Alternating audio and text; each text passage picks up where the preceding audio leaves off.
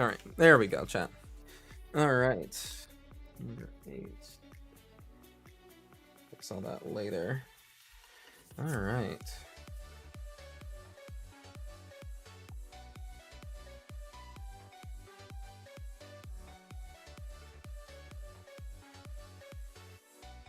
All right, model dashboard. Okay.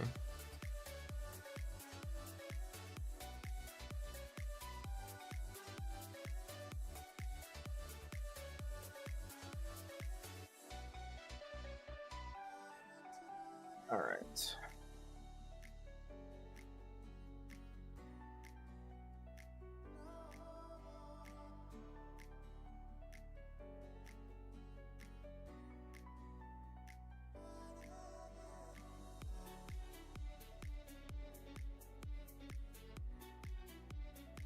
All right.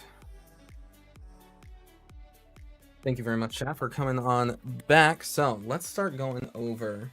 I have a deck list here that I am trying to put together. And then also just kind of going through my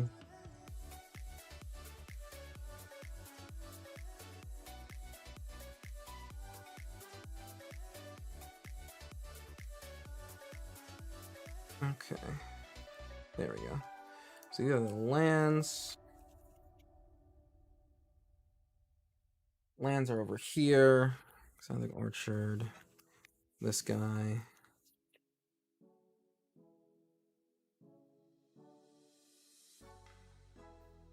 All right, let me get this going here. I want to do.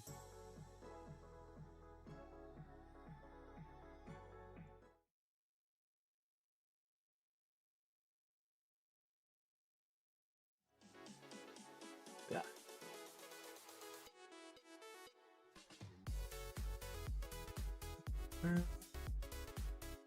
Moxfield.com.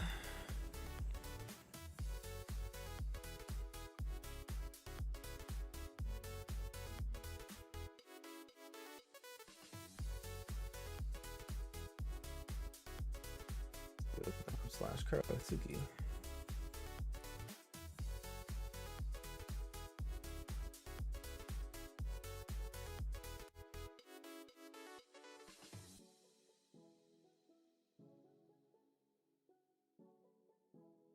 Lights activated.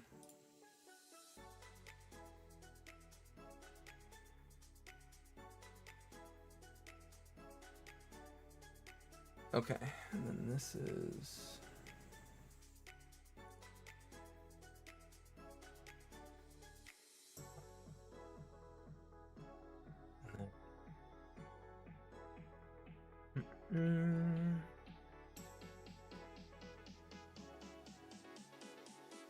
Off EDH rec.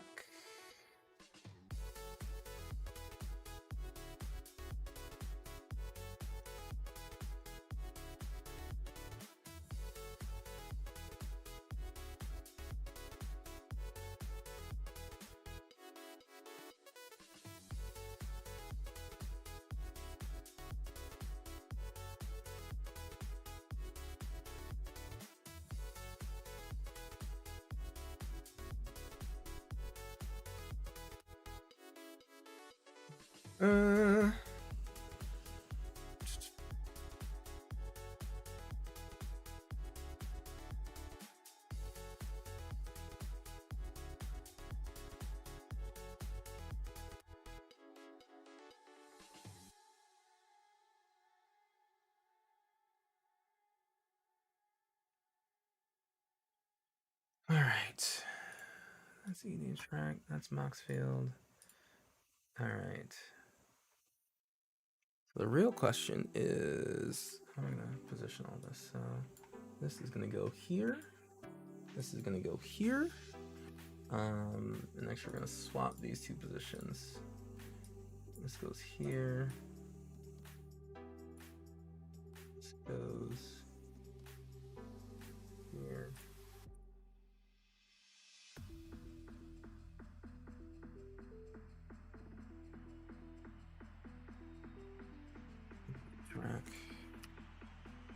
full screen.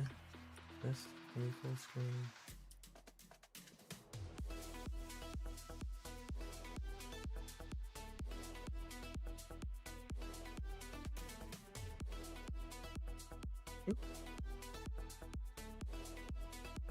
Okay. And then we can background remove. Okay. All right, here we go. Here we go now. All right, actually, I just realized I could do this, so I can be even more professional than I was before.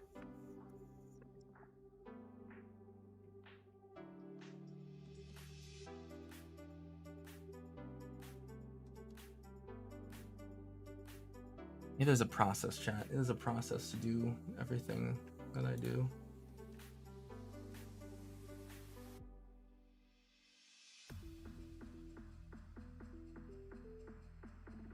Hi. Oh, wow. Look at that face.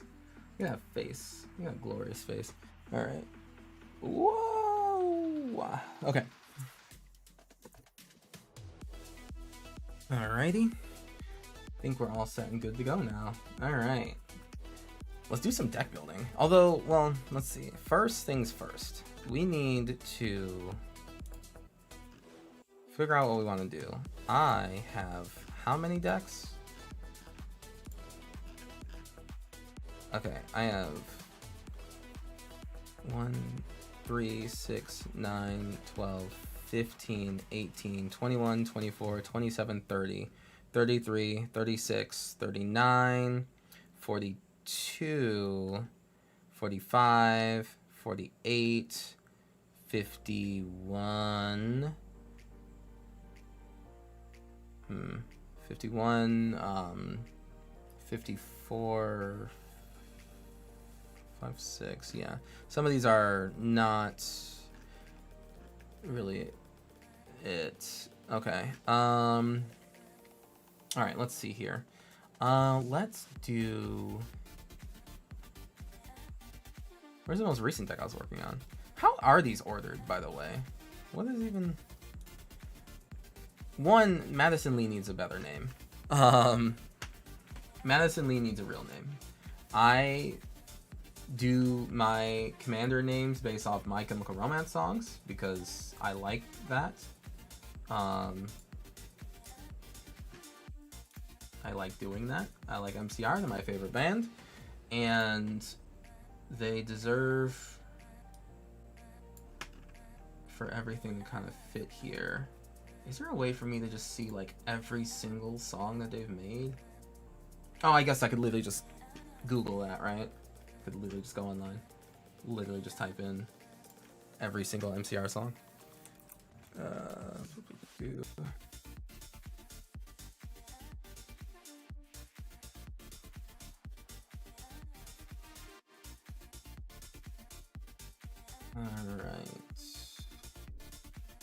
All right, let's see what we got going on here. List every MCR song. Suppose we do an alphabetical order. Let's do it by not alphabetical order.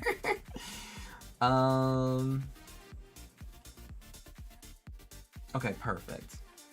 All right, Madison Lee, and I need my handy dandy copy paste of the my handy dandy copy paste. Where's Joda?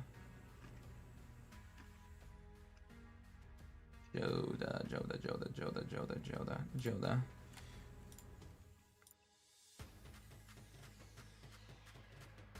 All right, handy dandy copy paste. Precon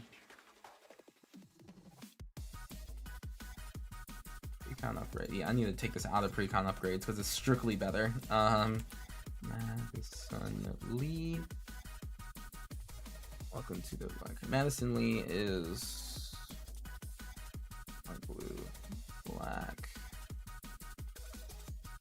Dr. Madison Lee. Sorry, Dr. Madison Lee. Yeah.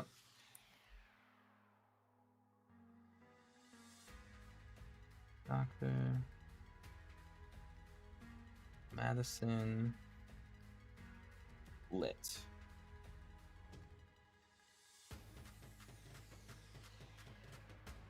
Okay, Dr. Madison Lee. That's one way to put it. This. It's a little gross looking, actually. Actually, no, doctor shouldn't be separated, right? Gotta put respect on the doctorate. Although, that can't be first either, because then it'll mess up the formatting. Yeah,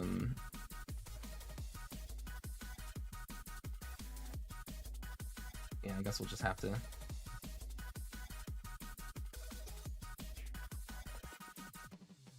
do that. All right, Dr. Madison Lee. What MCR song reminds me of a doctor, or energy?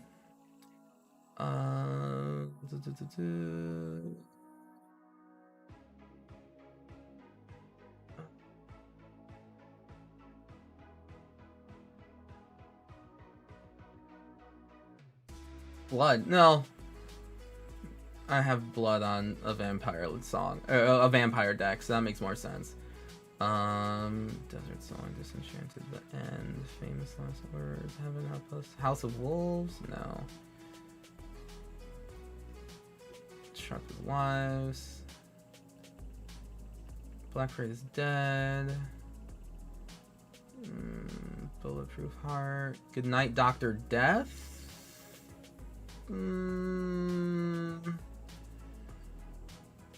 Oh, actually, that actually fits. Oh, that fits hard, actually. Oh, okay. Never mind. Goodnight Dr. Death actually does kind of go hard. How do I have these songs? I have it... Right. I have the name, and then I have the... Okay, that's right.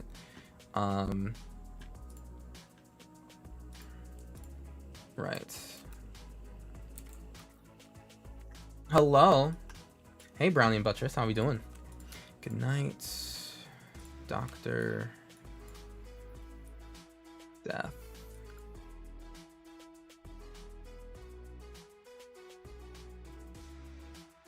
Good night, Dr. Death. There we go.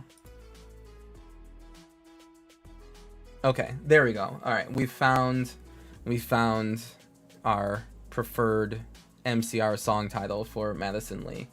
Cool. Chillin', thinking about what breakfast's gonna be. I'm obsessively thinking about cards. Brownie Buttress, if you are obsessively thinking about cards, then you are in the right place, because boy howdy. Yeah.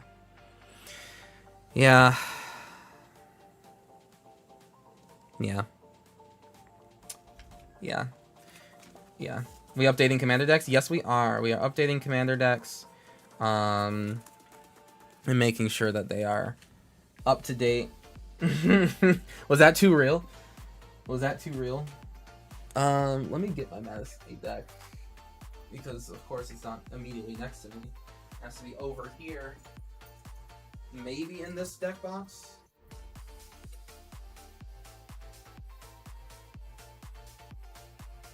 Oh, wrong quiver. In a different quiver, silly.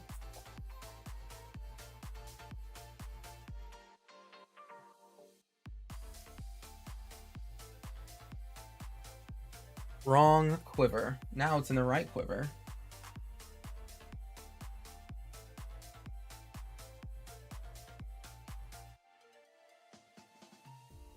Hi. I didn't anticipate the miles I hear in the yeah. All right. First things first, I gotta change. So, like, literally, chat, like, we are going to... I have my deck right here, and all the cards, and I'm going to make sure that my decks are updated correctly. I typically get in a spiral of, like, endlessly building and upgrading, and then never... Because, like, in my mind, I'll be like, okay, well, it's time to go through Moxfield and clean everything up. Oh, but, like, while I'm cleaning them up, I should probably, like, upgrade them and make sure that they, like, fit and everything. And it's just like... But then but I get to a point where I just never end up doing anything, right? I never end up like actually like moving forward at all. So how are you feeling about Maddie Lee after MH3? Oh my god, Madison Lee after MH3 is a whole deck now. Like, she's a full real deck now versus just like a hope and a dream. She's a full on deck. A full on deck. What makes this different? I know I have like the surge. No, I don't have the surge foil. I thought I did.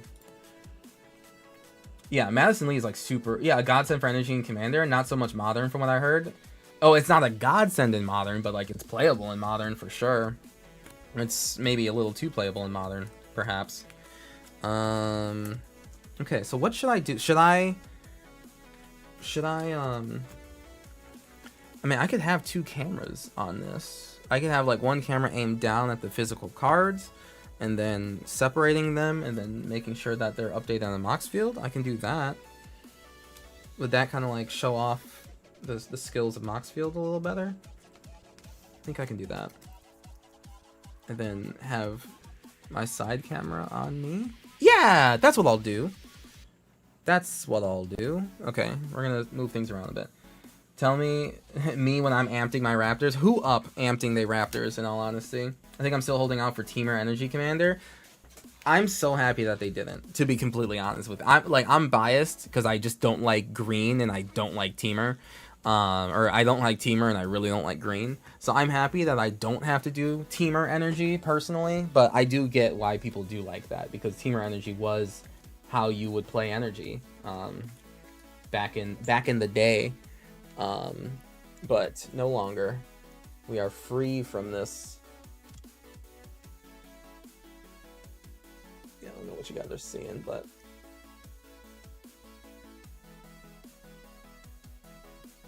yeah, so let's have, wait, hold on. Am I silly? Am I a silly goose? I might be a silly goose. Oh, no, I'll just, yeah, hold on. No, I'm silly. I'll just use the other camera. I kind of forgot that I could just move that camera. It is literally movable. Literally has a screw right here to be moved. Lock.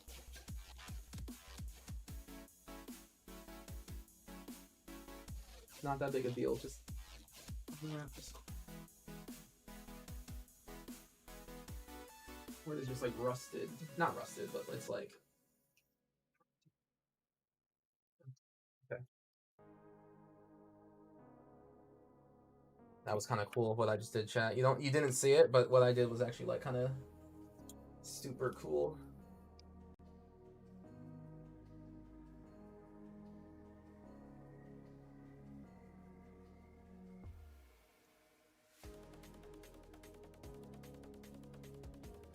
Alright, let's see if this works. Okay. Hi. We're super zoomed in now. Alright, let me get the other camera, webcam.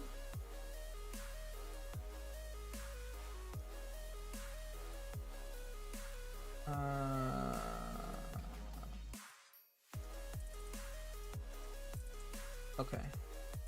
And then configure video. No, I'll just, yeah, no, we're fine.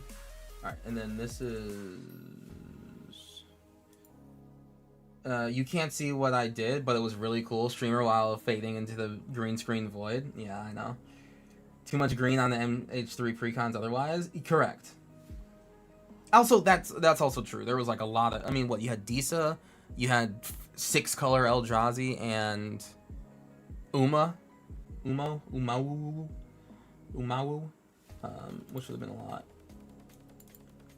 Okay. Let me put this right here. You don't see any of this, or any of that, or any of that, or any of that. Your view is limited to exactly this much. Yes, that is what I want. All right. This is not the prettiest view, chat. I mean, obviously, you know that I tend to pride myself on having a much better camera thing, but I have the camera that's normally looking down at the cards. That's on me right now, and not elsewhere. Okay. All right, we got our resources here, right? Can we somehow split this screen in half? Technically, on a technical level, we can. Six Color Eldrazi, Jun, Simic, and Jeskai, yeah.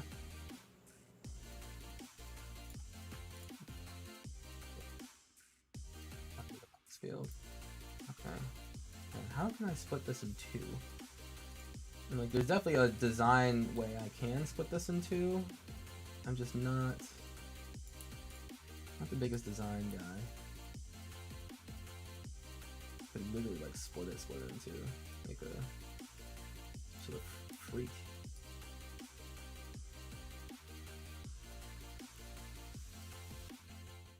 There we go.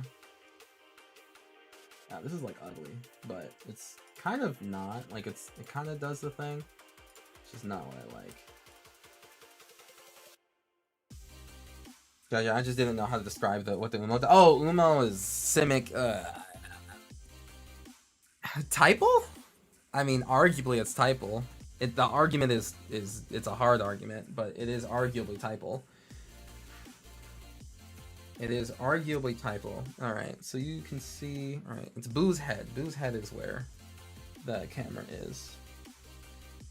Jesus, I hate that. Everything counters, but X spells tangible creature type. Right.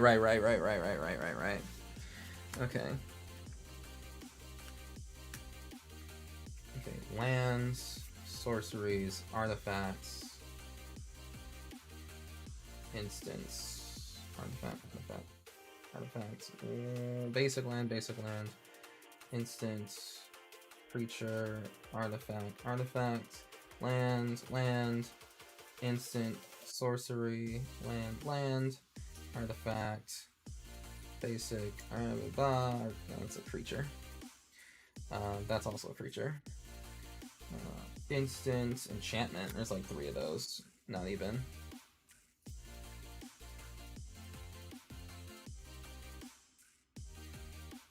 Sorcery, creature, lands, instant, artifact, creature, lands, creature, basic, creature, basic, land. I don't have a foil one? Interesting. That. Land, creature, artifact, land, creature, instance, planeswalker, it's even less of those. Instant, creature, land, instant, creature, land, artifact, land, sorcery, basic, that thing, creature, land, enchantment, artifacts, creature, land, basic, instance, creature, artifacts, creature. Hello, bonjour, Sparks redeeming the RGB for 600, making my everything go crazy. Thank you very much, friend. Hope you're doing well, Sparks. All right, land and artifact. Okay. This is gonna be the easier deck to upgrade, to be honest, or to update, to be honest with you. All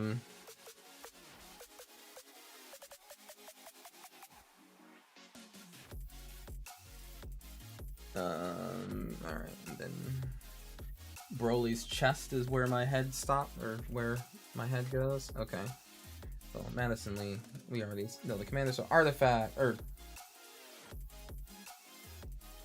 creatures, artifacts. Well, I think it goes like creature, instant, sorcery, artifact, enchantment. I think it's enchantment, artifact,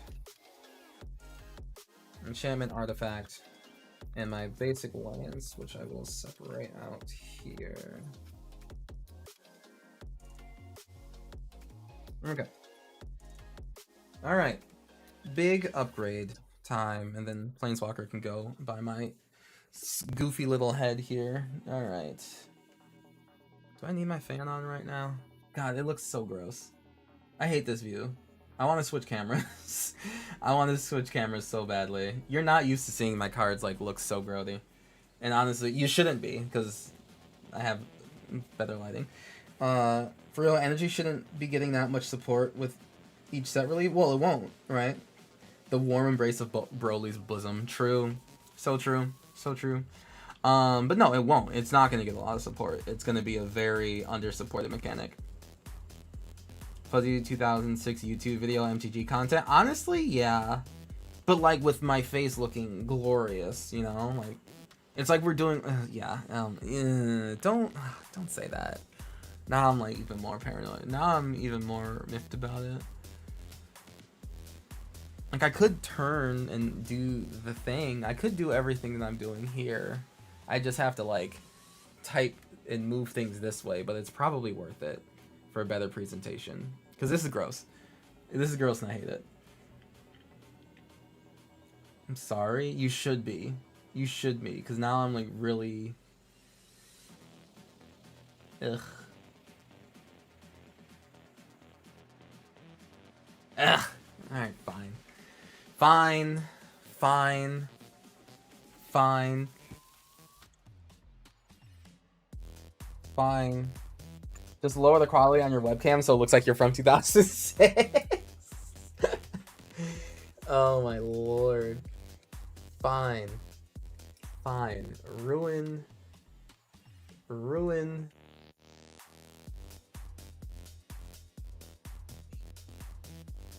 Alright. So that's perfect, as usual. Alright, so that's perfect. So we're literally gonna go... Alright, so this here is going to go to this. The background removal off. And then... oh, well, actually background removal on. And then this, I'm gonna turn... webcam, deactivate.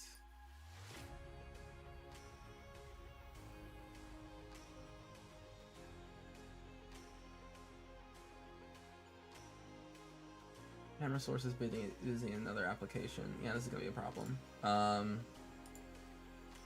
We'll fix that in a second. If it were me, I'd put the better camera on the cards, but I've got self-esteem issues. But, well, you know, you're not wrong. I mean, which is what I've done.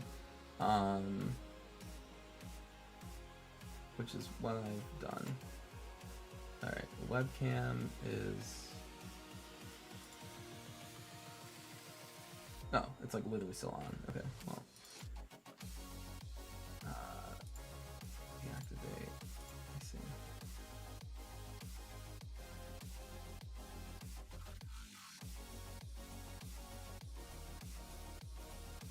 Everything is going wrong, technically. Everything's going wrong, and it's probably not my fault.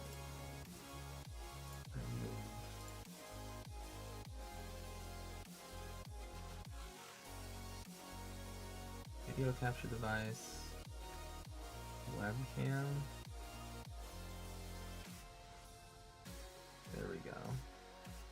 I think. No, this is wrong still.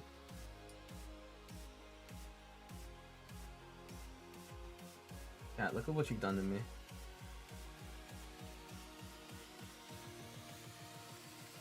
There we go. See? There we go. That's what you were looking for. That's what you were looking for the whole time. I always do the wrong flip. It's either like flip horizontal or vertical, and I'm always wrong.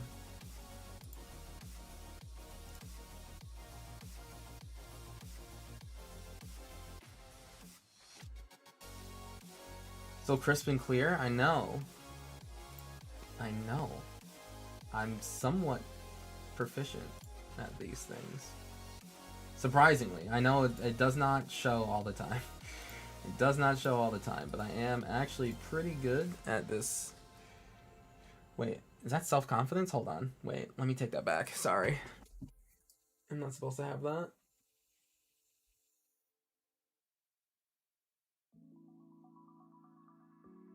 I am actually pretty skilled at this. Okay. Crisp and clear. Crisp, clear, and under control. And then we go down here. Perfect. Alright. And then... What if I did... Chat, what if, hypothetically, we did like a split screen, like some sort of, what if... Oh, chat, I'm like a silly guy. Chat, I'm just like a silly little guy. I am a silly little guy. What if I just did that? Duh. And then made this half the screen.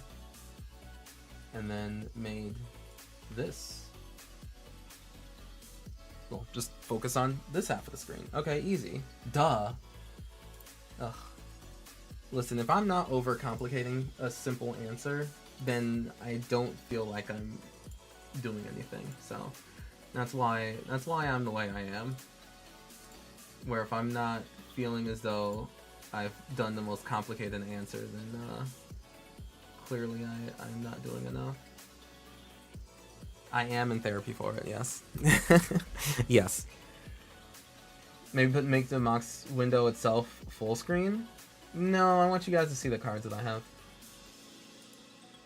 Okay, so this is an issue that is not going to be fixed, though. Lose the tabs and what have you. Oh, yeah, no, that part is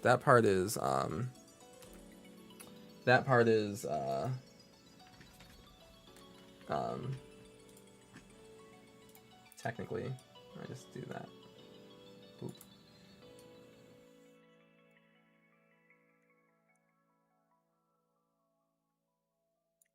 Sponsored by Opera GX. If only. Not really, but I wish. Okay. And then it says that my camera is on somewhere still. It usually doesn't matter. It's actually the first time it's mattered in here.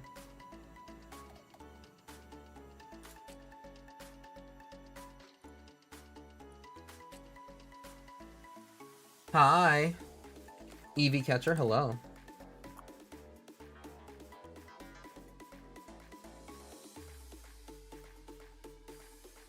You know what I need to do? I need to separate these into different scene collections.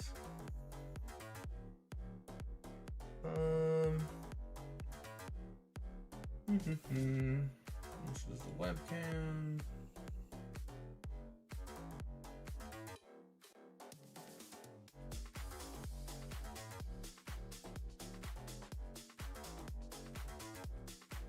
Oh, interesting.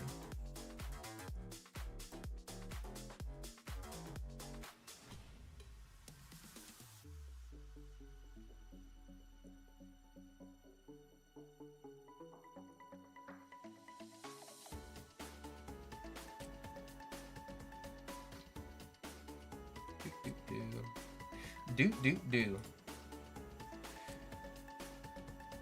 Oh shit, that was the wrong one. Okay. Alright, so I know what I gotta do. What I gotta do is restart. Oh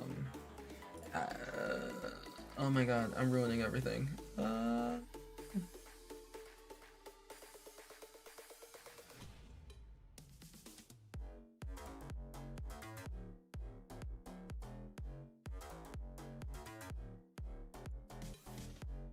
So there's two things I need to do, chat.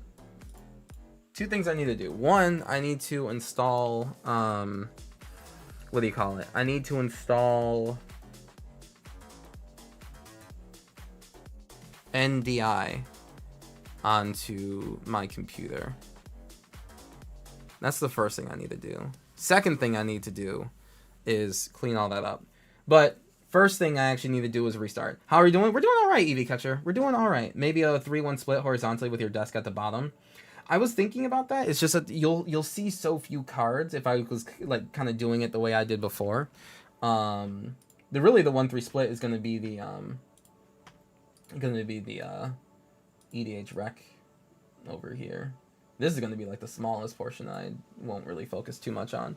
And EDH rec, I mean, I don't know. EDH rec is just a tool that I use. And actually, we don't even need this on the screen now that I think about it.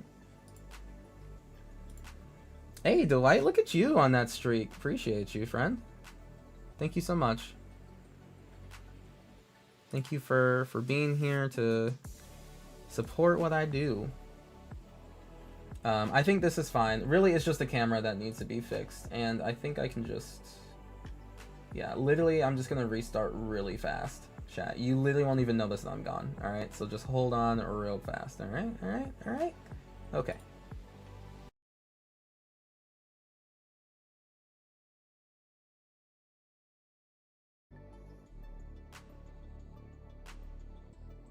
And just like that, we're back. See? And just like that, we're back. And nothing I just did got saved, so we love to see that.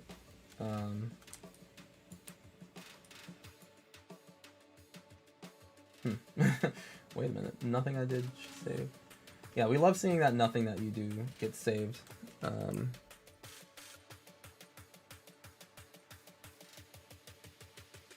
Oh my god, it's actually still not working. That's crazy. Oh, wow. I've never had that happen before.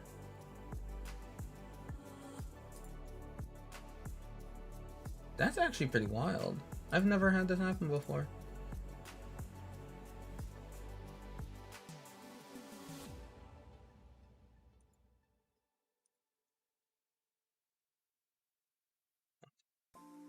What? Oh, because it's still looking at my face. Lamau? How about now? There we go. Ew. Brother, ew. Brother, ew. Alright, I fixed it. I fixed it. God is in his kingdom. All is right in the world.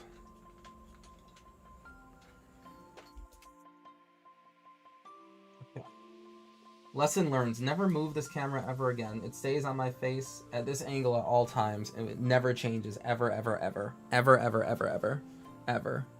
Ever, ever. Got it. Okay. Saved. We're so back. We are so back. We never, honestly, you could argue that I never left. And I would not argue against you.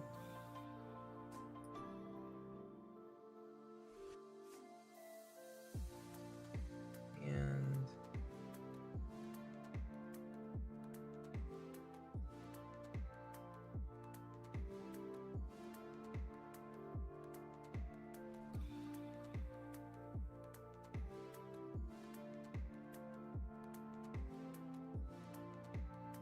Okay. Yes. Moxfield probably put a sticky note to remind yourself. Yeah, never. No, I'll just get like a rubber band. So it's like every time I want to move it, I just like snap myself. You know? Yeah, that's what I should do. Oh, that's crazy. Okay. Okay, it's still kind of not exactly doing the right thing, but we're okay. We're okay. That's the webcam. This is... Oh, chat. There's like so much that goes into content creation. It's kind of wild. It's kind of wild. I need a computer upgrade. And a mindset upgrade, but a computer upgrade will also help too. That would fix me, right? I don't want to? Damn it.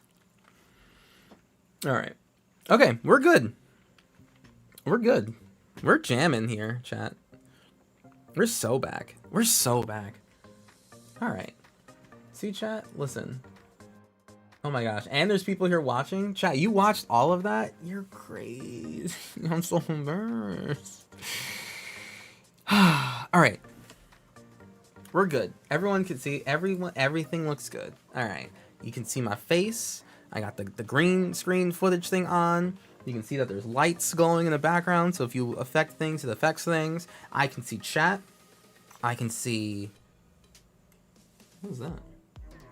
Oh, that's weird. Did you know this? Like... This, like... There's like a... What is that? Oh, I guess. Oh, it's like a gauge. It's like a Pip-Boy gauge. Okay, never mind. I just the things that I end up focusing on. You can't see my cursor, which is strange. Oh, there it is. Okay, yeah, like that right there. I just saw that like the card itself like wasn't very symmetrical because like this wasn't over here, and I'm like, why? What is that? But yeah, it's like a Pip-Boy gauge thing. Okay, that's sorry. I just got lost in that. Haha. Relatable streamer, am I right? Tee tee. All right. So we're not building Madison Lee. What we're doing is that we're going through the collection. This is for everyone. Everyone, like, if you can, take a nice trip with me. Let's, get a drink, get some snacks. Let's sit back, all right? And all of us together can just, like, do some, like, go through some Moxfield. You know what I mean? Like, we can just go through our Moxfield decks to upgrade. Because, like, I have a lot of decks on Moxfield.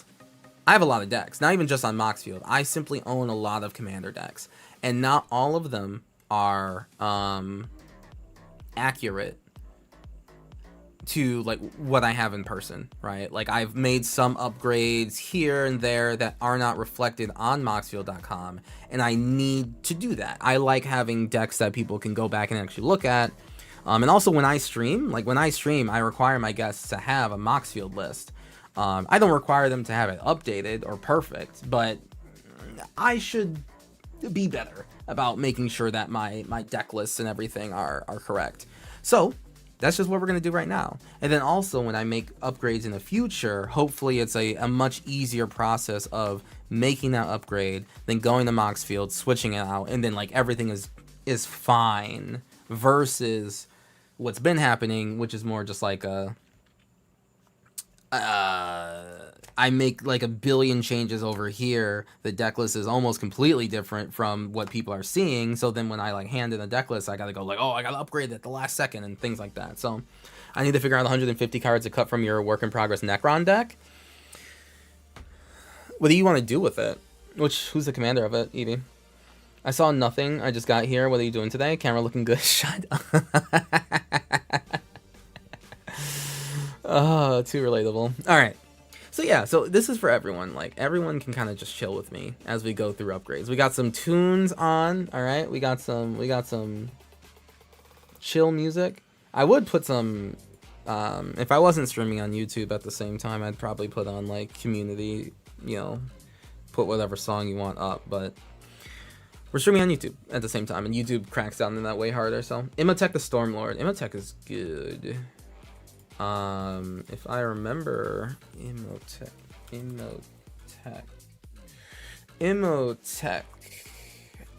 the story. This is that's like the regular one, right? Oh no, yeah. Whenever artifact cards leave your graveyard, make 2 Necron warriors.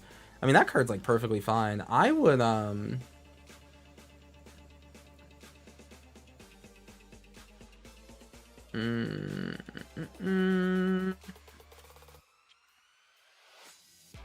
You gotta take cards out. Yeah, there's a lot of cards to put in, but to take out, that's hard. I would just take out cards that like have an extremely huge unearth cost, to be completely honest with you.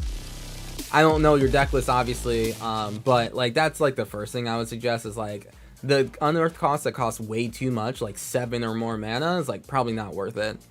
Who did the lights? Who made my lights change? Oh, we got a follower. Well, thank you very much. Hey, Anoja, good to see you. Thank you very much for going from the Whatnot stream all the way over to here. Really appreciate it. Okay, so chat, we're looking at this deck list right here. My Madison Lee deck list is easily one of my more popular deck lists and one of my favorite. So let's focus on that. Let's look at that right now. So let's see. It goes over, my cards go over to Oolong over here, who is Shivam, if I'm not incorrect.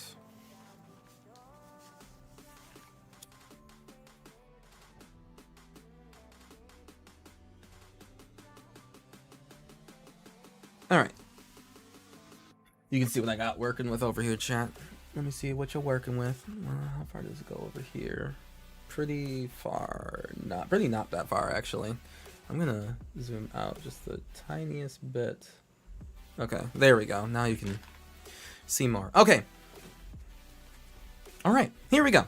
Let's go through these and make sure that this is all correct. So I have Madison Lee. Yep, Duretti. All right, so let's go through the creatures really fast. This deck is honestly probably going to be the more like accurate to my list that I have. But you know, it's only going to go downhill from here. Just guy. All right, and I also have another website open on the side just so I can go through and go like, oh yeah, like that's a new card that I haven't really considered yet or not. And I don't think there's any. Yeah, I don't think there's necessarily been any upgrades to energy since MH3. I had to take off Aether Geode Miner because my brother dislikes me having infinite mana or life. That's no. Commander damage is a really good mechanic for a reason. That's all I gotta say. All I gotta say, commander damage is based for a reason. All right, Aether Geode Miner, Aether Storm Rock, Amped Raptor, Foil. I got the Assaultron Devastator. This also helps me, like, if I ever want to Surge Foil things. I think this is a Surge Foil section. If I ever want to Surge Foil, or if I want to, like, foil out my deck, or just kind of figure out, like, what cards I need to upgrade to be foil and everything, then this is kind of what I want to do. Hey, Fets, good to see you. Oh, and also, chat, at the same time as I go through all of these, so, you know that I've made, like, a bunch of upgrades on my Discord and everything. I have, so on the Discord, I made a bunch of upgrades. As I'm sure you have seen, I've completely expanded the Discord a lot and made a lot of room for people. And one of the rooms that I made was for commanders. I would like people to actually, like, if you have a Moxfield list, which I would hope a lot of you do, it's the best deck building website we have. There's a room for commanders where people can, like, basically to talk about one specific commander in a thread. So I'm going to take my commanders once I kind of upgrade the list here and then bring them over to Discord and post like, hey, you know, this is my Aragorn, King Aragorn deck. And then anyone else who has a King Aragorn deck can also post in that thread and we can talk about it and blah, blah, blah. When there's new upgrades for specific commanders, like when new cards come out, one hashtag going like, hey, I think that this new card coming out in Duskmourn will be good for hashtag Aragorn King of Gondor, and it'll link directly back to that thread here. So this is partially also like a way to make sure that Discord is, well, a better resource for everyone as we move forward. So yeah, that's what I'll be doing here once I finish this. So let's keep it going. Dang it, Kuro, you got me working on my deck now. I want people to be working on their decks right now with me. Work with me, all right? Been playing around with Royal Cartographer, definitely. Oh my gosh, yeah. Anoji, when I first started, like, kind of looking at the deck list, I was like, oh, okay, like, I kind of don't really care too much for... Apparently, I only have a normal one of these. I know I have a regular, like a foil one of this, but anyway. At first when I started working on the deck list, I was like, okay, I only want to do like artifact creatures so that my commander's triggering all the time, and like, you know, just like a merfolk that ETB landfalls to give me energy. How could that be good? I don't really do a lot of landfall. But it turns out like being able to have like a glutton of energy and be able to just go like, I'm gonna draw 3 cards is pretty good. It's actually like really good, because normally it costs 3 mana to 3 energy to draw 1 card in the deck with multiple different cards that do it, but 6 energy for 3 cards. Now that's way different. That's way better. There's been there has been Fleshraker. Oh, Fleshraker's fine. Just got back 2 games with Bria, one game getting 2 KOs with unblockables and finished the Pillow Fort player with crit. Yes, Carcushian Mage, ping damage. You know I love that card. You know I love that card, chat. Alright. Carcushian Mage, yeah. Fabled Passage. Wait, with what? Oh, just like land upgrades? I guess so. Anton Soldier is good. Oh, Fabled Patch is what you're saying. Yeah, I see what you're saying. Alright. Behemoth of Vault. Oh, what is that? Is this must be oh, this must be the Surge Foil. I didn't know there's Surge Foils. Oh, uncommons. Or any Capenna lands? Yeah. The Capenna lands, the Surveil lands are also really good in this deck because you can put artifacts directly into your graveyard from Madison Lee to just like take right on out. Blaster Hulk. I guess I have a normal one. I could have swore I had a full art one, but whatever. Brotherhood Scribe. Brotherhood Scribe is really important here. Brotherhood Scribe is one of the best cards in the deck. I want like a foil Brotherhood Scribe. It's literally one of the best cards in the deck. Duplicants, which apparently I only have Dookie art. I'm not going to change like the set symbol of any of like the ones that don't matter. Goblin Engineer. Razor Field Ripper. I know I have a full art of this somewhere, but it's just not in the deck right now, so we're not going to say that I have it. Rex Cyber Hound. Royal Cartographer. Not only do I have a foil of it, but it's also signed by the artist. Use foil version. And is there a button for signed by the artist? No. Okay. Also, I want to be able to just like add entire deck to my collection as well. Like I want the entire deck to just go boom right into my collection. Not that I necessarily use that feature too much, but it would be nice. Cold in here. Salvation Colossus, full art. Yep, we have Satya. We only have this art version of him. Him, I believe. Foil. Sphinx of Revelations, one of my favorite cards in Magic. Does Lil number indicate what foil they are? No, although Jesus Christ, I have the Surge Foil of Synth Eradicator. So I think for the Commander things, I think is like this is the Surge Foil one because it's considered like a different class of foil. Because like here's full art, right? And this is like normal unfoil full art, and then there's like foil full art, right? And then there's Surge Foil full art. So I think that this is what this is, because this would be like, I think Surge Foil regular art, you know what I mean? But this is Surge Foil full art, is how I'm consuming this material. That tapped out? No, we don't fuck with tapped out. I have this is no sponsor thing or anything. I have always hated tapped out personally. Like as on a personal level, I do not like tapped out. I actually, one of the first and maybe only websites I ever like blacklisted on Google was tapped out, so I can stop getting search results from there. It's just something about tapped out. What I end up getting from tapped out is a lot of like hyper casual and incomplete lists, if that makes any sense. So I know I have that, but I'm just gonna do this one right now. Like with tapped out, if I Google searched, and this happened a lot when I was working at a card store, and so it was like even worse.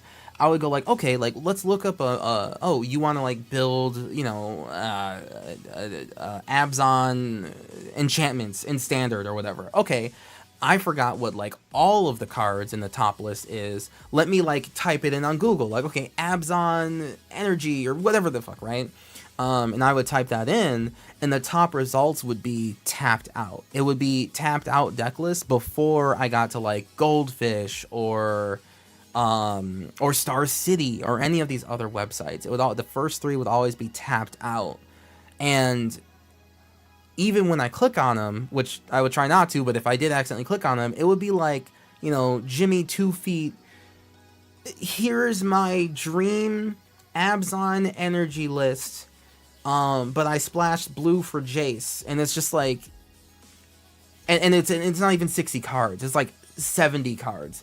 Not including the sideboard, because it was just the wishes of someone throwing things at the wall. And that's fine. There should be websites like that. But like, that's not the type of people that I'm trying to get deck lists for. I do not want to see that deck list when I'm trying to look up different like actual proven and tested deck lists from people with a little bit more experience than just, I opened up a box of cards, here's my Abzan energy list, but it's just like the stuff I happen to open up from a couple drafts, right? And that's what Tapped Out is like chock full of. At least it was years ago when I was dealing with it. So I am honestly, I am actually like against Tapped Out as a website, or like using it. I never want to see it on my search engine, and it is still blacklisted from my Google results.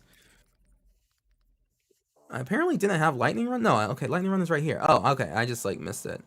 This is foil, and this Lightning Runner is foil as well. All right. Goblin Engineer into Guide of Souls into Lightning Runner. Okay, we're good. Tapped Out is a headache to parse. Also that too. Yeah. No. No. I have a dislike for Tapped Out, and it is still blacklisted from Google searches. All right. On to sorceries. Fabricate. This is an instant. Fabricate. Jolted Awake. I think that's, yeah, that foil. Localized Destruction, apparently I just have the normal art for. We're gonna fix that eventually. And then Wheel of Potential, full art, regular. We could definitely get a foil of this. It's only $1.77. We can pimp that out. All right, that's good. On to the instance. We have Aether Spike, foil, Dispatch. I do want to foilize that if I can. Oh, 379. Never mind. Don't feel like it that hard. Electrospasm, full art, Surge foil. That wheel would be a hot foil. It would be a really hot foil. Galvanic Discharge. I have the retro foil. Galvanic Discharge. Apparently Glimmer of Genius. I just have regular art for. Just kind of cringe. Harness Lightning foil. Rush of Inspiration foil. Swords to Plowshare. Not foil. Tune the Narrative foil. And Whir of Invention. Okay. Whir of Invention is supposed to be in here. And that means my deck is above above 100 cards, so that's a problem. This is why we're making sure things are right. Okay, artifacts is obviously a huge thing. Aether Refinery, regular. Aether Works Marvel, regular. Arcane Signato, regular. Automated Assembly Line, also one of the win cons of the deck. We have regular art Surge foil. Regular art Surge foil. We have Bespoke Battle Wagon foil. We have Convergent Apparatus in regular, not full art, apparently. Okay, we gotta pimp this deck out, chat, I swear. Decoction Module, kind of really important to the deck. That I want in foil. I want this in foil. Oh, $9.41 in foil. Never mind. Never mind. No, thank you. I mean, I could just get one in the Commander one foil. That'd be way easier. But Kaladesh foil? Yikers. Yikers. Is Fabrication the best artifact tutor?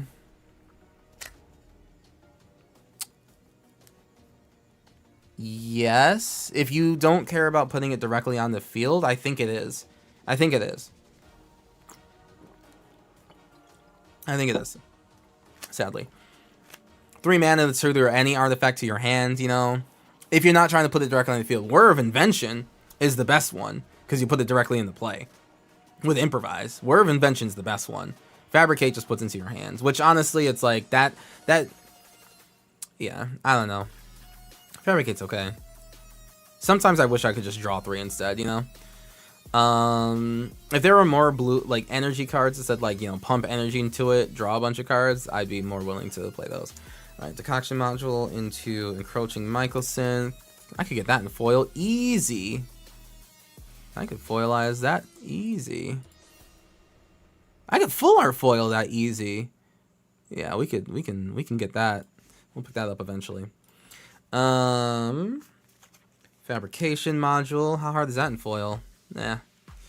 Gonti's Aether Heart. Yes, I have that from the pre-release. Oh my god, this is regular? I'm sickened by myself. I know for a fact I have this in... Ugh. I know I have that in... Grumble. The Bracers. This is Ravnica Remastered foil. Is it Genitorium foil?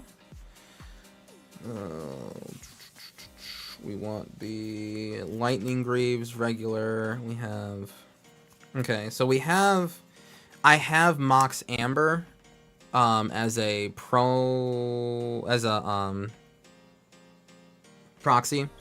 from the Nitpicking Nerds. So I'm going to move that. I'm going to proxy that. What's the cheapest one? Technically this one. All right, I'm just gonna, like, just for the price of the list, I'm just gonna put like proxy in collection. Mox Amber Retro Frame proxy. Oh, altar proxy. Purchase price $0. Yeah, save. Okay. All right. So that's proxied. Mox Opal. Opolo Mox, because I have it in Spanish apparently. Inventor's Fair is pretty dope. Inventor's Fair is I'm pretty sure that's in this list. Panharmonicon Surge foil.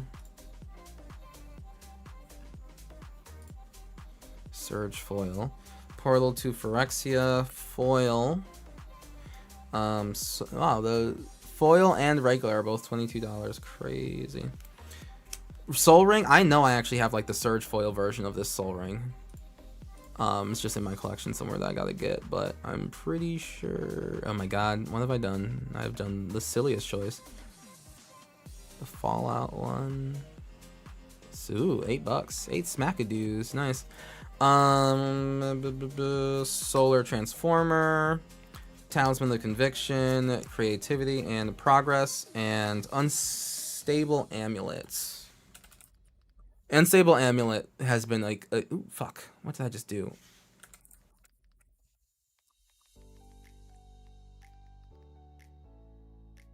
Risk Study? Oh, okay. That's Risk. Okay, let's get that out of here. Remove. Unstable Amulet, Retro foil. Okay. Unstable Amulet has been like a huge boon in this deck. I'm actually really happy about it. Panharmonicon for when you need to go Infiniter. Yeah, basically. Alright, enchantments. We have Aether Revolt, Foil Art, Foil.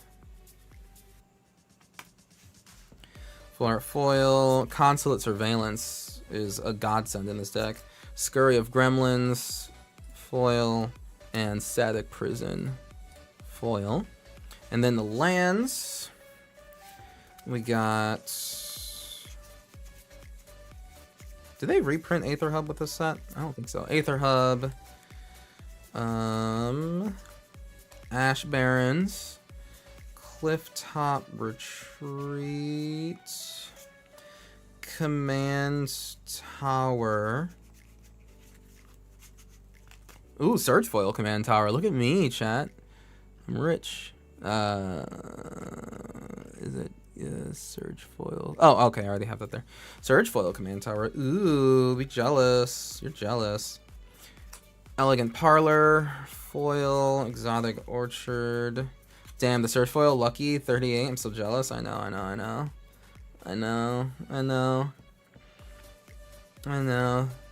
It's all that streamer money I have, chat. Forest Lake. Glacial Fortress in foil.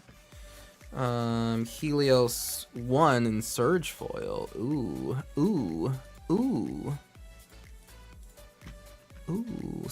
Regular art Surge foil. Islands, I'll go through those in a second. Mountains, I'll go through those in a second. Mystic Monastery. Path of Ancestry. Plains, I'll go through in a second. Prairie Stream, foil. Regular foil. Spire of Industry. Spire of Industry, regular. Sulphur Falls. Surge foil. Sulphur Falls. Surge foil. He got all the cool new Vegas towers. The Surge foil. He can't be stopped. I can't. I cannot be. Sulphur Falls, Thundering Falls foil, and then Treasure Vault. So it looks like I took out Rustvale Bridge and Skycloud Expanse, I guess. Oh no, no, I just missed it right before Spire. So Prairie Stream. Oh, okay, hold on. Rustvale Bridge. Spire Bluff Bridge, which, okay, I took out Spire Bluff Bridge, it seems. I don't really need the artifact lands in this deck. Actually, they slow me down and I don't need artifacts like that. So Rustvale Bridge is probably something I'll take out. That's Spire, Sulphur, Thundering, Treasure Vault, okay. And then, oh, you know what? Because of the flip land, because of this, I know that's what I took the land out for that. Okay, I took land out for that, and then our Arcway of Innovation's not in here, and it would work just fine. Oh, you're right. Yeah, I haven't added any of the rare lands from MH3 in here. I know I have some of them. I just haven't added. I haven't added them to a single deck. Not to a single deck. Yeah. Nope, not to a single deck. And that's something that we gotta do. MH3 lands are juiced. They are super juiced. Super juiced. Alright. And then 4. Okay, so 1, 2, 3, 4, 5, 6. 6 islands. 5, 4. Ooh, okay. So I have 101 cards in here. That's not good. That's impressive that I managed to do that somehow. Okay, well, looks like I gotta take something out. Can't really go down on lands with 34. I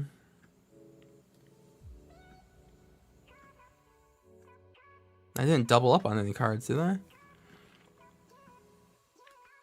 No. Coward, lands are only recommendations. True. Not wrong. You speak the truth. All right. So if there's a card I gotta pull out of here to make sure that this is a legal deck, what would it be?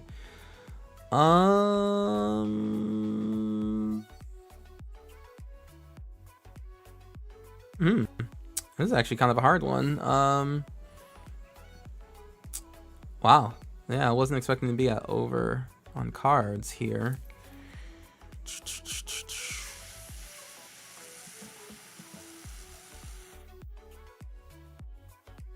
Probably Illusionist Bracers.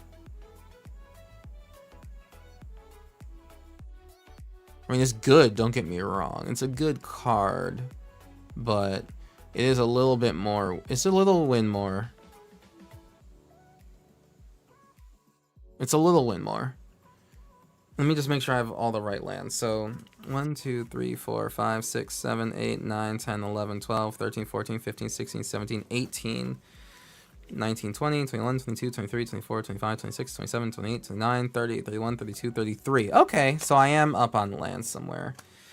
It's 5 mountains, 4 plains, 6. Okay, so I accidentally... Aether Hub, Ash Barrens, Clifftop Retreat, Command Tower, The Parlor, Exotic Orchard, Forest Lake, Glacial Fortress, Helios 1, Islands, Mountains, Mystic Monastery, Path of Ancestry,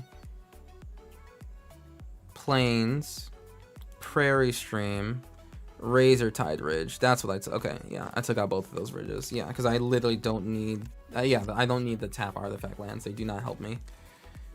There we go. When you finish this deck, do you mind taking a look at my Necron deck I was talking about and giving me some feedback on what to cut? Yeah, I could do a... I do have a deck review... Like, I do deck review streams. EV Catcher. So I do deck review streams. Go ahead and toss it to me right now, though. Like, go ahead and put it in the chat, and I'll take a look really fast, just because... you know, I'm feeling good today. Feeling good today, chat. We can take a little look-see. Cool. All right, there we go. So that is one complete commander deck, completely set up and donezo. All right, and we made sure to have the right, the correct MCR name. Let's look at yours really fast.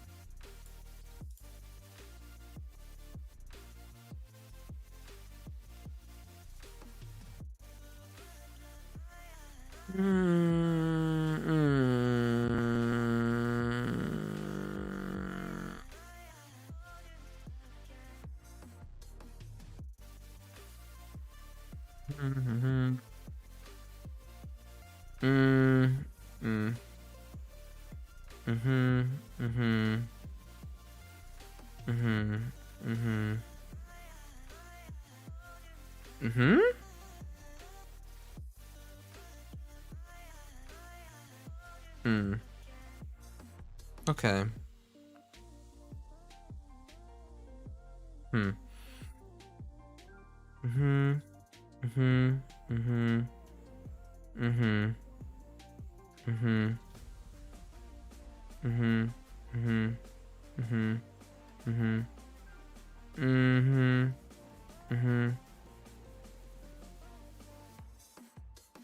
I don't like this at all. I don't like this card.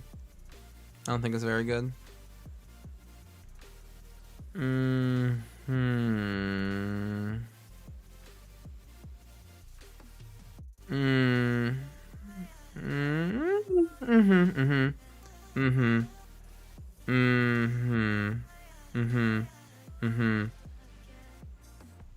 We can take this out. I think. Well, I guess it is technically in common with your commander. Never mind.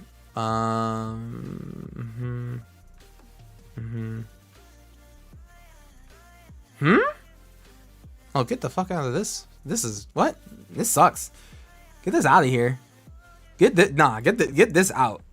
That 4 mana to put a swamp into your hands? Nah.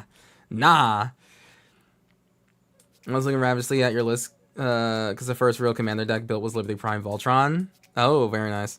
Second answer's good. Return it from your grave. 6 mana, 4 or less if an opponent controls 4 or more non-basic lands. So it's black. Return it from the graveyard to the battlefield. Keep this in and get rid of this one, I think. Yeah, get rid of this one. Get rid of Clay Revenant and put in, but keep in the Razor Lash. Roaming Throne might be a little too win more here. Yeah, Roaming Throne's win more. Although you do say it's just all Necrons, right? Okay, maybe not. Hold on, maybe not. Keep that. That might be too much. Turn target artifact creature card from your grave. Well, that's like a good card, so maybe that stays. No, discard the card out of black. I see. That is helpful.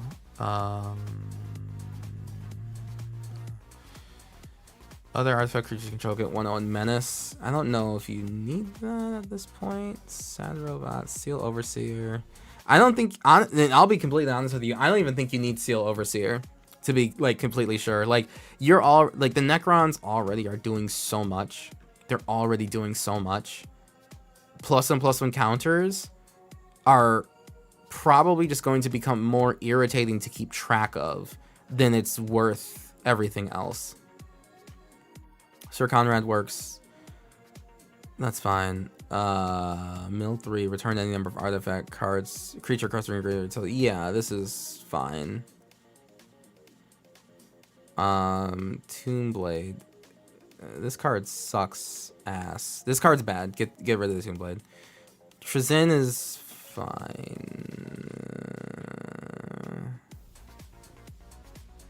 this is maybe not worth it. If you're not doing the unearth, if you're not getting this from the graveyard like through like cheaty face often, it's not worth it.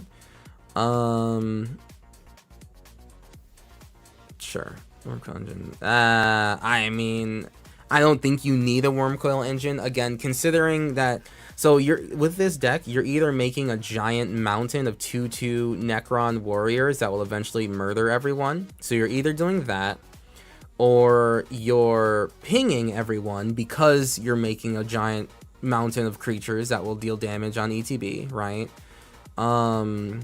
Or you're doing some sort of like, you know, artifact goes to my graveyard, you lose life, I'll get it back from my graveyard to like come back to the battlefield to make you like lose more life and blah blah blah. So you're already either winning through an impossibly huge army, pain and drain, or straight up drain off of death. You're already doing that just through how this deck works. So you don't need things. Yeah, you don't need +1/+1 counters on creatures, and you honestly don't even need a 6/6 lifelink death touch. You really don't. You don't even need it.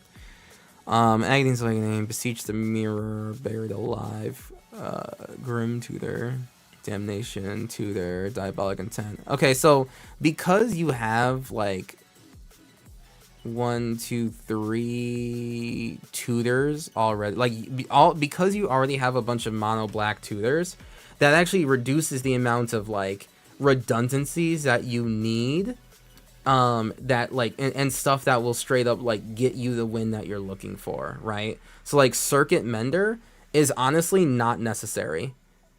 Like, you don't need a Circuit Mender to die and draw you a card unless it's part of like an infinite combo, because why even do you even need to draw cards when you're tutoring up the exact one that you need, right?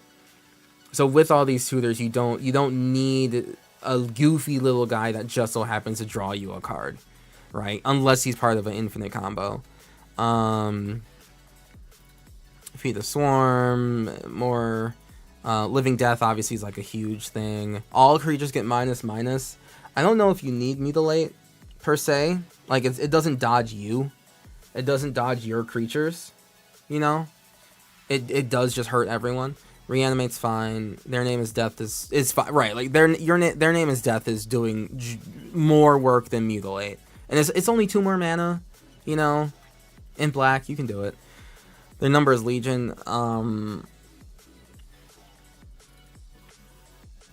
I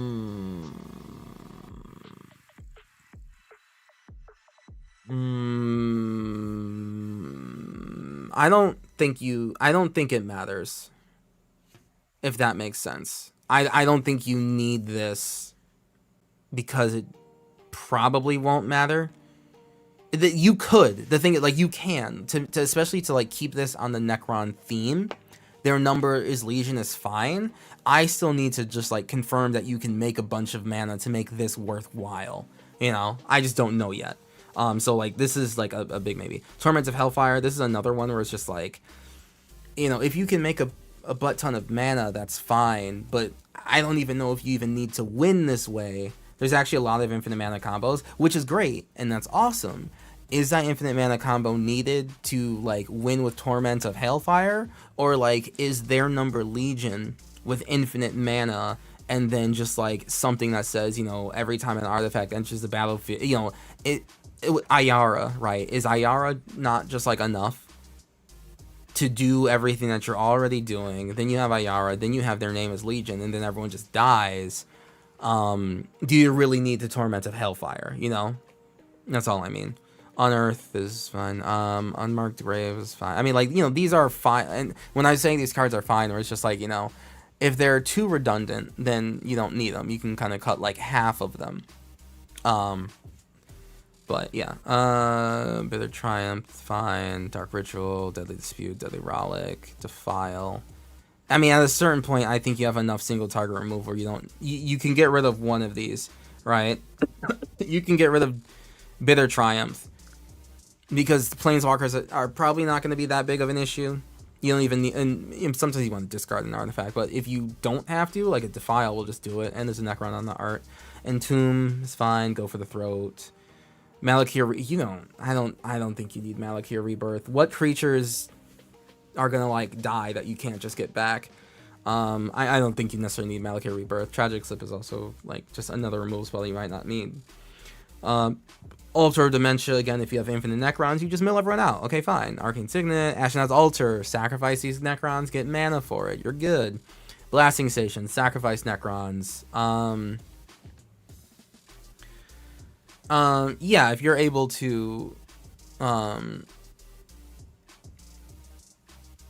yeah, if you're able to make, yeah, Blasting Station can work pretty well in this deck, yeah.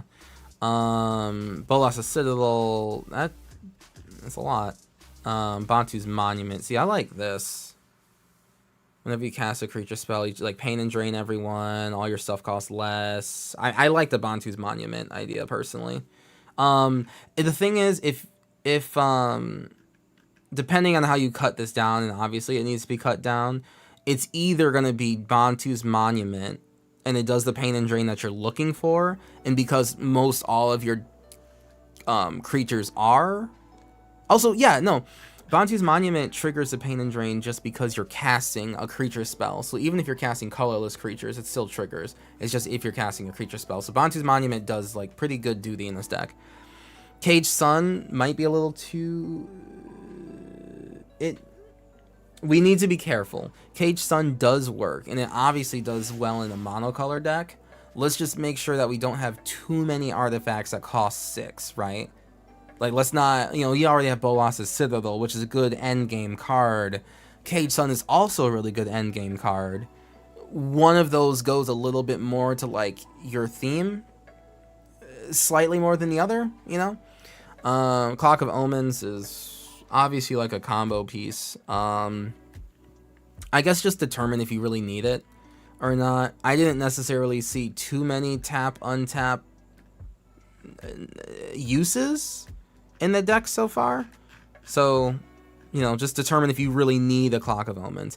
Cloud Key, take out one of your reducers, one of your artifact reducers, like artifacts. Take out Joyrus Familiar, right? You know what I mean? Like, you can, that's a 4-mana card that says historic spells cost 1 less, but all of your historic spells are artifacts, right? They're not legendary creatures that aren't artifacts, other than Ayara, but she costs black, right?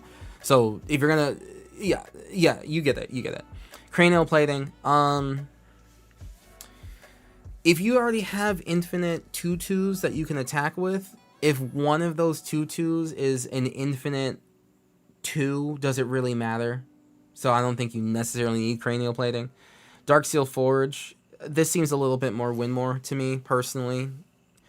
Do you need an indestructible? If all your board wipes are dodging your creatures anyway, then you don't really need that. And your opponents have board wipes too. I mean, sometimes your board just gets wiped. You thrive on getting creatures back from the graveyard anyway, so I don't know if you necessarily need Darksteel Forge. Elixir of Immortality. Oh, that is funny. Yeah. Oh, whenever one or more artifact cards leave your graveyard. Okay, so if you have 10 artifacts in your graveyard and then you activate the Elixir of Immortality, Imhotep is only going to trigger like once, right? Because it's one or more artifacts leave your graveyard. So no, I don't think Elixir of Immortality does you much good. I would take that out. Expedition Map. I mean, go off. If you want to, it depends on the lands that you have, but if you, it's so I don't mill myself out late game, just win before that. I know that sounds callous, but like, win before that happens, right? I don't see why this deck needs to have infinite draw. I don't see why this deck needs to draw 100 cards in order to win. I think it can draw 50 and win, you know what I mean? Expedition Map, so I mean, make sure the land that you want to get is worth like a whole card in your deck, make sure it's worth that. Crackclan Ironworks, it's just another Ashnod's Altar. It's up to you to decide. Again, you have multiple tutors in the deck. Obviously you should probably cut down on some of your tutors, but if you have multiple tutors, do you necessarily need both a Krarkland Ironworks and an Ashnod's Altar? I feel like, especially considering most of your artifacts are creatures anyway, you don't necessarily need both. Is there a Torch of Existence? That is also... Torch of Existence should be in here, for sure. That just wins you the game with the Scourge thing, so... hopefully we'll see that there. Manifold Key, I don't see any of your... I have yet to see an artifact that needs to untap with Manifold Key, and you definitely don't care about one creature being unblockable. That ain't shit. Mask of... Get rid of this. Get rid of this. You're gonna put it on a 2/2 or something, and your opponents will just, I don't know, block it. Mesmeric Orb...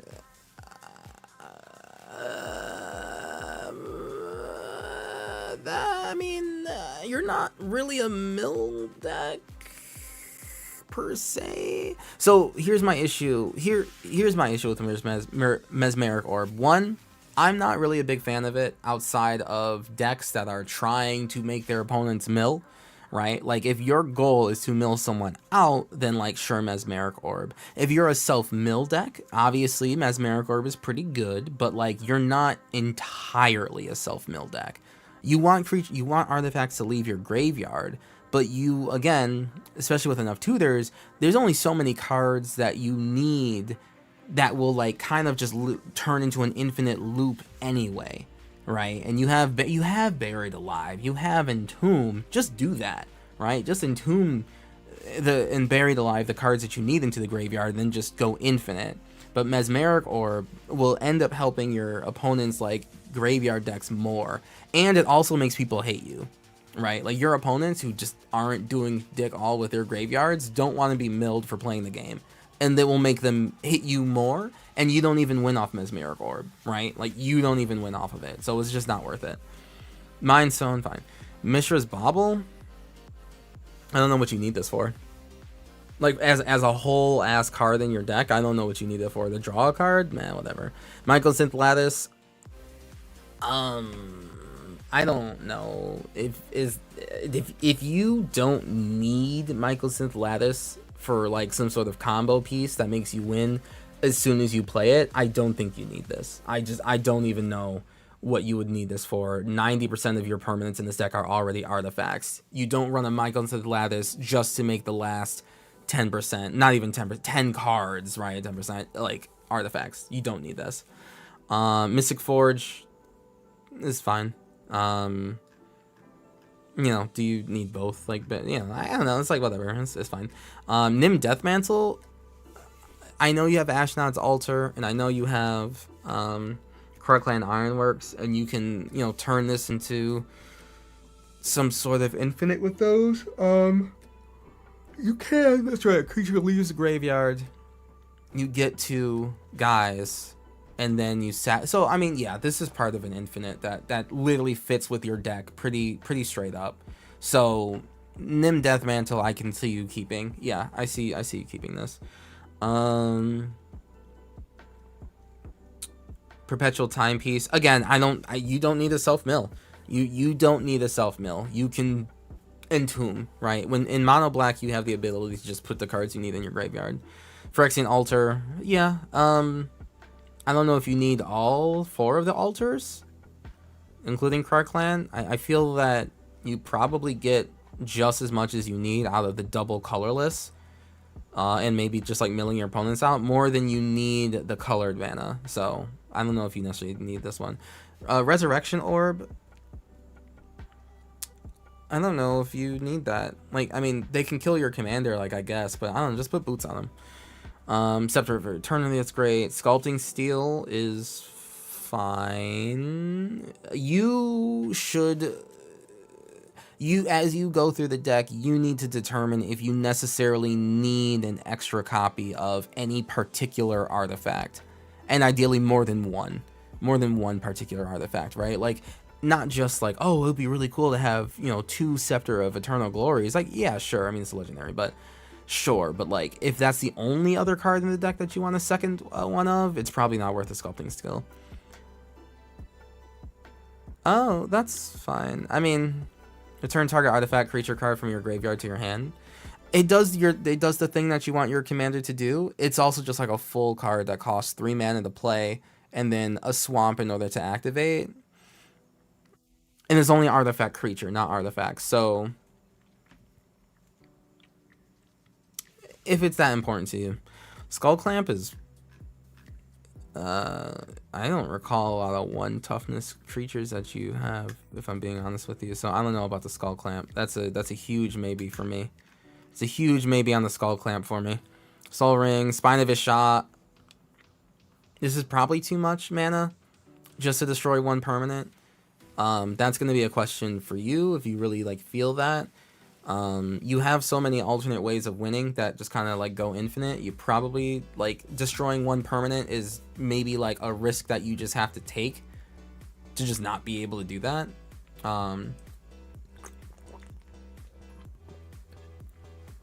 Yeah, also, yeah, I mean, I guess if it's put into the graveyard from the battlefield, you return it to your hand.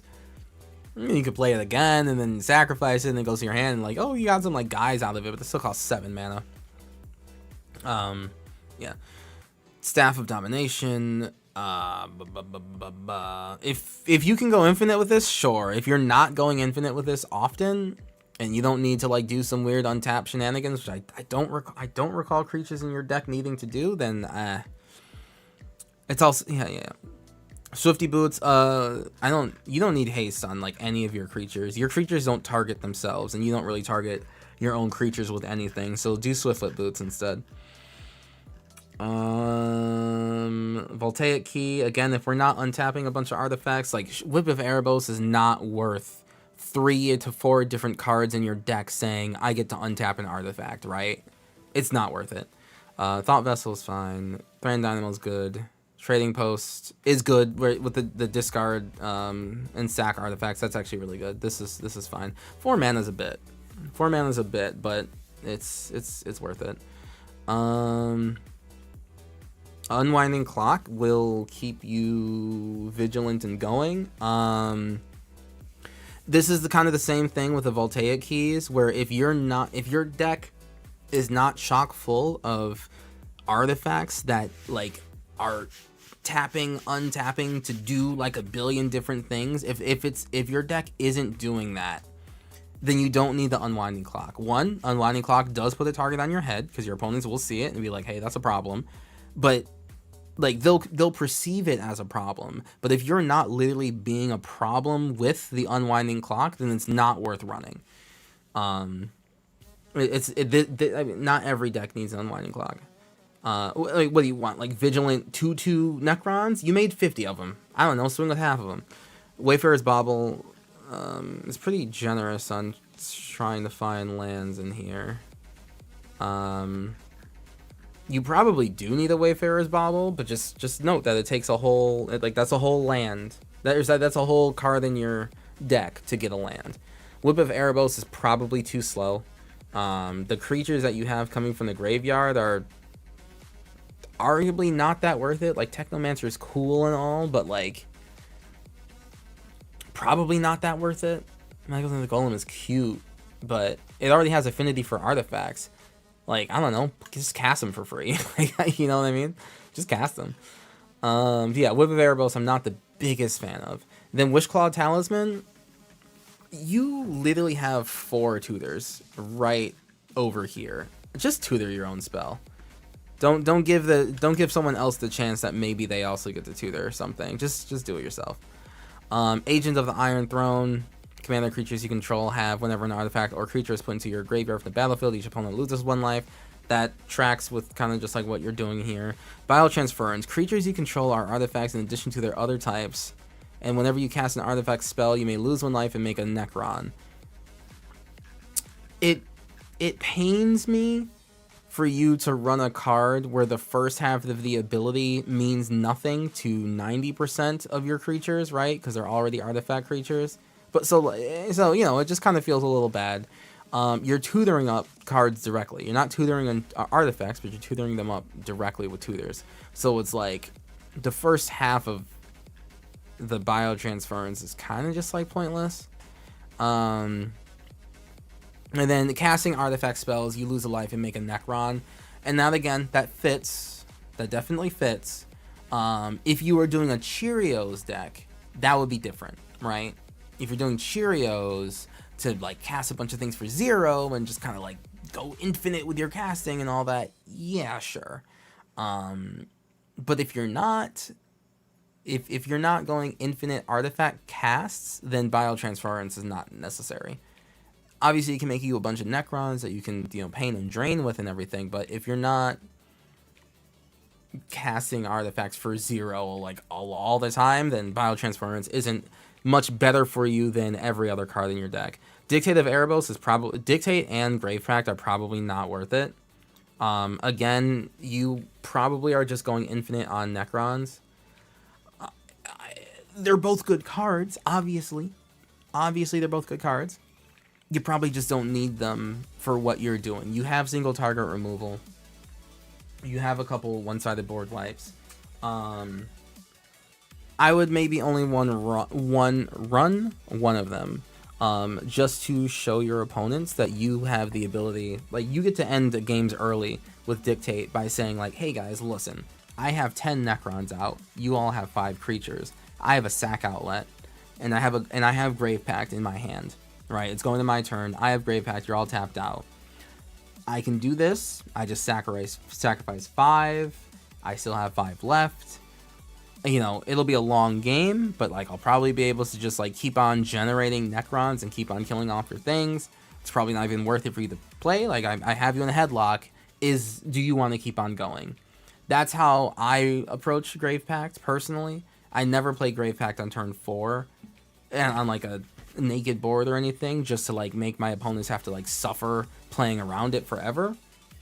I use it as a specific, hey, I have this, and I could like, I'm gonna have a better board state than you after I play this and sacrifice a third of my board state. I'll still have 2/3 left. I can probably kill all of you. Do we just want to end now?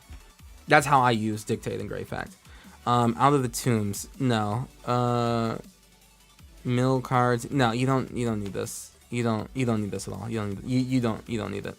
Phyrexian Reclamation, this is fine actually. Phyrexian Reclamation for 1 in the black, return a creature from your graveyard to your hand. Depending, no, hold on. No, swap this out for, what was the card that we talked about earlier? Torch of Existence. Swap this out for Torch of Existence and you're fine. Phyrexian Scriptures is another board wipe for you. It's just another board wipe for you. Go ahead. That's fine. Brand Vigil. I don't...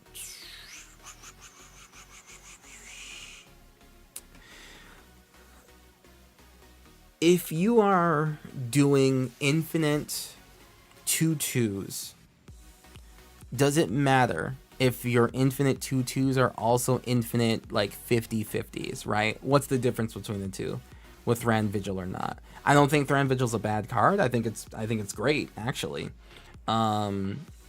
It depends on how tight your like infinite artifact enter and leave graveyard package is. If it's really really good but like not always going infinite, then Thran Vigil's fine. If you are able to just kind of like, okay, well, like turn 4 consistently, I'm like making 1 million of these, or not even turn 4 consistently, but like if you're consistently, oh, I've made infinite 2/2s because of like these 2-3 cards, what did Thran Vigil do?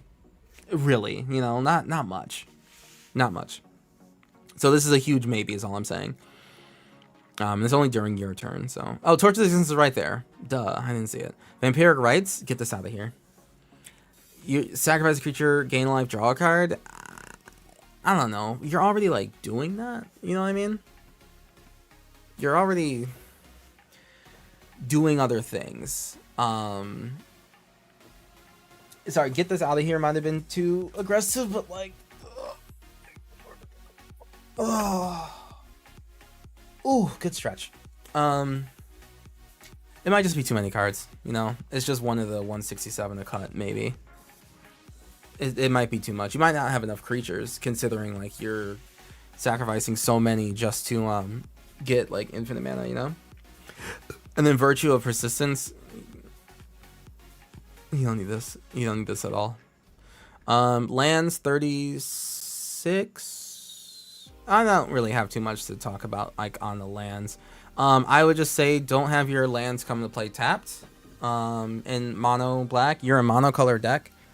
Like Myriad Landscape, you know, fine. That kind of like technically accelerates you, but there's only so much of these that you need that come into play tapped. You know, you just don't need it. Like maybe Tomb Fortress is like fine, you know, it's on theme and it does do a thing. It does literally trigger your commander, so maybe that's worth it. But you don't really need too many things to be super like, you know, you don't need too many. Thran Vigil seems like a persist combo card to you. Yeah, persist combo card would work. There's an artifact creature with persist. It's a Chromanticore. It's a artifact creature Manticore. It's in my deck that is currently out of reach, so I'm not going to look it up. Except for I will look it up because I'm cool like that. Virals. I lied. It's in Virals. Lesser Manticore. There you go. It only costs 2. So you can sacrifice it, right? You can sacrifice it to one of the altars, and then it comes back with a persist counter on it, and then you just take you just do that forever. Lesser Manticore. Thank you, by the way. Hell yeah. Yeah. So then, yeah, I would keep in Thran Vigil, put in Lesser Manticore. He does the thing. He'll clear the board for you as well. So you keep doing his trigger with like one of your altars. You keep doing him forever, right? And then you have infinite mana, so then you can spend that infinite mana on like basically like the last time you bring him back after you make an infinitely large board state, and then just deal 1 damage to target creature and just do that until everyone's dead, right? So you're good. And you can for cheaper variety of things, there's Marionette Apprentice is just literally the exact same thing as Marionette Master. It's just weaker. Like she has Fabricate 1 instead of Fabricate 3, but she costs 2 mana, and maybe that's more worth it. Although, just do note that you have Psychomancer in here, Psychomancer. So it's like how many creatures do you really need that say whenever a non-token artifact goes to the graveyard from the battlefield, do a thing, right? Like how many do you really need? You probably only need 2. You know, Disciple of the Vault and Psychomancer is probably enough. You don't need the Marionette. You don't necessarily even need Sir Conrad, right? Sir Conrad might be 5 mana too much, but 2 mana creatures that all do the same thing, that's fine. Okay, there you go. That's my advice. Hopefully this helps. Hope that helps.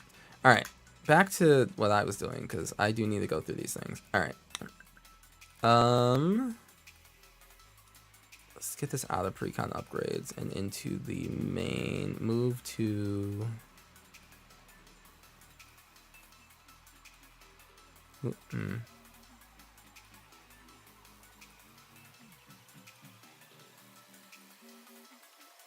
Can I just like click and drag? Oh, up a level. Oh, beautiful. Okay, perfect. Cool. Deconstructed decks. Yes, I have 2 deconstructed decks. Lavinia is deconstructed. Fuck. I took Lavinia apart as a CDH deck because it wasn't very fun, and it like never won. It literally like never won. So I'm gonna take away their names because I don't. Oh, I guess I can keep that. I want to be able to use the MCR song that's that this is from.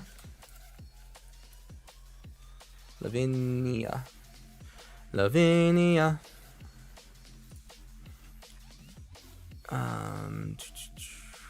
Black Girl Magic. This is on Nick. The what's What MCR song does Sagas remind me of? Do.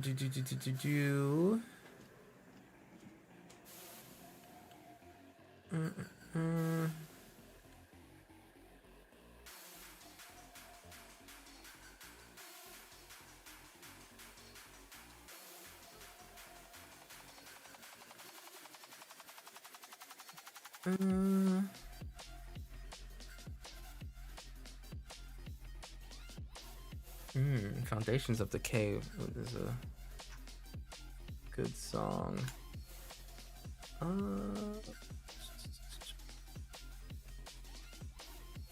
Trying to think.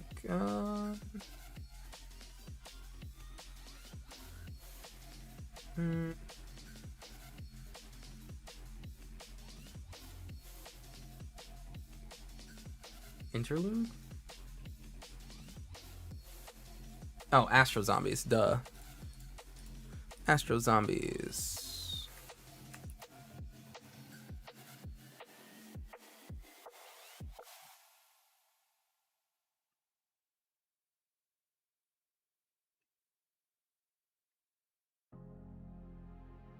I've also deconstructed this deck too.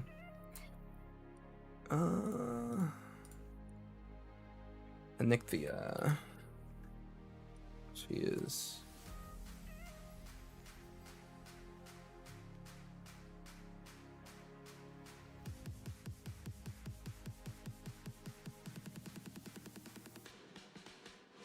Astro Zombies. Astro Zombies.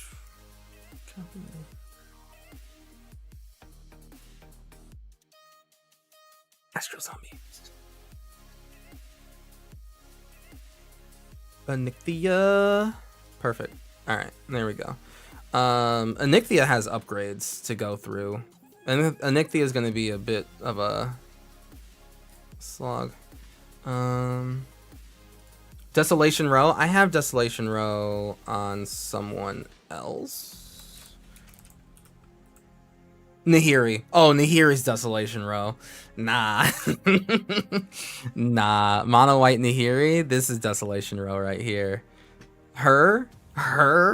Yeah, that's Desolation Row. Nah. Nah. Recorded deck list. Yeah, these are deck lists that like are honestly literally the only reason I have them. Can I like unlist them? Yeah, visibly set to unlisted. Yeah, they're only here for like I've recorded with them on like different episodes, but I've changed them since then. So like I have them here so that the link isn't just dead, right? But I do have them unlisted. The Aragorn Chronicles, I kind of want to take them out of here because I want to be able to find them on the general thing. All right, Aragorn. So I have all of my Aragorn decks in their own quiver. I have all of my Aragorn decks in my white quiver. Because I'm cool like that. Because I'm like super mega cool like that. Super cool actually. Ooh, that thwack was nice. Base lands, creature, land, creature, enchantment, creature, land, creature, land, creature, enchantment, creature, lands. This deck needs a lot of work too. I haven't tooled around with it enough. Naya's not my forte. Just like in terms of color scheme. It doesn't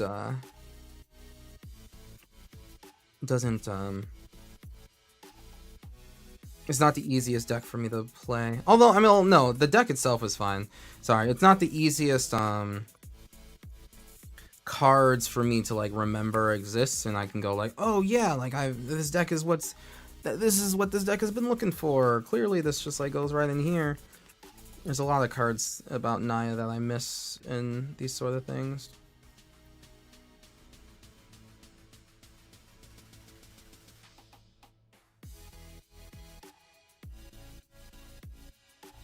Enchantment.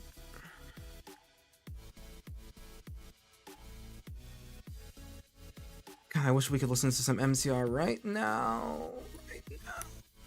But we shan't. We can't.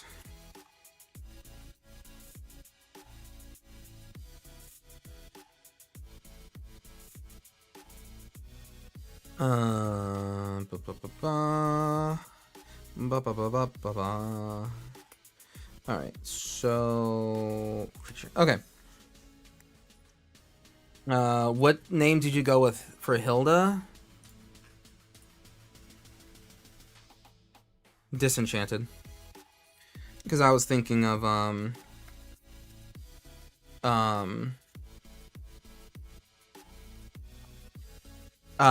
like Frozen, you know. Enchanted is like what I had thought of, so I'm like Disenchanted. But honestly, if we're being honest, Disenchanted is probably a better name for Onyxia, and like All I Want for Christmas Is You is probably for Hilda. If we're being honest with ourselves, which of course we are. We're always honest with ourselves, right? But that's like a, you know, probably should. Okay, let's go through this one. Now, the thought process for Aragorn at Helm's Deep has like kind of taken a couple different shifts as I've played him. Hazy Shade of Winter? I actually have not heard of that one.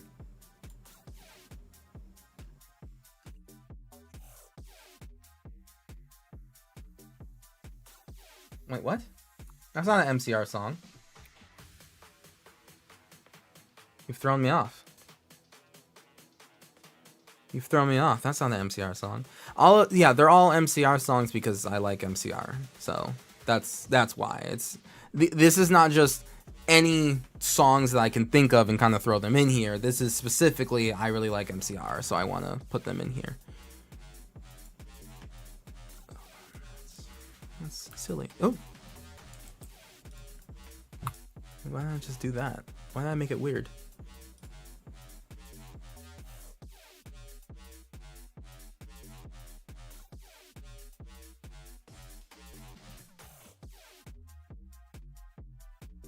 There we go. Honestly, it's just shocking that you have fewer commander decks and MCR has songs. That's fair.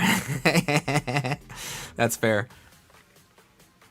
It's from Umbrella Academy soundtrack. Doesn't count as MCR though. But I appreciate it. But I don't believe that counts as MCR. It's not like they did the soundtrack for all of them. But that's fair. I need to finish Umbrella Academy season 3 and 4. Okay, where are we? Aragorn Chronicles. Yes, Aragorn at Helm's Deep. I need to put this into the main vibe. So this deck has gone through not even like a couple iterations, but mainly just like me being more like just interest. I guess like me being super excited for it and then just kind of like falling off a little bit. Every now and then like I'll see a card that makes me go, oh, this would be perfect in that deck. And then like that's as far as it goes. And then I never really like never actually like end up putting it in there. Gerard and Way, so close enough. You're not wrong. And I do like Gerard Way's own personal music. You're not wrong, but not close enough, Sparks. Also, I just haven't listened to that song yet. At the end of the day, I just haven't yet. Now, certainly an Innkeeper's Talent would be great on here, but I actually have a different deck that I think Innkeeper's Talent would be really good in. But yeah, so the point of this deck is not just +1/+1 counters. Like, obviously, right? Like, this Aragorn, attacking creatures you control at first strike and Renown 1. Renown is when this creature deals combat damage to a player. If it isn't renowned, put a +1/+1 counter on it, and it becomes renowned. And then the next ability is whenever a renowned creature control deals combat damage to a player, double the number of +1/+1 counters on it. Now, there are better commanders out there that just say, you know, double counters when this creature attacks, right? Like there's commanders that just do that for the sake of doing it, and they would be better than Aragorn in a lot of ways. However,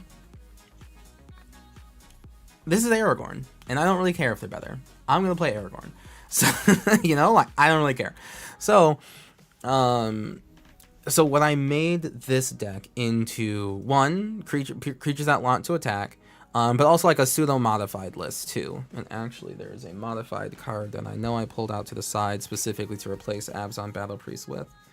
And yes, chat, I am simply reaching off to the side and finding cards because cards are all over my desk, and it's kind of a problem. Which is one of the reasons why we're doing all this. These are the cards that I recently bought.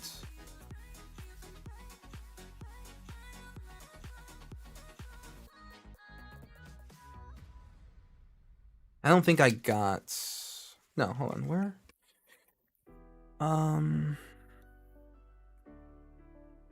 Different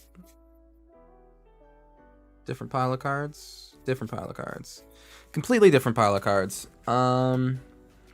Should check. Wait, what? 2-4 members, and I love Frank Lero. Oh, two of the. Yeah. No. You're fine. You're fine.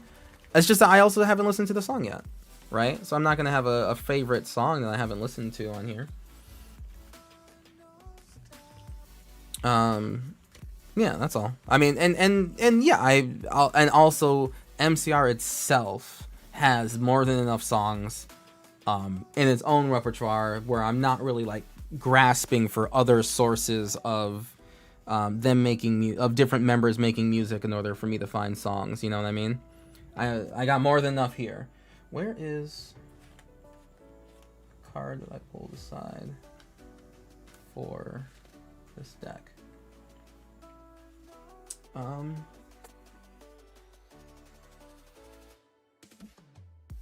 There it is. Should check it out though? Yes. Yeah, Envoy of Ancestors. I'm just gonna use this to replace the Abzan Battle Priest because it's just objectively better.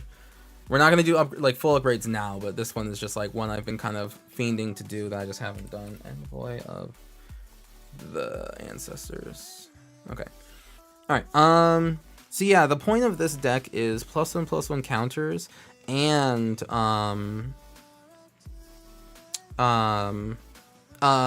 backup.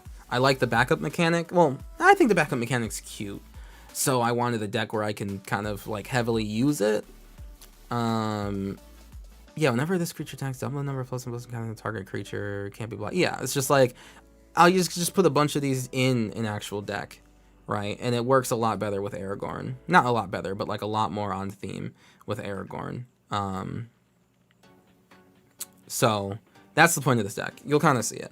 And it's also super Lord of the Rings heavy, which is partially the issue of why the deck isn't that strong, and I kind of want to make it a little bit better. But like, let's go through the list here. Aragorn. Alright, we have Anim Pakal. Now, Anim Pakal doesn't quite fit in this list too much because she doesn't attack. Like, whenever I attack with other non-gnome creatures, she gets a thing, and I make gnome creatures that are tapped and attacking, and that part is fine. It's just that, like, she herself doesn't really attack at all. So she's never gonna get, like, renowned. Although, maybe she does. I don't know. Nah, she's fine. Alright, Anim Pakal. Aragorn and Arwen wed. I needed a deck where I can kind of put these two, and it works in here. They work in here. Bess is in here? That seems bad. I don't think Bess is a very good card. Whenever one or more creatures with power 1 or less enter the battlefield and you control, put a counter on her, and then when she attacks, each other creature you control with base power and toughness 1 gets axed. Wait, what the fuck? I don't even make 1/1s. This is the wrong... Yeah, she's actually in the wrong deck. There's a different Aragorn that this best goes into. Oopsie. Whoopsie. Yeah, she's not even in the pile of cards here. Alright, Blade Historian. Attacking creatures get double strike. So... this is really cool. So with the first strike with Aragorn, they'll hit and become renowned, and then the second strike they'll double their counters, and that's very funny. Anem gnomes, yes. Botanical Brawler. I have the weird different art or whatever. Yeah, whatever that is. I don't know what that art treatment is called. Bright Palm, Soul Awakener, Caprati Sunborn. Whenever they attack, I can tap 2 untapped creatures I control, artifacts and or creatures, and discover 3. I'm trying to think like what cards I'd really want to discover in. This one's a big maybe. The Caprati Sunborn. It's not a bad card. I mean, he still is a 4-mana 4/4, which will get stronger. So, like, that's not even bad. I do like free cards. Combat Celebrant, obviously, card good, and, you know, definitely want to have this in an Aragorn deck. Also, there's literally, I think they're at Helm's Deep? I think he's at Helm's Deep right now, so obviously Combat Celebrant's going to be in there. Conclave, Mentor. One or more counters will be placed on a creature I control, put that many plus that many. But as a creature, when it dies, I gain life equal to its power. Fine. Conclave Sledge Captain. Backup, backup, backup. When it deals combat damage to the player, put that many counters on it. Constable of the Realm. Yeah, it turns out the Renown mechanic was not very good, nor super well received, but there are some cards that are kind of funny. And Constable of the Realm is one of them. Whenever one or more +1/+1 counters are placed on Constable of the Realm, exile up to one other target non-land permanent until Constable of the Realm leaves the battlefield. And that's very funny. Conclave is your favorite backup creature. Conclave Mentor? Yeah. Oh, Conclave Sledge Captain? Yeah, it's funny. I like the card. It's a funny card. Delighted Halfling. Is that in this deck? Pretty sure it's not. I think, again, this was like... Yeah, I think I accidentally thought it was a different Aragorn deck. The 4-color Aragorn. That is unfortunate. Alright, Doomscar Warrior. Doomscar Warrior. Cool card. Yeah, whenever this creature deals combat damage to a player or battle, look at that many cards on top of your library, reveal a creature or land from it, and put it into your hand, put the rest at the bottom. Yeah, you know, it's like weird pseudo draw. And it's a full art edition. Envoy of the Ancients is good. I'm sure I have a foil of this somewhere. But modified creatures have lifelink. That's great. Gimli, Mournful Avenger. I gotta. Oh yeah. I mean, I have the full art, like cool version of this here. Promo. Oh, I don't have the thing. Okay. Boop. Indestructible for as long as 2 or more creatures dead during the control becomes indestructible. Whenever another creature you control dies, put counters on Gimli. When this ability resolves for the 3rd time this turn, fights up to 1 creature you don't control. Yeah, it's kind of like honestly he's just in here because Gimli needs to be in one of these decks with Aragorn. You know, it's not like the best choice by far, but I do want to have the homies at least in one deck with Aragorn in it. Some cards are non-negotiable. Some cards are non-negotiable. I mean, I could probably negotiate a little bit on this, but the negotiation is where do I put this card if not in this deck. I do have 4-color Aragorn, but 4-color Aragorn is more of a like it's my attempt at having a competitive deck with that one, and Gimli Mournful Avenger just doesn't, it just doesn't fit that vibe. So he's not in that one. Okay. Hamza, Guardian of Arashin. Hamza.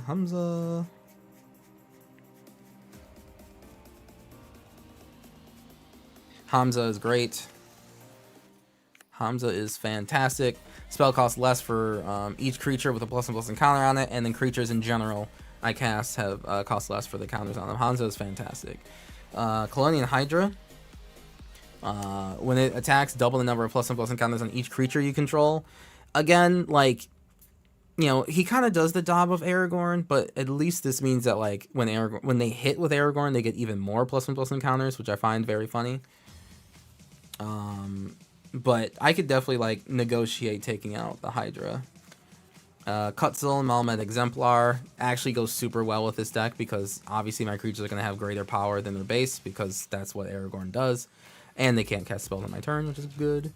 Quende, creatures you control with first strike have double strike. So when they swing with Aragorn, they get first strike and then they get double strike. It's very, very funny. I like this a lot. It's my favorite thing. Legolas Greenleaf. This Legolas is here because he is the... Wait, no. Sorry, it's this one. Can't be blocked by a creature with power 2 or less. Whenever a legendary creature enters the battlefield, put a +1/+1 counter on them. And then whenever Legolas deals damage to a player, draw a card, right? So it's just like a weird way for me to draw cards while also having Legolas in the deck, you know? Sometimes he doesn't get blocked, you know? Like, whatever. You know, whatever. Legolas Master Archer. Whenever you cast a spell that targets Legolas, put a counter on it. Whenever you cast a spell that targets a creature you don't control, Legolas deals damage equal to its power. It's up to 1 target creature.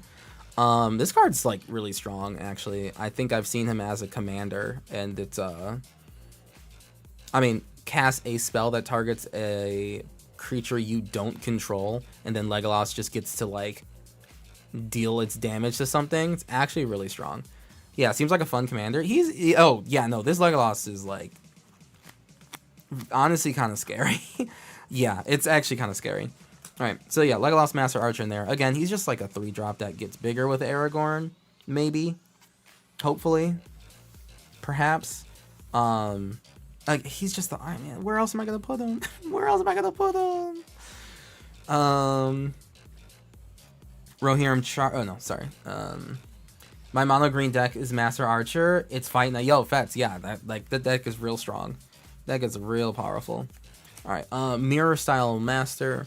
When this creature attacks, for each attacking modified creature you control, create a tapped and attacking token that's a copy of that creature. Exile this token at the end of combat. So I mean, like, obviously this is huge. Kind of really big, actually. It can go infinite with, yeah, like a lot. Yeah, no, this card is a very good card. And also finding the foil of these. Oh wait, no, wait. Yeah, there's no foils, are there? There's the full arts, but they didn't do foils back then. Full art foils, huh? Well, getting full art to these wouldn't be too hard. Orin Frostfang. My creatures having first strike and death touch is kind of incredibly necessary.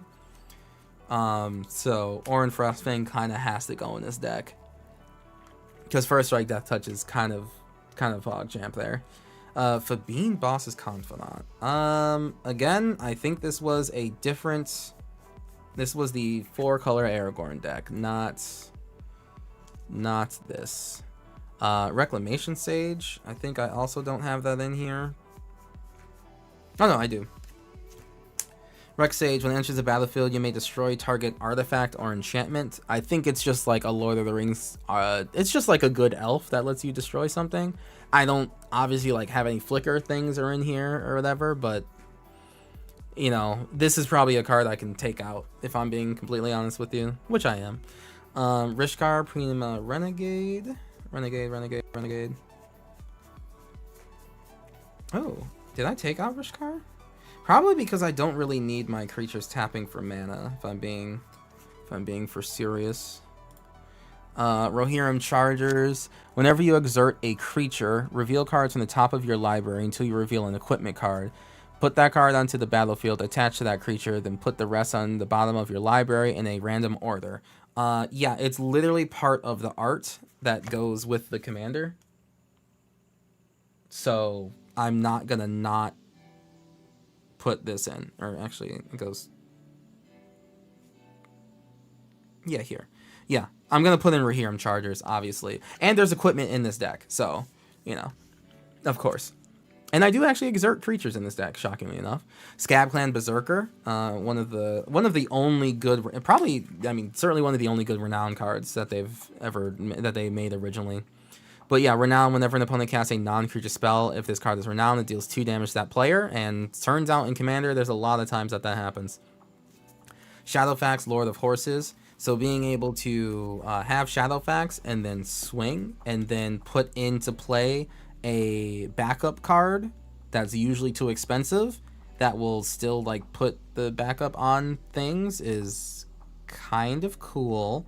Although it's usually when this creature attacks, which is kind of a problem, but you know, we'll figure it out. We'll figure it out. Yeah, I guess it does miss if the creature attacks. Yeah. Again, we'll figure it out. Shadowfax, I built a jank, no changelings, horse, scattered burrows. I like that. I like that, Brownie and Buttress. Yeah. No, having changelings. I get, honestly, the more and more typal decks that they kind of like start to come out with, the less and less I like changelings. The less and less I'm excited. Like, oh, you got like elf typal, you got otter typal, you got bats and rats and like all this stuff from Bloomburrow. I can't wait to see what your deck is about. And then it's just like, here's my Taurian Mauler, and it's just like, yeah, I mean, like, it's a, yeah, sure, that's a good otter, I guess. Ugh.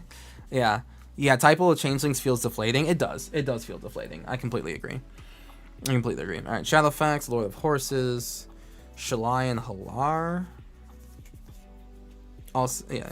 Shalayan Halar go in this deck because how does it not? Whenever one or more plus and plus encounters are placed on a creature you control, deals that much damage to target opponent. That's obviously really good here. Sovereign Olnek. Yeah, that's just really good, obviously. And it's a Sovereign that goes along with Aragorn. Hello. Stonecoil Serpent, reach, trample, protection for multicolor, enters the battlefield with X counters on it. And then if I get it to hit, I get to renown and then double the counters. And it doesn't have vigilance, which is like its own issue, but it's still a good card. I also apparently only have a normal printing. What is that? Oh, that'd be sick. Resale promos. No, I just have a normal one. Not even the Eldraine one. Commander Masters. Apparently I had the Treefold in here. I don't really like the Treefold. Like, it's a 7 mana 3/3, and if it were to hit, that would obviously be really cool and really strong. But like 7 manas for a 3/3 is not that, like, not something that elicits much joy from me. Tuskguard Captain. Creatures with plus and plus encounters on them have trample. Obviously, that's like pretty good here. And then Valerian Wardens. Whenever a creature I control becomes renowned, draw a card. And that is one of my main card draws in this deck, which is kind of a problem. Alright, there's a lot of creatures for me to put into this deck here. So I think I'm going to do that now. Calamity. Calamity, Galloping Inferno. So Galloping Inferno, when it attacks while saddled, choose a non-legendary creature that's saddled at this turn and create a tapped and attacking token that is a copy of it. Sacrifice the token at the beginning of the next end step. Repeat this process once. So for, like, you know, Calamity swings, gets first strike, whatever, right? And then I make a copy of, I don't know, fucking Valerian Wardens, because I'm just going to saddle it with, you know, I'm not going to swing with the 1/3.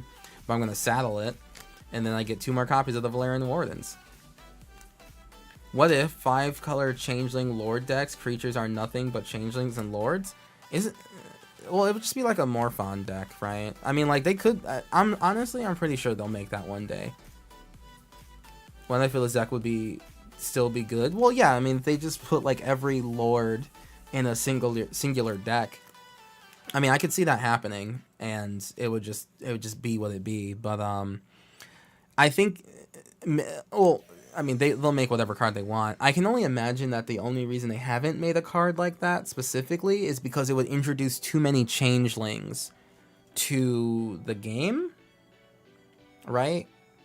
Maybe your commander just says like all of your creatures are changelings and are all creature types, so then that would make you put every Lord in the same deck. Maybe that. Yeah, Recrumeral, I thought about it with Recrumeral. Yeah, I thought that she'd kind of be a commander that's like that, but Calamity is full art, regular. Calamity, I got Emergent Woodworm, a backup card. Whenever a creature attacks, look at the top X cards of your library where X is its power. X, you may put a permanent card with mana value X or less from among them onto the battlefield. Put the rest on the bottom of your library in a random order. You know, fine. Boon Bringer Valkyrie. Most of my Aragorn decks, I don't have angels in them because I find angels to be a little like not synonymous with like Lord of the. It's a little meta breaking for Lord of the Rings. So I tend not to try to put angel cards in my Aragorn decks. Obviously, like Lord of the Rings doesn't typically have like giant worms and ghost horses and other things. So like obviously I do break. You know, there's no cat creatures, right? I do break that tradition when I need to, but you know, I also just don't really want to put every angel in it. I don't know, it just doesn't feel right. But Boombringer Angel has backup, flying, first strike, lifelink, and I kind of need lifelink in this deck. As shocking as that might sound, considering there's like 2 other creatures that say creatures with plus and plus encounters get lifelink, but yeah, I actually do kind of need it.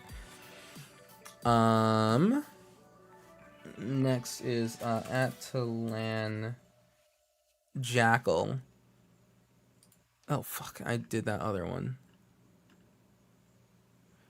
Sakwatal haste, flanking.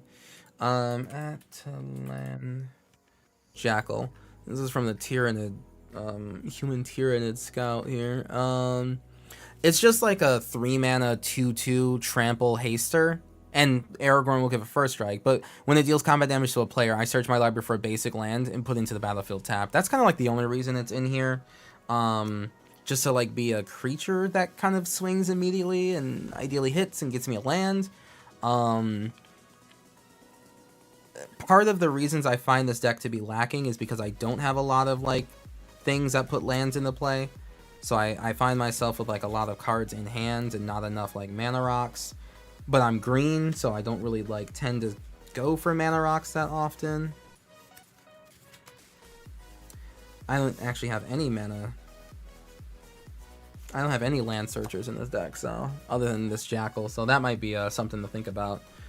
Biophagus.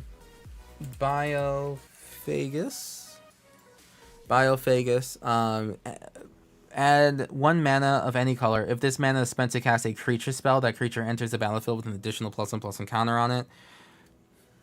That's all. Like that's it. It's just like a mana dork that makes the person come into play with a counter. I could probably change this out for literally any other card. It's not like I need to have +1/+1 encounters. I mean, like, I get a +1/+1 encounter when they hit with Renown, and then after that, you know, I start doubling. So I don't really need to add +1/+1 encounters early on. So I could probably take Biophagus out and just look for, like, a 1 mana dork instead.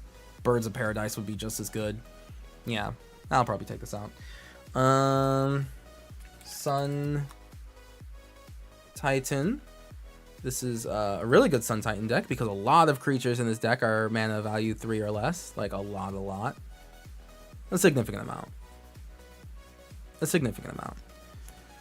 Sun Titan, obviously good. Paladin Elizabeth Taggarty.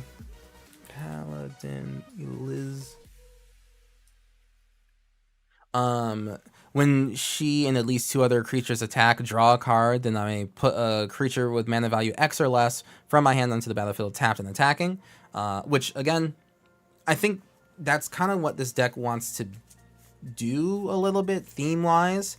Be able to kind of put those extra cards that I don't have the money for. There's plenty of green and white for you. Gyre Sage angle. Yeah, so Gyre Sage...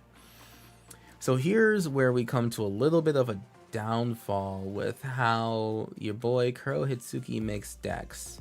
Is that I have a lot of decks. Like a lot of them. And I seek to make them different. like I want to have a different play experience with them as much as I can, and therefore sometimes leads me to not put in the same card in too many decks, especially if I can avoid it. Absolutely. Yeah, no, and I'm not saying like you're wrong for like suggesting this or anything like that, because you are right.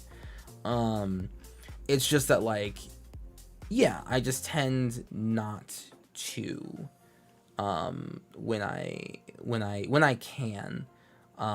So it's like, if this deck doesn't need a Gyre Sage and instead I can just put in like more cards that just look for lands, that would be better. Also, Gyre Sage would need to attack in this deck, in all fairness, right? Gyre Sage would lead me to have to, because the only way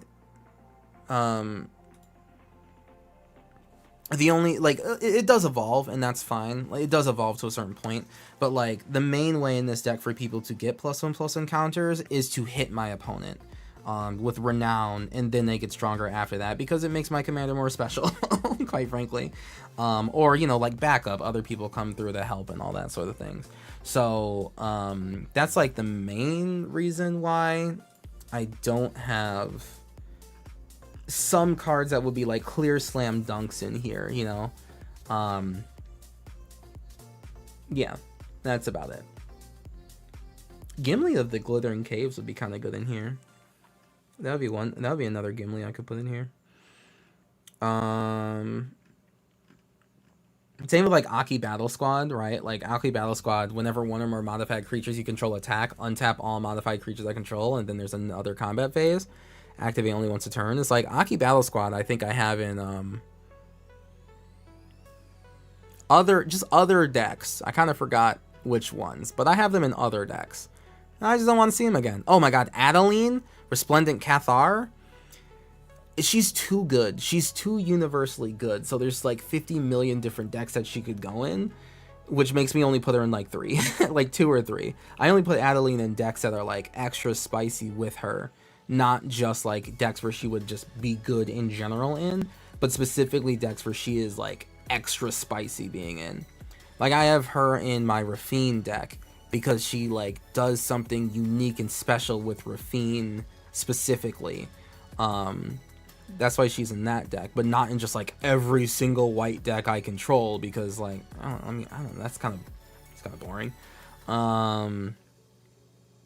Yeah. There we go. That's me. That's Kurohitsuki. I don't have 4th Aralengus in this deck, specifically because like it's already a Monarch card that I put in my other Monarch deck, you know.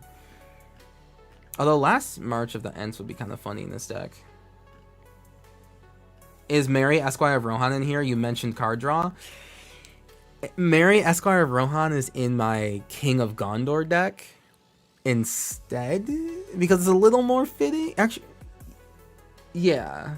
Well, because he's, I mean, you know, because he's at the Battle of he's at Pelennor Fields instead of Helm's Deep. So I got Adeline and Thalise. She's bonk. Thalise. Oh yeah, right. Like she, you know, it just does like a little bit extra. You know, like Sparks, if you made 5 white decks, Adeline would go in all of them, but like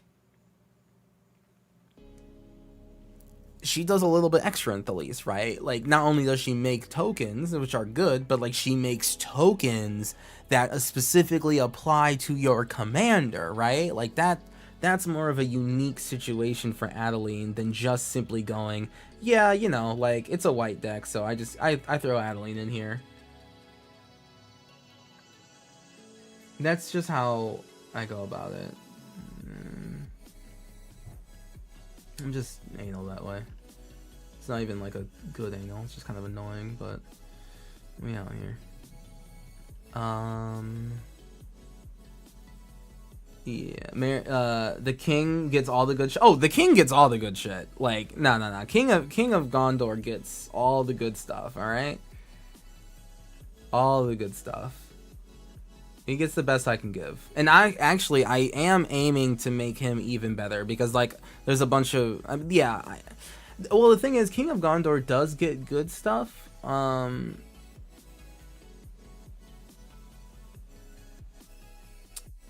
don't I have Ariel's Anima in here? Mael's Aria in this deck. It's kind of funny. Oh, never mind. No, it's not that great.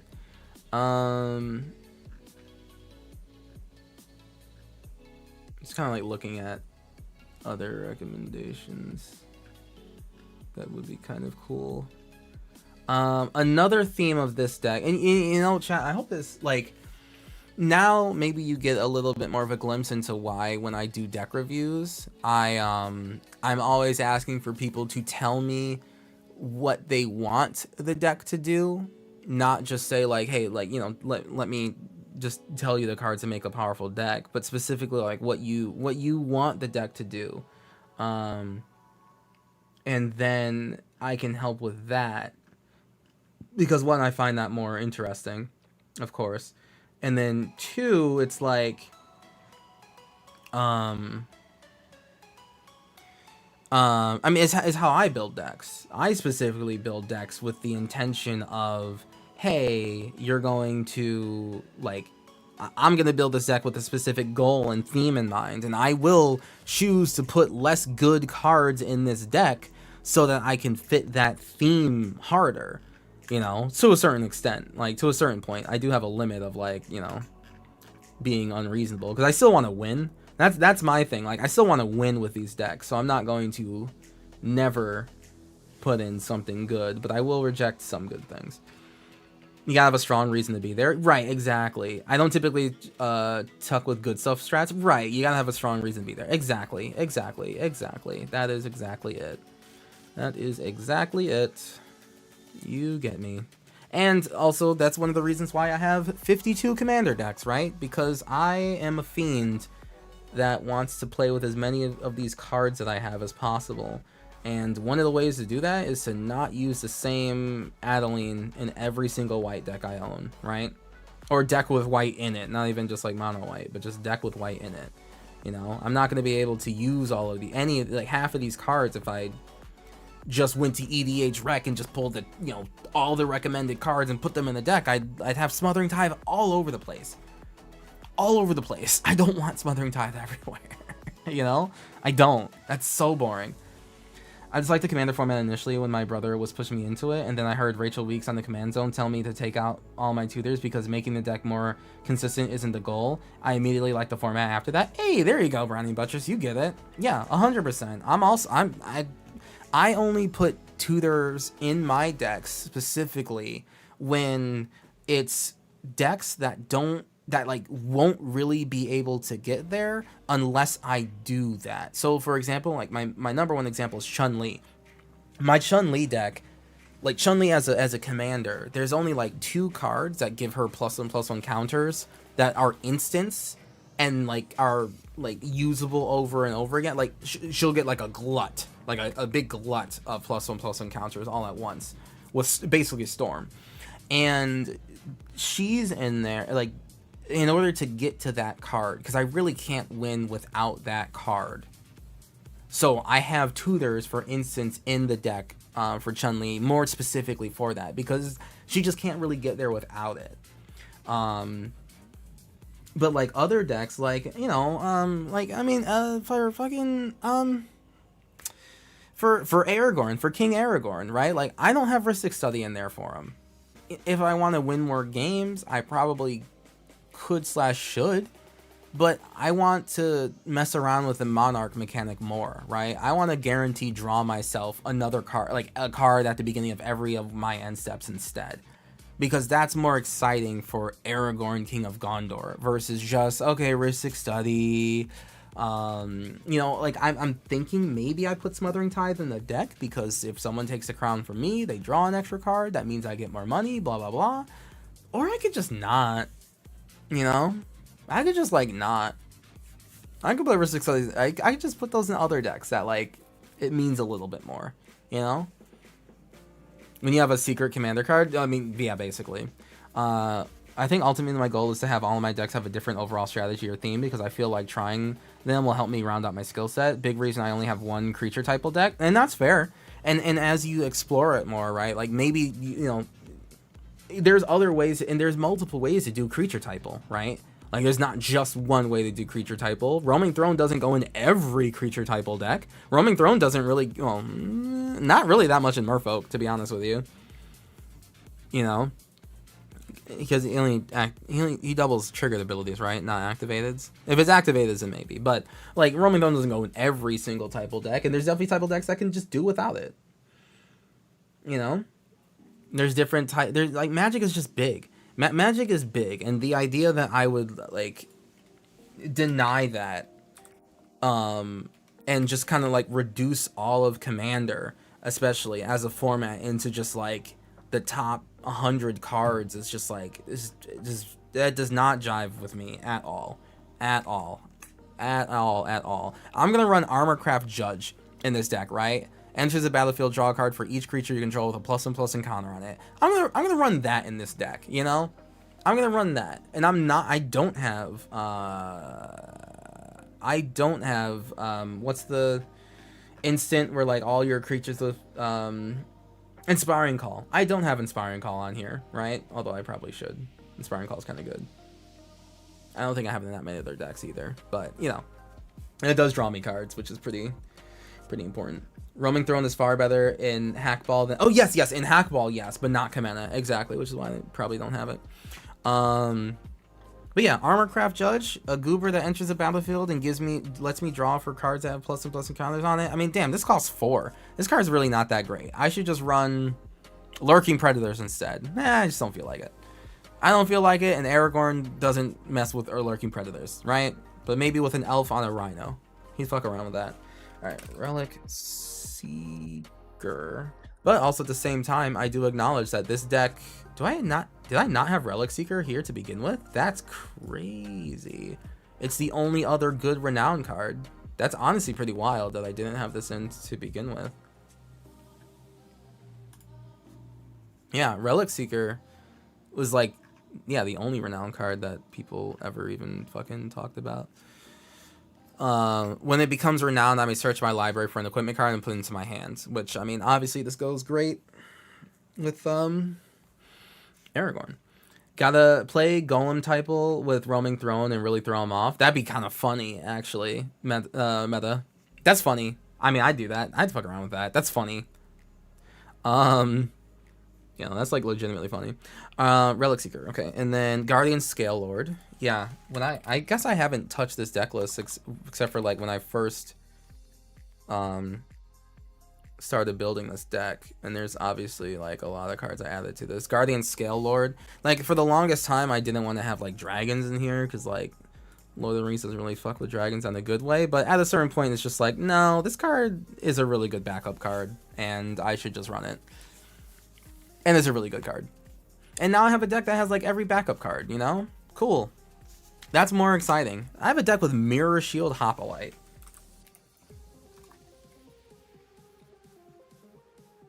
Mirror Shield Hoplite. Like, look at this guy. Whenever a creature you control becomes the target of a backup ability, copy that ability. You may choose new targets for the copy. This trigger is only once per turn. They're a little bit cowardly for making this trigger only once per turn, but, you know, whatever. I do what I can.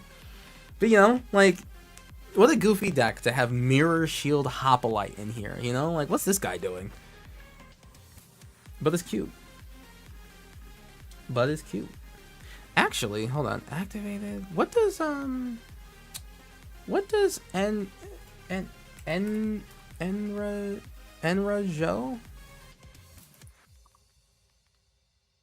Something something Joe. It's a Thunder Junction card.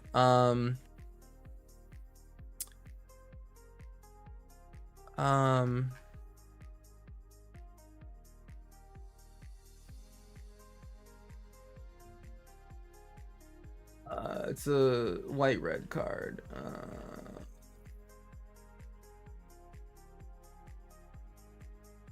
Yes, thank you, Eartha Joe. Eartha. Does she go in here?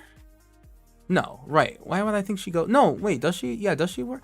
Whenever you activate an okay, it's activating the ability. Never mind. Never mind.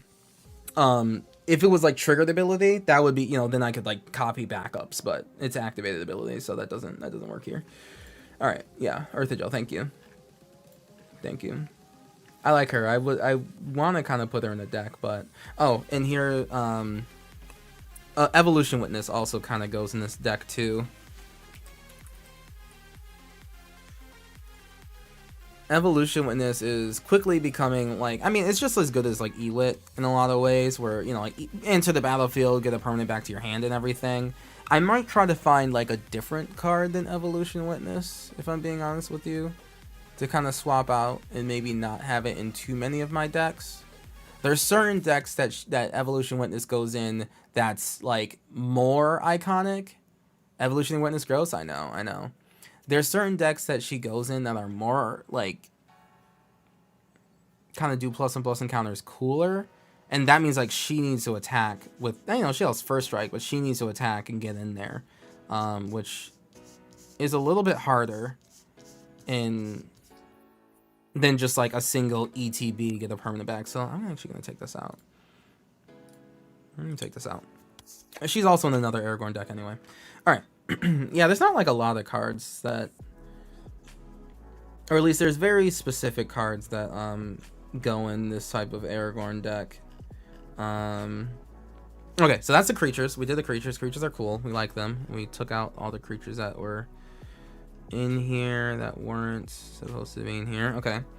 We're 7 cards over, but I think that's just because, yeah, so Aganjo Uprising. Yes, Aganjo Uprising. I've been looking for Balagad Recovery is your default reclaim card. Yo, Lamau.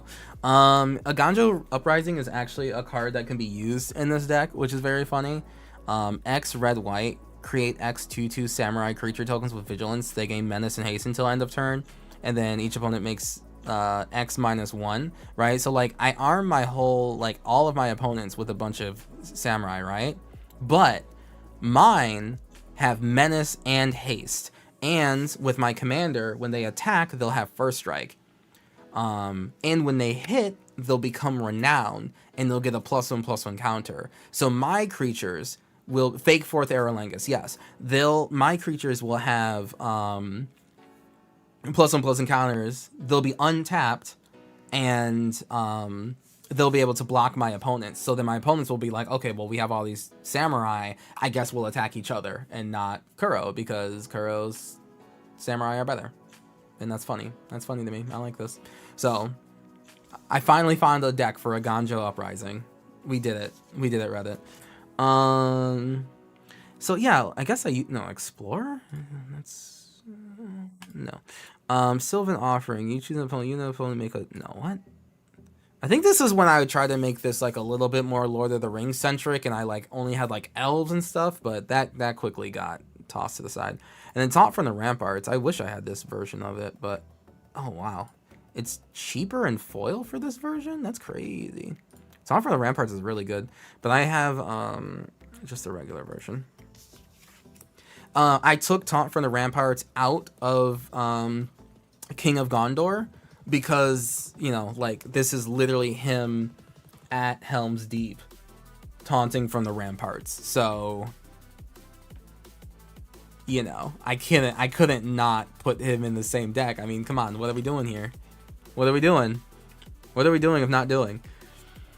Cosmic Rebirth. Choose target permanent card in your graveyard. If it's mana value 3 or less, you can put it to your into the battlefield. Otherwise, you put it into your hand.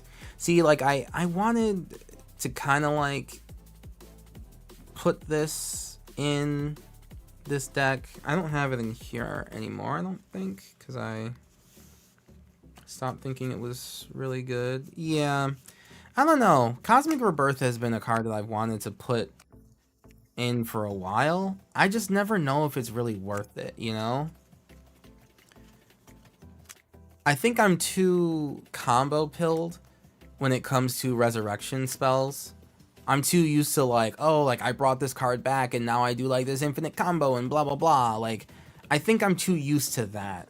So I struggle to kind of like understand when it's worth it to just spend 3 mana to get something that was worth my opponent's killing back either to my hand or to the battlefield.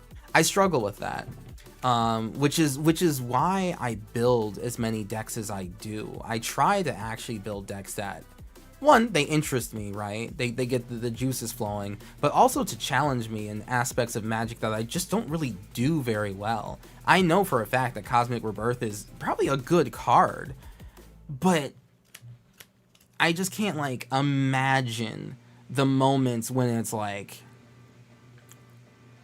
what I really want, you know? Make sure you throw in all the swords. Ugh. Nah. By no means evolution. It's by no means Evolution Witness, but any thoughts on Asir Escape Valhalla here?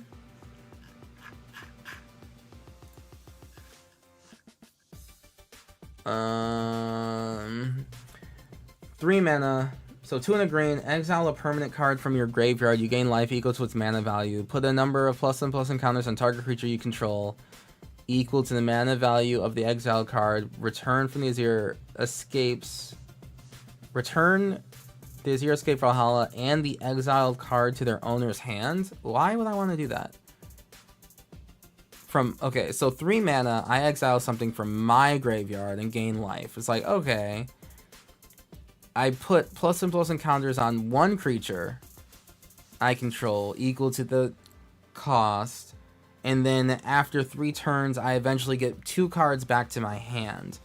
That doesn't sound fun at all, if I'm being honest with you. I don't know why I would want to do that. The only part of EDH I struggle with is tapping the right lands to get the specific colors and leave options open for possible draws, especially the 3+ color decks. Oh, I feel that. I feel that, JDX, yeah. The Asir Escape Valhalla sounds pretty bad to me. It's a saga, so like I need 3 turns to make any of this matter. Turn 1, like 3 mana just to gain some life, and I have to have a good card in my graveyard, right? Like a card that's worth a mana value that's worth 3 mana to just gain life, and then next turn to put counters on one creature, and then to like recast. I'm not the biggest fan. No, that is a no from me. Ghost Rider. It's extremely slow. Yeah. I'm not even gonna put that in the Nixia. So yeah, Cosmic Rebirth. I'm gonna put that in the considering just so I can like maybe think about it in the future. But yeah, like Flawless Maneuver, especially for a deck like this that's so focused on like the commander being the linchpin, aggressive wise, I definitely feel like I need to have a Flawless Maneuver in here. Like recasting Aragorn is like a real big pain. Like a really big pain, especially because I need to, tool around with the mana base a lot, so kind of a really big pain. Friendly Rivalry. I think I just, actually, no, I'm pretty sure I put this in the 4-color Aragorn deck, so I don't really need this. Target creature you control and up to 1 target legendary creature you control each. I don't think I need this. Oh, I think it's because I have Legolas in here. I do need some cards that do target other people's things. I do need some removal, although again, like I don't think I need Friendly Rivalry specifically for that. I think that's supposed to be in 4-color Aragorn. So we can take that out. I think your costs are right. Cosmic Rebirth is good, especially if so like if I go through the, like I do have Sun Titan in here because it brings back 3-drops, and I did say before there's a lot of 3-drops in the deck that I want to bring back. So Cosmic Rebirth might be just as good, right? As as like just another Sun Titan, or I could just get something to my hand. I could get Hamza back to my hand and then cast it for 3, right? So that's why it's a maybe. Like it is a hardcore maybe, but I do need to make sure that like I do make the deck's mana base better, because the deck does have a mana base problem, straight up. It has a huge mana base problem. This deck does not win. I think I've won with this deck maybe once or twice. And it's largely, but like I have like 5 cards in my hand that I just can't play for a majority of the game. Galadrim in Ambush. Is that in here still? Create X Green Warrior tokens where X is the number of attacking creatures. Prevent all combat damage that will be dealt this turn by non-elf creatures. Yeah, again, this is part of when it was going to be more Lord of the Rings based, and I just don't think this is very good. Being instant is kind of nutty. True. Heroic Intervention. Is there not like a, there's not like a Lord of the Rings version of this art, is there? No, there's not. It's just Doctor Who and regular. I lied. There is, oh, right. I have this in another deck. I have the Lord of the Rings version in another deck. It's actually a commander card too. Yeah, I have another deck. Yeah, Heroic Intervention, obviously, like, permanents are indestructible and hexproof until end of turn. You know, it's just good. It's just good. I might trade this out for something else, though. Legolas's Quick Reflexes, again, it's part of the full art that goes with the actual art, so I can't not use it. I mean, like, come on, he's right here, shooting orcs. Legolas Quick Reflexes, I just get to go like, hey, you're trying to target Aragorn, how about I don't? Like, how about you don't? And then I untap him, and then I tap him to attack, and then I get to deal damage equal to his power to target player. Cool. Or target creature. Nice. Awesome, you know. Great. Since we're utilizing backup, it could be a combat trick. That is true. That is true. What backup cards are 3-drops? Oh, wait, that's a bigger question. What backup cards are 3-drops? Uh-oh. Uh-oh. Uh-oh.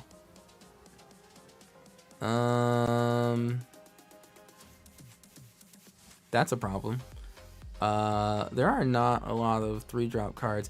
The 3-drop cards that are backups are not in this deck. Specifically because, one, I either have them in other decks already, or because they like really don't fit the theme of the deck in and of itself. So like if I look up the backup cards, like if I look up at like a random Bright Palm deck, right, it's like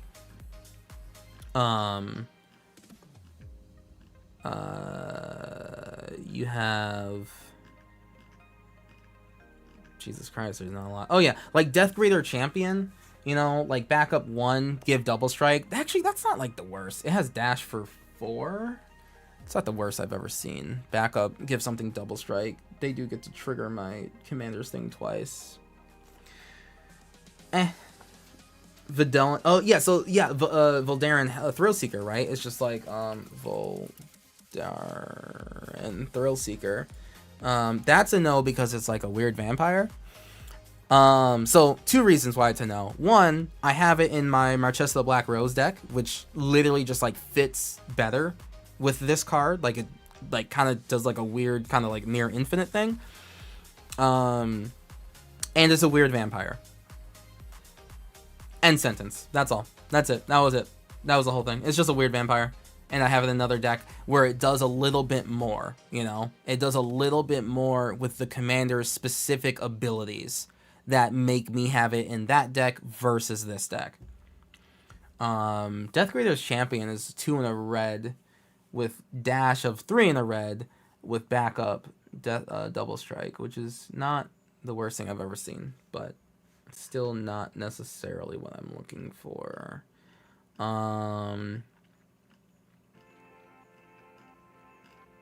Yeah, there's not a lot of backup cards. There's not a lot of backup cards with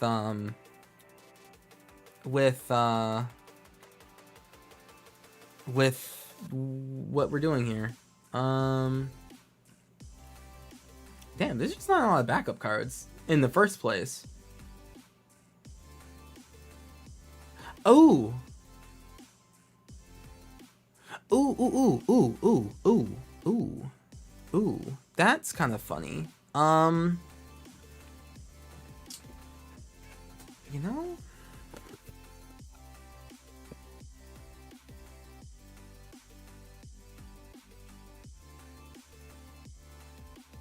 There's a, do I not have it in here? This guy, Golden Tail Trainer. Golden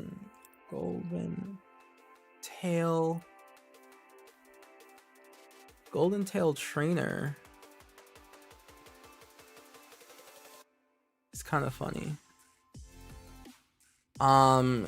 Whenever Golden Tail Trainer attacks, other modified creatures I control get +X/+X, where X is its power. Maybe that's not that good, actually. No, that's probably not that great. He doesn't become modified, and he doesn't get any bigger unless he hits. Never mind. He's for equipment. I take it all back. I take it all back. Never mind. Never mind. Well, I guess if I back up on him.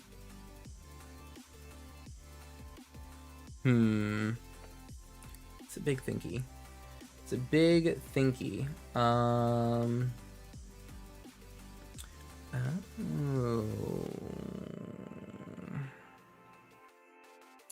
You know what would be good in here?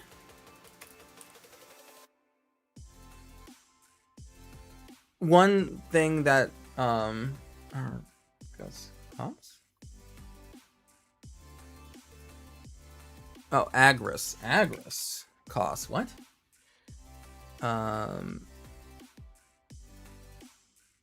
This would actually be kind of good.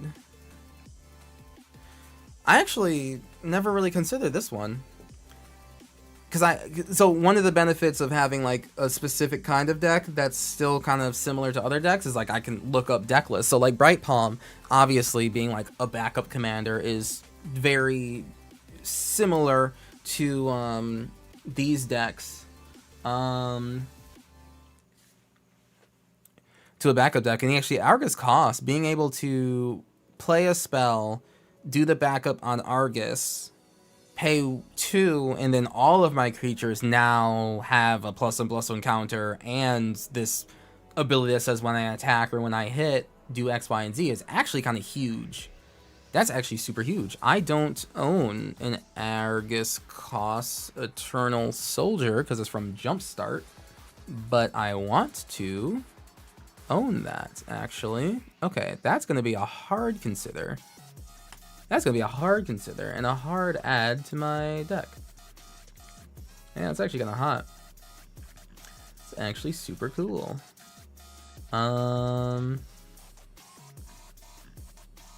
Yes. Alright. Sorry, back to what we were doing.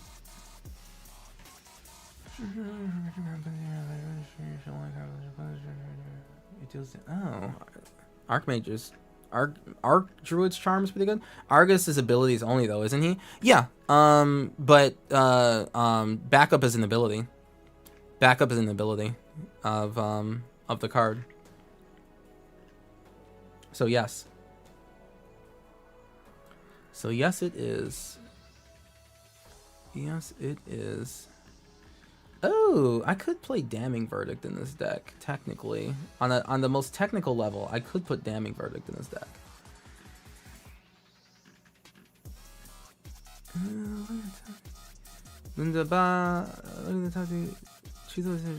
Untapped and put 2 cards in being vigilant, strength, and haste on the turn after this phase. Oh. Oh. Huh. Interesting. That's very interesting.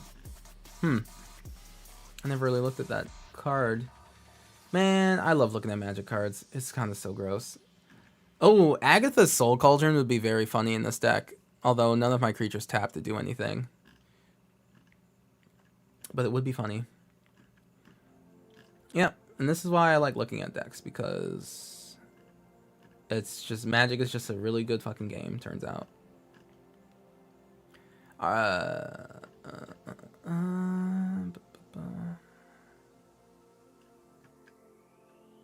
Resist the pull of Agatha. Well, it just doesn't. I mean, it just doesn't do much for my deck, you know. It just doesn't do much more for my deck than anything else. Okay, there we go. I've looked at things. All right. Yeah. Sorry. Back to what we were doing. But yeah, Argus costs in here would be really good with the backup mechanic. And I'm using a lot of them. And yeah, a lot of the backup cards just are really expensive. Let me look at... Yeah. Backup? Whenever this creature attacks, tap when they attack. That's 4 mana? That's a dog shit ability. That's still 4 mana. Yeah, they're just like not... Whenever this creature dies, put its counters on target creature you control. That's... Wow, okay. Double strike for 5. Flying for 5. Whenever this card becomes tapped, discard the card if you do draw a card for 5. First strike for 4? Jeez. There's a Death Touch Giver for 2 and a green. Or a Vigilance Giver for 2 and a white. Or this creature assigns combat damage equal to its toughness instead of its power for 2. Yeah, these are not that great. Not for this deck specifically. Yeah, this is just, no. Nope, just, hey, not for this deck. Not everything has to be for this deck. Alright, okay, what was I doing here? Sorry, we got sidetracked here. Rhythm of the Wild in here? No. It's not.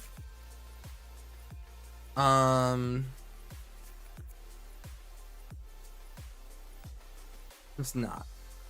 I would probably sooner put Rise of the Day in here. Rising of the Day? Rise of the Day.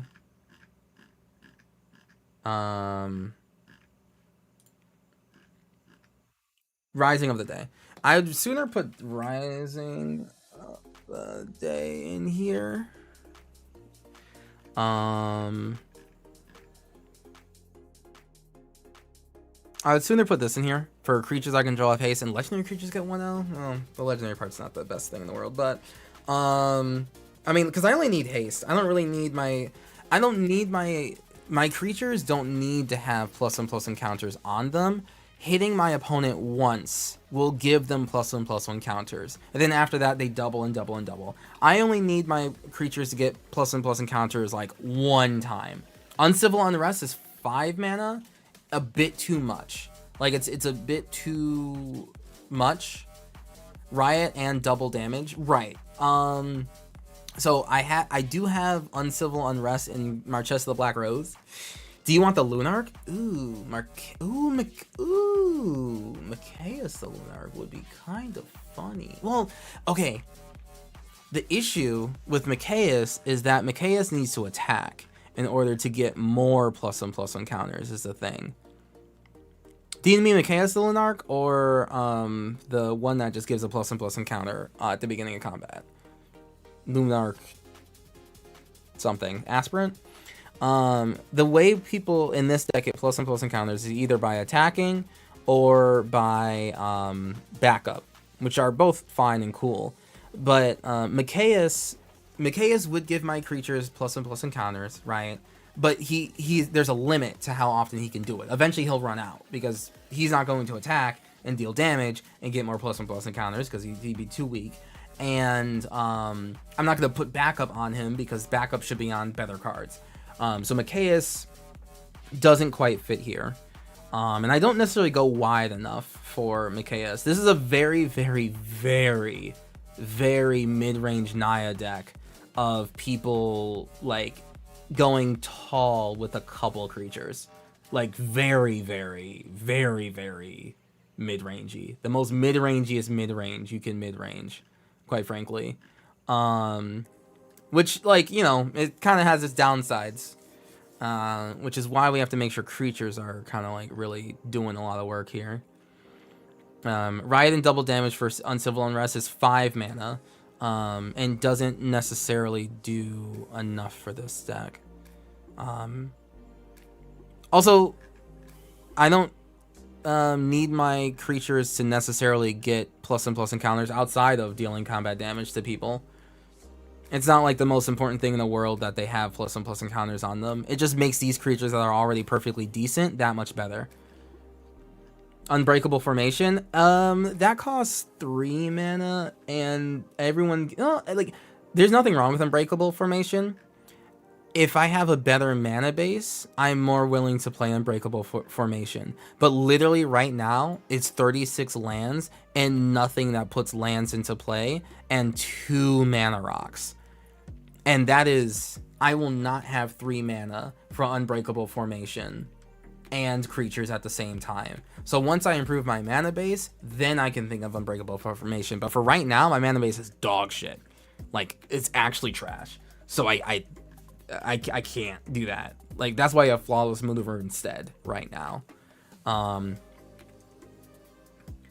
Is that why Banishing Light over Grasp of Fate? No, I think you can tell why it's Banishing Light over Grasp of Fate. It's because that's our boy Aragorn, King of Gondor, right fucking there.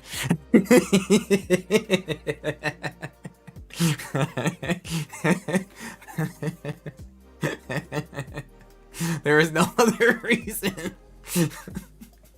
There is no other reason.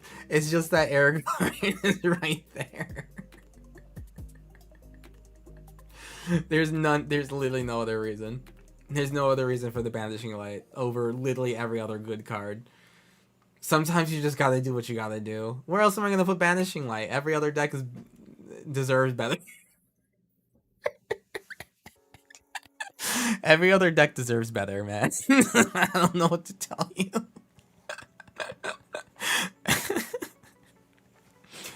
Every other deck deserves better than Banishing Light. Like, listen, like, let's look at, oh, wow, I've been looking at two different decks of the same, ooh, which one did I make changes to? This one, and not this one, okay.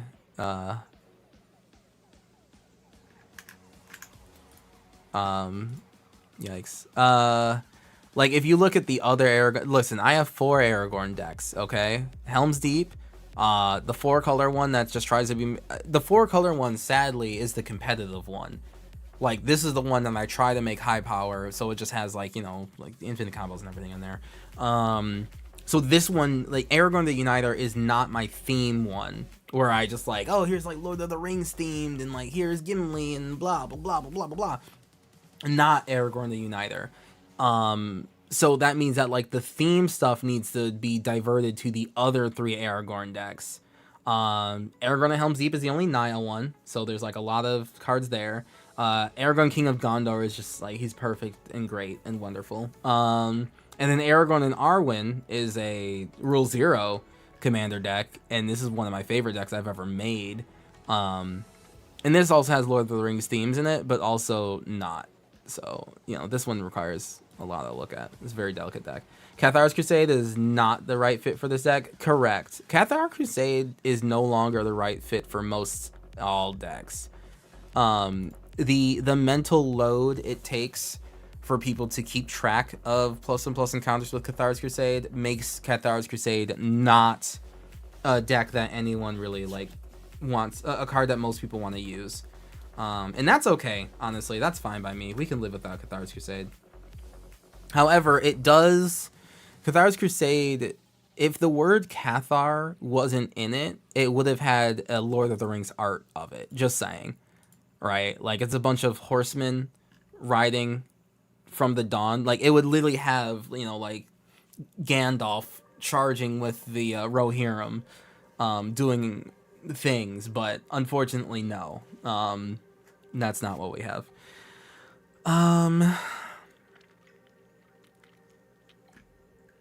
Yeah, okay. However, you know what card does have those things on it? Marshall's Anthem has a Lord of the Rings art on it. And lets me bring back creatures from the graveyard. They could have done a Godzilla treatment for it? For Cathar's Crusade. What? What do you mean? Marshall... So, Marshall's... One of the issues with this deck... Marshall's Anthem has a Lord of the Rings art for it, and it's very pretty, and I love every second of it. However, the art has Pippin and Éowyn over there at the Battle of Pelennor Fields, so, you know, I can't really, like, put it in this deck, obviously, because that's the wrong battle. There's a lot, like, I have a lot of I would have quite a couple bring creatures back from the graveyard cards in here if I added something like Marshall's Anthem.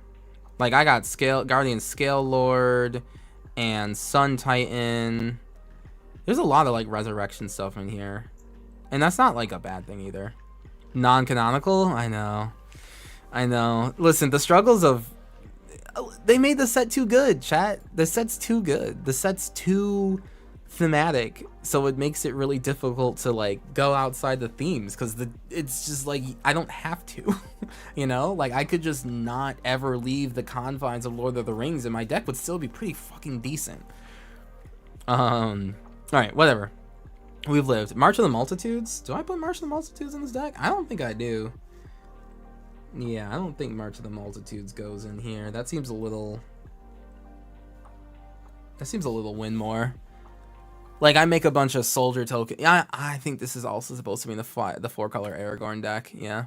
Alright, Reprieve. I don't have Reprieve in here. I think... Yeah, I guess I took... Oh, no. Sorry. Here are... Okay, I do have March of the Multitudes in here. I don't like March of the Multitudes that much.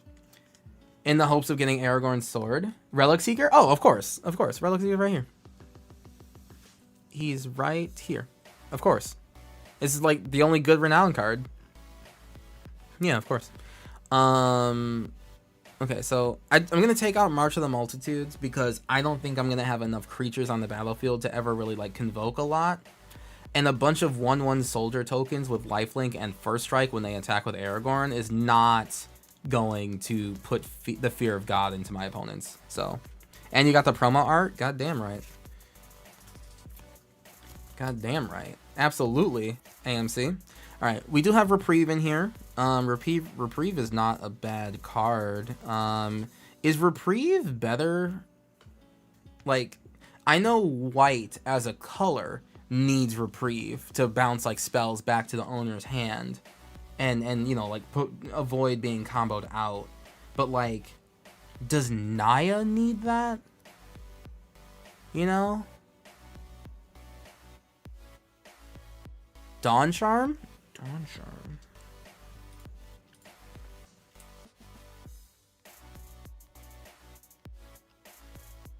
I typed in Dawn Charm. Dawn Charm.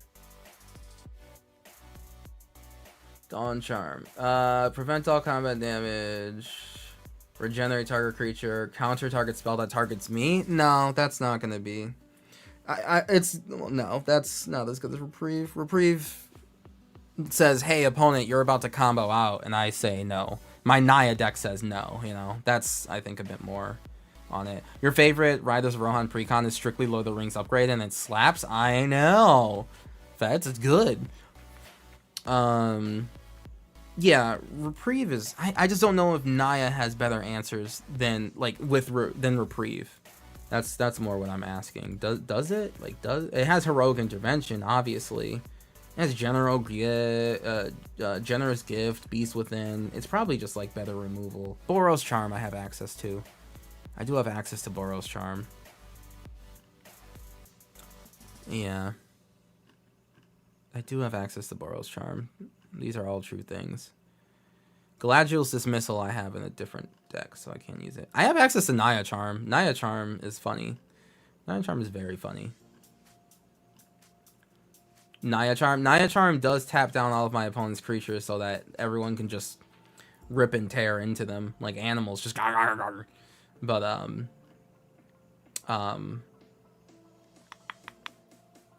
not. I mean, it's a fine card, honestly. There's not even like a yes or a no to it, really. It's just like, whatever.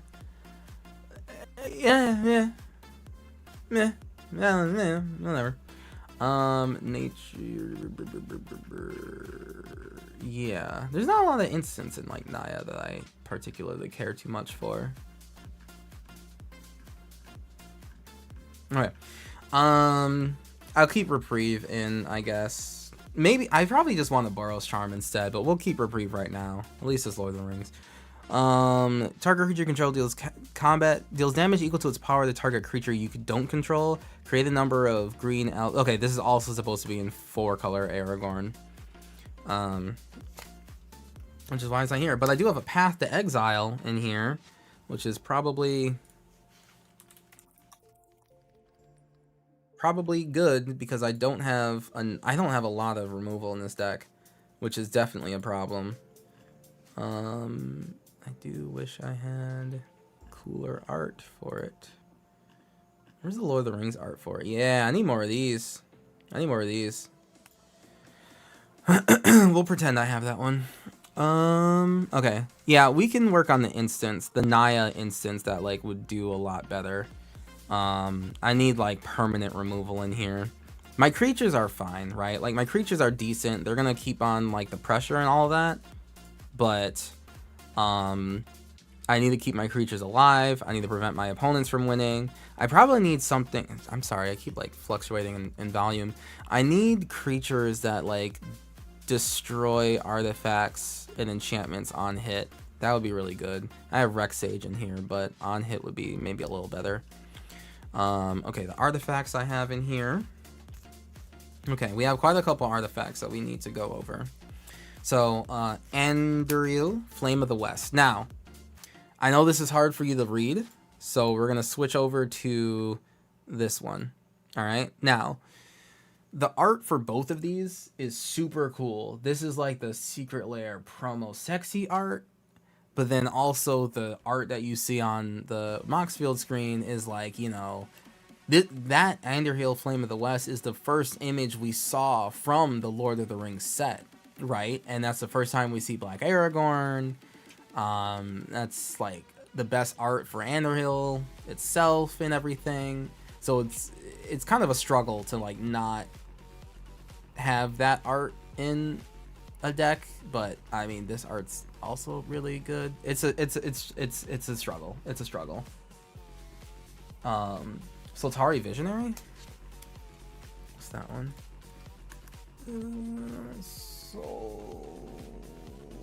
Soltari Visionary?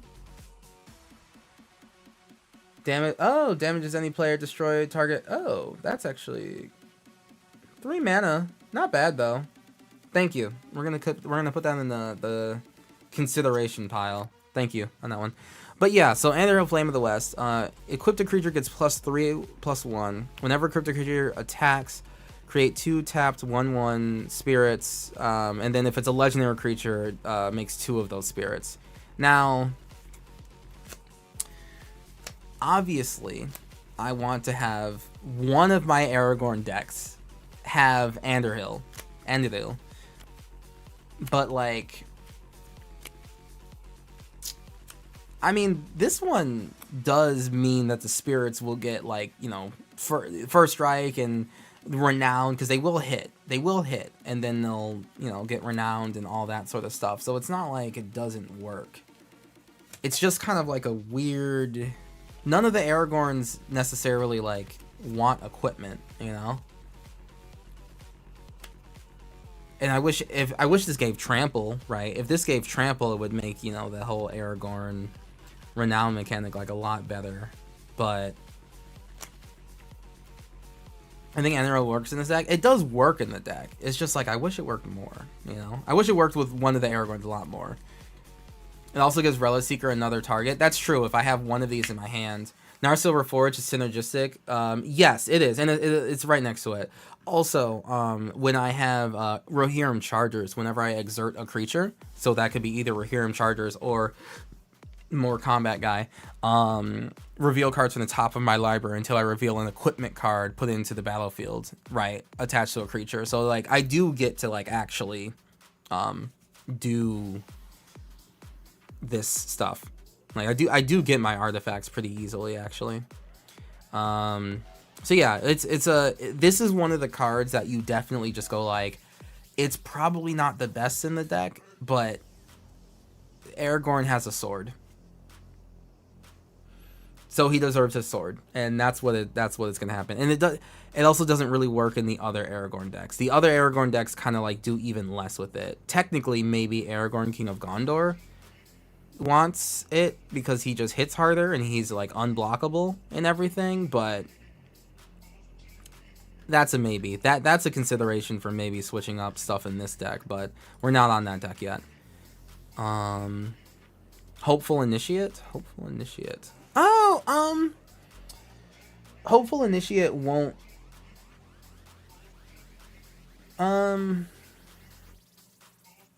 Hopeful Initiate's fine. Thank you for looking at it, AMC. Hopeful Initiate's fine. It, I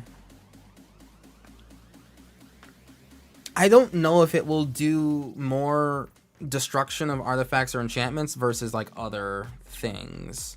I might just put, like, one Heliod's Intervention in here and just, like, then like, the question, like, is just no longer there. It doesn't matter. I'll just, like, definitely get rid of all, like, the ones all of the artifacts and enchantments I don't like in one fell swoop, you know?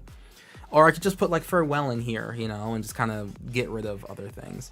I was hoping for On Hit because it already fits, like, the kind of creature theme that we got going on, but I could just run better removal, you know, than the Hopeful Initiate. Hopeful Initiate is going to cost 3 mana and removing of counters in order to do the thing. Okay, there's Anduril. Alright, we're going to keep Anduril in because chat did not convince me to take it out because chat doesn't want me to take it out. The real question is what art, but I think it's going to have to be the Secret Lair art because this is kind of hot. And no one knows what it does when I play it. People just have to depend on me for saying what it does. Alright, now here's the other Narsil. The other Anduril. Narsil Reforged.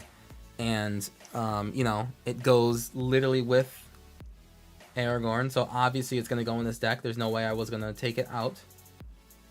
You know, obviously it goes in here. Okay. There's a Tyrannid that does the job, but that's even more out of theme than Heliod. True. So this one is Ascend. Ascend's really easy to make, but this one really fits Aragorn because whenever a equipped creature attacks, put a +1/+1 counter on each creature you control, and if you have the City's Blessing, put 2 of them instead. Sure, you know, like Aragorn leading the charge, telling his soldiers to get more renown. You know, his soldiers fight, his soldiers goon, his soldiers rage, and this just, like, fits the theme better.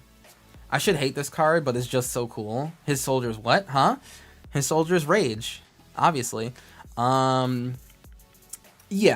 So, like, obviously this one fits in. God, I wish there was, like, easier ways to equip, but, you know, it is what it is. So, yeah, obviously. So, yeah, both Andurils fit here. Narsil Reforged does fit in, like, pretty much any deck you want to put it in, really, but it's just, like, a good card. It's just a really good card. Okay. Arcane Signet. Put these, there's here. Arcane Signet is, like, 1 mana rock. Okay. Cool. Bow of Nylea is in here because it says attacking creatures you control have death touch. So it's another card that says, like, your first strike creatures that, because Aragorn gives them first strike, will have death touch, which is really good because that means that they're more likely to hit, get +1/+1 counters, etc., etc. So that's why Bow of Nylea is definitely in here. Really not for much else, but, you know, that's fine. Crown of Gondor. So I'm thinking of taking out Crown of Gondor and putting it in King of Gondor and in Aragorn, King of Gondor, because it fits more. This deck had a token thub theme when it started, and it really doesn't anymore. Yeah, it did. Because the goal was, like, I could go wide and then hit people with a bunch of, you know, at least half of the creatures I made, and then they get renown and blah blah blah. But it doesn't anymore. So yeah, I agree. I'll take this out of this deck, and I'll probably put it in Aragorn, King of Gondor instead. Because, 1, Aragorn doesn't have the crown yet, but he might, you know, he would in the future. But yeah, I don't really go that wide anymore with this deck. And then Doors of Durin. I keep forgetting that's an artifact and not an enchantment. Doors of Durin is really fucking good. Like, really good. Whenever you attack Scry 2, then you may reveal the top card of your library. If it's a creature card, put into the battlefield tapped and attacking until your next turn against Trample.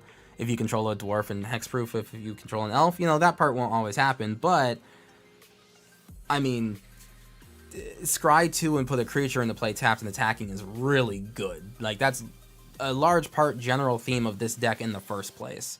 So, Doors of Doran, very, very glad to have it. And also Lord of the Rings themes. We love it. Hagrim's Sword of Rohan. This is a good card in general. See, this is why I wish you could have non-creature commanders. Oh my god. This would be way too good. Trying Casually, thank you very much for the big ol' spicy raid with 8. Appreciate you. No furry critters in this deck, 3 out of 10. That's honestly pretty fair, you know? You're not really wrong about that one. Trying Casually, good to see you, friend. Hello, hello. JJ Mickey, hi, hi. Hi, hi, everyone. I hope you're having a good time. I'm just going over my Moxfield decks and kind of like going through them and making sure they're updated. And we've gotten through 3 decks so far. So mission failed successfully. Gimli's in here. Don't be mean. Gimli is in here, and honestly, I'm thinking of putting Gimli of the Glittering Caves in here. I'm thinking of putting this Gimli in here because he naturally has double strike, right? So it's like whenever a legendary creature enters the battlefield, he gets a +++ encounter. Sure, whatever, right? But having double strike means that like he'll trigger, get renowned, get another +1/+1 encounter, and swing again and hit again to double the counters on him. So I actually think Gimli of the Glittering Caves is like extra, like double meaningful in here. Arwen Weaver. So she's good, obviously. She's not necessarily needed. The specialness of this Aragorn commander is that my creatures will get +1/+1 counters by dealing damage. Like, they will get in there and get their own +1/+1 counters. Or they get it through the backup mechanic, right? When they're, like, attacking everything. This deck isn't just, like, +1/+1 counter deck. I don't have Hardened Scales in here. I don't have, you know, doubling season or any of that. Because the deck itself isn't specifically about +1/+1 counters. It's just about like having creatures that are decent, that will, you know, they hit hard. They're going to hit harder as the game progresses, right? And that's kind of like it, right? Like, there is just Naya, good, decent creatures that will hit harder and harder over time. And they're loosely Lord of the Rings centric. Loosely. Very, very, extremely loosely. It gets looser as we talk about it. But it focused on the backup mechanic. It's cute and all that sort of stuff. Arwen Weaver would be good in this deck. Maybe too good. And I have her in other decks in which she is even better, right? Like, I have her in 5-color Joda, which is a deck where she's just strictly better in, you know? And that is where I prefer to have her versus this one. Yeah, that's the main thing. That's all. Mono red, yeah, mono green, yeah, Arwen is just steroids. That's Arwen the Weaver. That's Arwen the Weaver. Right, she literally just when creatures ETB, like when creatures you control ETB, they get +1/+1 encounters equal to her power, and like that's just not what I don't need it, right? I don't necessarily need it. I'm gonna get a Gimli of the Glittering Caves right now because I'm kind of hyped to put him in here.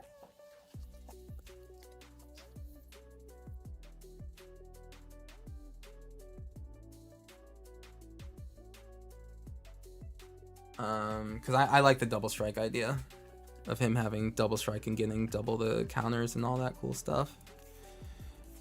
And it's Gimli, right? So it's just even more cool. Even cooler. God, like, chat, look, there's just so many Magic cards that exist. And I want to play as many of them as I can, you know? I want them. I want to play with them. And I can't do that if I only have 3 commander decks, right? What if I want like 12? Like, Professional Phrasebreaker could go in this deck, But I kind of really don't want it. Not another... I don't need another red deck that has Professional Facebreaker in it, you know? Every other red deck can have that. Every other red deck already has a Professional Facebreaker. I don't need it. I'll have Gimli of the Glittering Caves be my treasure producer instead. This has backup double strike. And this, like, that one is a heavy consideration for this deck. Nope. I literally opened 2-1. That's very funny. Clean, all natty Aragorn gains only in I mean, it just makes it more iconic when I actually, like, fight you and beat you with the deck, right? Like, if I actually beat you with this deck, you're gonna go like, oh yeah, Kuro beat me with Aragorn, not just like Naya good stuff, you know? Not just Naya good stuff, but Lord of the Rings Naya good stuff. Oh damn, look at that. Look at that. Glowing.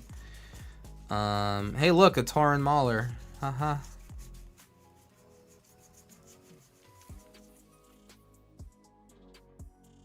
Are there any other Lord of the Rings spicy things that work in here? Moria Marauder, technically.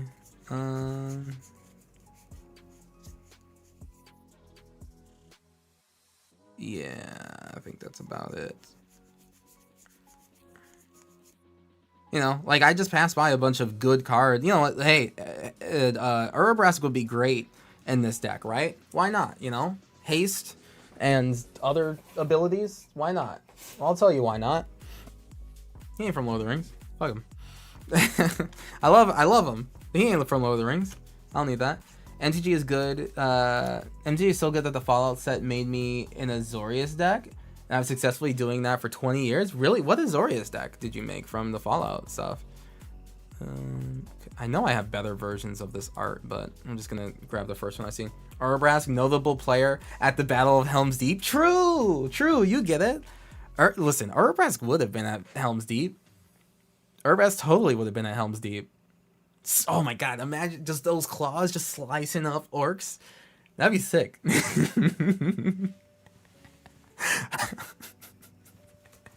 What about side by side with a friend? And Urabrask hand on Gimli's shoulder. I could do that. That'd be cool as fuck. That'd be super cool. That'd be super cool. Alright. Let's see. I do like the idea of Death Greater Champion. Like, the dash, like, for 4 mana, dash it in, give double strike to one of your creatures, and blah, blah, blah. But 4 mana is a lot to dash. Like, that's a lot of mana. You know? It's like a lot of mana.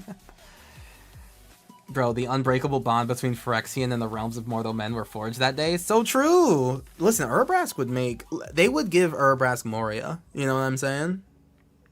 That's all I gotta say. Urabrask would get Moria. And he would just turn into he'd be no, they give him Isengard. Maybe. Nah. Moria, he'd be with the dwarves. They're doing their own thing. Alright, we've added 1 Gimli to the deck. Big shock. Okay, what else? Gimli and Legolas kill counter guys don't really do much in this deck. I don't think. I know the Legolas. There's like a lot of Legolas cards.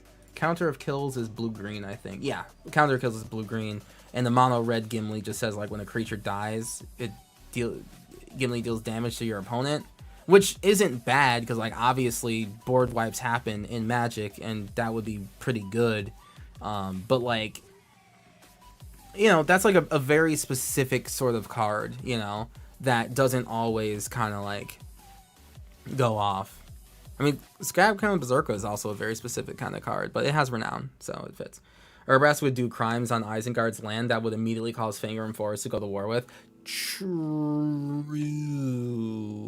If the only way to fuel forges is with wood in that universe, then yes, he would burn down Fangorn Forest very quickly. But, well, no, the trees there are living and sentient. So there's a heavy chance that he wouldn't choose to do that, you know? He's with the dwarves. He's down there with the dwarves doing his own thing. It's fine. They make forges without firewood. They'll be okay. There's lava down there. He's fine. Okay, what were we talking about? Yes. Sword of Rohan. Sword of Rohan lets me do a little bit of like ETB again, flicker stuff. Which is kind of funny if I have something with double strike, so, and then flicker that. That would be really funny. Although protection from white and green does mean that the equipped creature can't be targeted by backup. Where was Urabrask when the Westfold fell? Holy shit. Dang.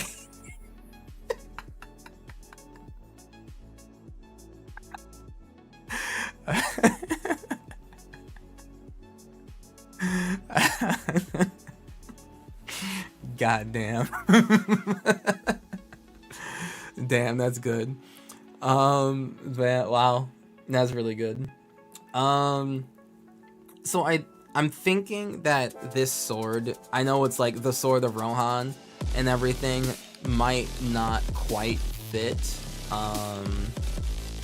this deck, because if the equipped creature has protection from white and green, that reduces the amount of things I can like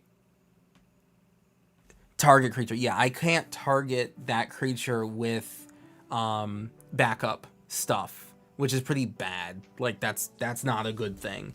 And like the flicker mechanic that it kind of brings also isn't like the best thing we want, because then like all the counters fall off, right? So and the Crown Clown, thank you very much for the follow. I appreciate it. Thank you.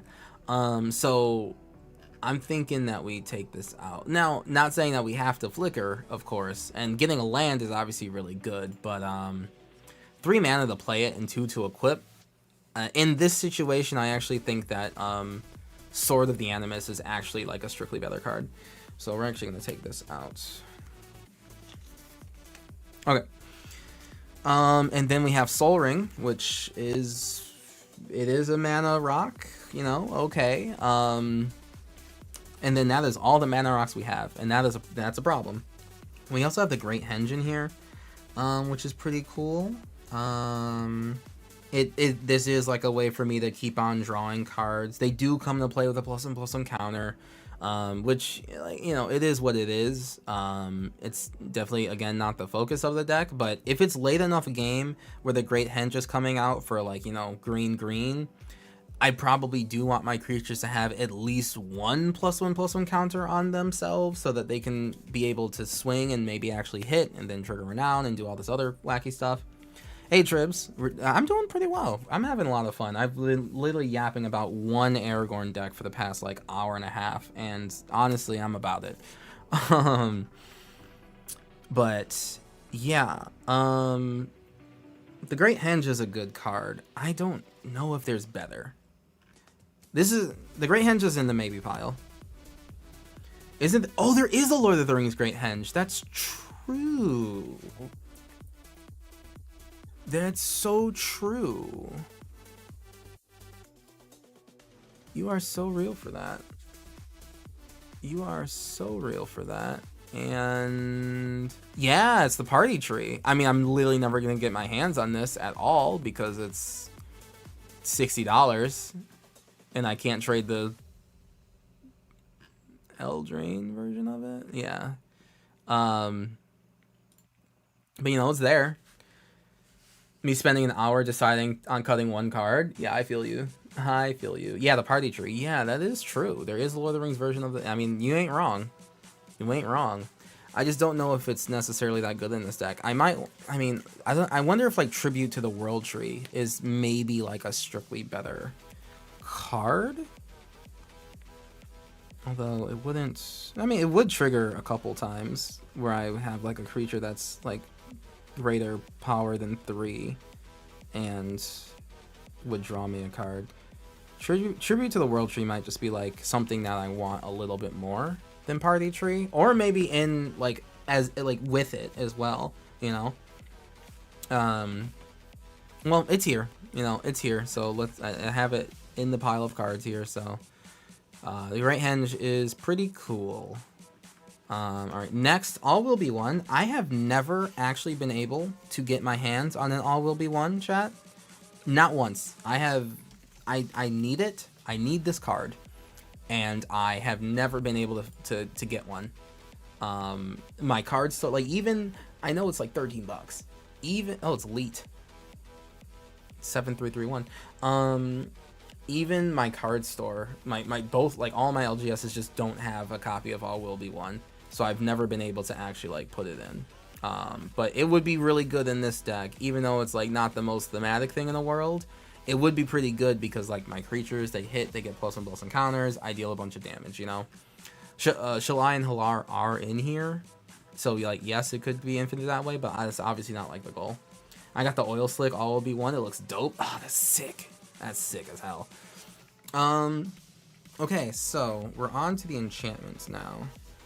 These are the I do need mana rocks, chat. We do have to go back and like kind of look at the mana rock situation, but the artifacts I do have are like okay.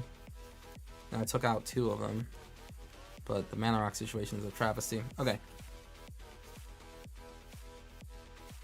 Okay, enchantments. Banishing Light is in here literally because Aragorn is on the art. That's literally him right there with Narsil, and he's charging at the Black Gates on this horse. That is literally the only reason Banishing Light is here.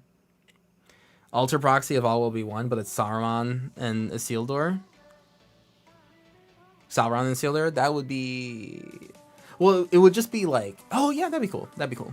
Like a moment right before like a Isildur like cuts the ring, like right before that art card, it's just like Sauron him. That'd be cool. But yeah, Banishing Light is only in here because Aragorn is on the art. That's it. 3 mana permanent removal. You know, there we go. That's all. Probably should take it away. Court of Garenberg. That's in here because I wanted to try to like maybe have this pseudo monarch theme, because like Aragorn eventually becomes a king and everything. And I also, I mean, when else am I going to use the green monarch card ever? And you know, if I have the crown, I do like it does do the thing that Aragorn does by doubling counters on creatures I control if I maintain the crown. But what's the other monarch card for green?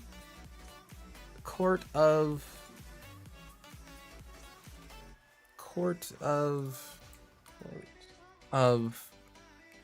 what's the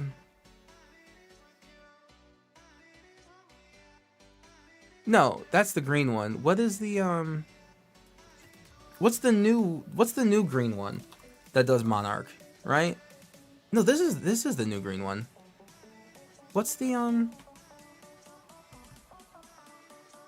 there's one that like puts creatures and lands into play, the green one. The green monarchy thing. Is that not court? Is it? Are they not court? Court of Ire. Jeskai Aragorn is your favorite Aragorn? Is the best Aragorn. Court of Might? Or like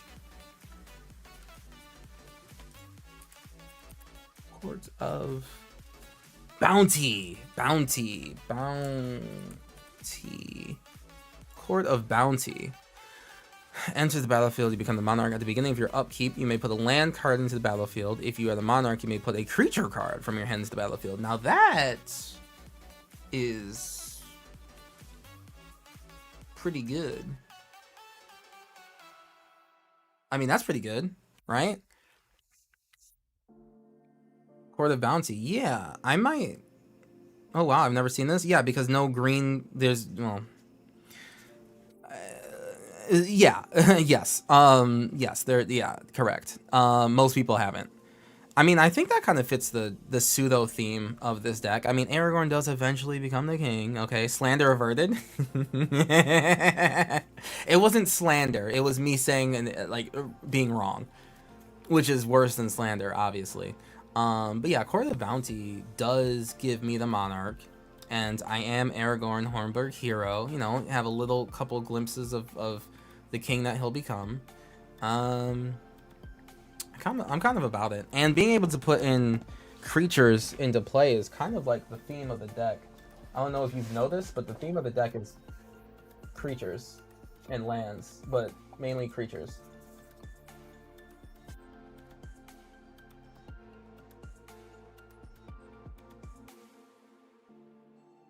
Hmm.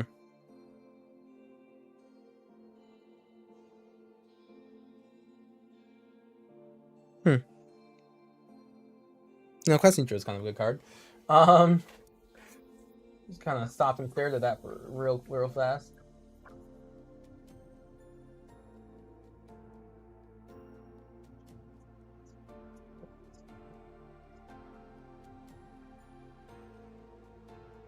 I recently went through my cards and sorted them by type, and it's been pretty good so far. Very happy I did that.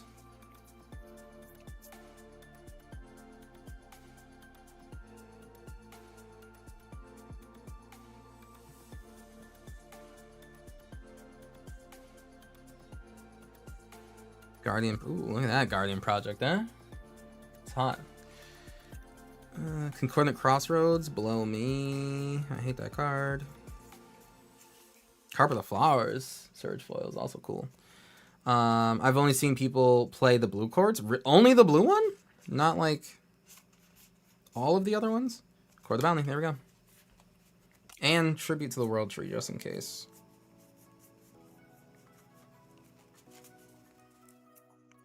Just in case, as a treat. That's a treat. I have a lot of elven thingy things. Path of Discovery. Yeah, okay, stop looking at these cards. Stop looking, Kuro, then I'll want to build an entirely different deck.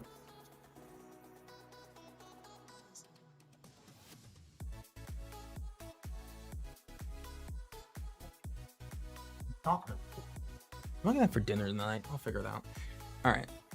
May I suggest Birthing Ritual Pod if you are trying to cheat creatures in? So, yes, Crowned Clown, you are on point. Birthing Ritual. You are on point. At the beginning of your answer, if you control the creature, you may sacrifice a creature if you do, but the creature. So, the only thing that prevents me from doing that is that the Virtue Cycle, like I thought there was more courts. Well, there is.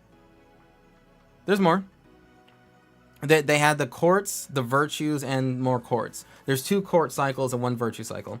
I forgot what the green virtue is, but I'm sure it has something to do with +1/+1 counters, right? So the reason I don't have Birthing Ritual in here, well, one, obviously when the deck was made, this was not out yet.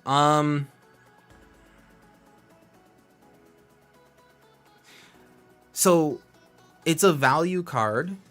Like it's not a bad card in the slightest. It's strictly good, right? There's not a specific throughway line that this deck has of like, okay, I need to put this 2-drop in so that I can get to this 3-drop and then this 3-drop to a 4-drop. There's not a specific line that it wants to go up, right? These are just like decently good creatures that want to attack and get bigger and blah blah blah, right? There's not a specific like combo line. I don't want, Sun Titan by turn 3 so that I can do some sort of combo. I couldn't care less, right? None of these cards are particularly I need to have them at a certain time. They're all just pretty good. And they're not, honestly, each of them isn't really worth sacrificing something on the board for another one, if that makes sense, right? Like with a couple of exceptions, none of them are worth like, you know, like Bright Palm. Once this is out and, you know, attacking and doubling its counters and all this other stuff, Bright Palm isn't necessarily worth a Boonbringer Valkyrie, right? Not really. Not really. Not quite. Also, the backup mechanic at the beginning of your end step, if you do the thing, blah blah blah blah blah, put the creature into the battlefield. This is at the end step, and I have a lot of Oh, good night, bud. Good night, AMC. I have a lot of cards that like have backup, like the backup mechanic, and the backup mechanic turns off at the end of the turn. So, like, Birthing Ritual would make me miss that entirely. Birthing Ritual is a lot better in a green-black deck. Yeah. I mean, well, yeah, when you want to sacrifice creatures that, you know, do X, Y, and Z. But yeah, so that's the reason why Birthing Ritual wouldn't quite work in here. Okay, I do like... Okay, Court of Garenberg. Put counters on things and double counters. I don't think I care about Court of Garenberg's +1/+1 counter things more than I like the Court of Bounty, which lets me put lands and creatures into play at the upkeep, which is kind of where I want to do that. So we're going to take that out. All right, Court of Bounty it is, and it's foil. Ooh. All right, cool. Aragorn will eventually be the king, and I get to use the green Monarch card. Would Court of Ardenvale be valuable as well? It would be. However, Court of Ardenvale is in the King of Gondor deck, which is all about the monarchy, because that's correct. Whereas, yeah, the Court of Grace and Ardenvale. These are the correct places to have those Monarch cards. This one is just a glimpse into Aragorn's future. The king once again holding all the good shit. Correct. Correct. Where else am I going to use Court of Bounty? Literally nowhere else. Alright, Dawn of the New Age is a huge maybe card. Let me put it in a form that you can probably actually read. I heard gamers were gaming in here. Is that true? Technically, Rondez. We're just kind of going over... I'm like literally like parsing through an entire Aragorn deck, like hard body. You know, I'm just being super anal about one particular deck. I was supposed to be going through all of my decks and just making sure that like my Moxfield list was updated, and we got Sunlocked literally 2 decks in. Dawn of the New Age is another one of those cards which is like, oh, you know, Aragorn will eventually be the king. Here's like a brief glimpse of it. I find that this card's really not that great unless you're going really wide, you know? Like at the beginning of my end step, I draw 1 card. Meh. Which is what the Monarchy is and everything, but if I'm not going super wide with this deck, and as someone mentioned before, this deck used to have a token theme, and that's true. It no longer has a token theme, so therefore Dawn of the New Age is no longer really that great. It's definitely not coming out on turn 2, but that's obvious. But it's not even coming out on like turn 6 because I have bigger, beefier creatures to play. I think I would rather just like a mana ramp instead. So I will be taking this out, much to my chagrin, because I do want to put this card somewhere because the art is fantabulous. I mean, look at it. I gotta put it in some deck somewhere, but I have literally no idea where. And I don't think there's really any Lord of the Rings deck that I have that really needs it. I apparently had Doubling Season here at the beginning. Oh, right, because there was tokens I was going to make, and there would be a lot of tokens, and then they would get a lot of counters, but not anymore, clearly, so take that out. Gimli's Reckless Might, it kind of has to go in here because it's part of the art that goes right here, in the connecting art, so of course it's going to be in here. Where else am I going to put it? Creatures I control have haste, so this is a haste giver for 4, so that is actually pretty good. And then Formidable, when I attack, if creatures I control have total power 8 or greater, target attacking creature you control fights up to 1 target creature you don't control. You know, cool. Hardened Scales Angle, don't need it. I don't really need Downgraded for nearly no reason. Downgrading for nearly no reason? What, for Doubling Season? No. No, from Doubling Season, I mean? Oh, yeah, right? If Doubling Season's not working, try No, we're good. This is also a funny card. Path to Metal. When Path of Metal enters the battlefield, it deals 1 damage to each creature that doesn't have First Strike, Double Strike, Vigilance, or Haste, right? So, like, sometimes this actually kills a bunch of mana dorks that no one was planning on dying. It's actually kind of funny. But whenever I attack with at least 2 creatures that have First Strike, Double Strike, Vigilance, blah, blah, blah, I get to transform this. Now, I'm sure none of you have ever seen this card. Rise from the Day is really good. I run it in my deck. It's in other decks. I do have that in here, though. Or in other decks. Path of Metal is probably a card that you've never seen. It's worth never really seeing, in all honesty. But, strictly speaking, it does work in my Aragorn deck. Because whenever I attack with at least 2 creatures that have First Strike, and Aragorn says attacking creatures have First Strike, it does trigger the flip immediately, which is funny. And then, honestly, it just turns into a land that taps for, like, pretty much any color. I could deal 2 damage to an opponent, or, like, choose a random creature that attack this turn and destroy it. That card is, like, fine. Hey, Gunner, good to see you, bud. How you doing? We out here, deck reconstructing-ish. But yeah, literally the only reason I have this card is because it uniquely, versus most other cards in existence, works with my commander, and that is it. We're at 8 hours till the big date. Ooh, Jesus. You're just getting ready? What do you got to do to get ready?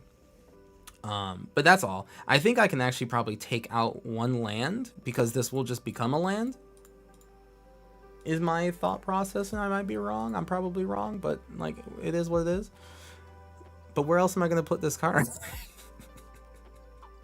Turns out that's a lot of this deck is just like, well, where else am I going to put it?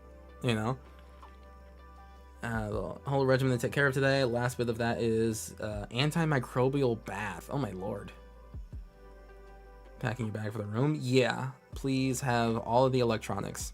And apparently I used to have Rising of the Day in here, but I think I took it out for my Aragorn King of Gondor deck. I did. Yeah, packing for the room, that's rough, bud. But yeah, what do you got? What are you gonna pack for the room? What's gonna be in there? I'm gonna take out Dawn of the New Age. I'm so sad about it, but I gotta. Alright, so we're now at 97 cards. Love random cards that work with specific decks. That's what Commander's for, bro. That's what Commander is for. Just pajamas to go home in. Oh, that's like not that bad. Okay. You're good. You're Gucci then. Okay, and then lands. Phone charger. Apparently I need gum too. So, okay. Alright. Keep you focused. I have no idea what it could be for. Maybe it's to keep you focused or something. I simply trust what the doctors be saying. Alright, Ash Barrens, but it's the Lord of the Rings one.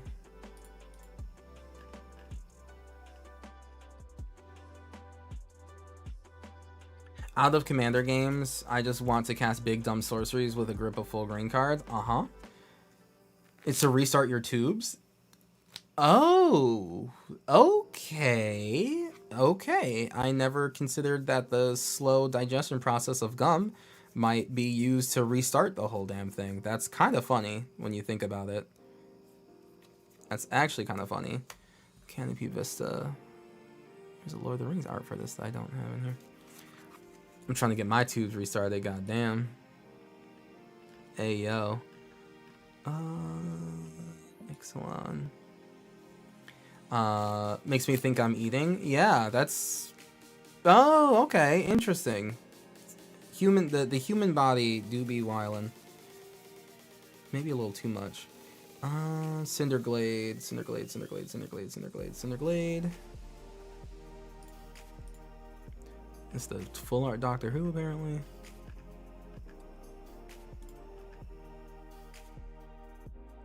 Cinderglade, Clifftop Retreat. Clifftop Retreat from Ixalan.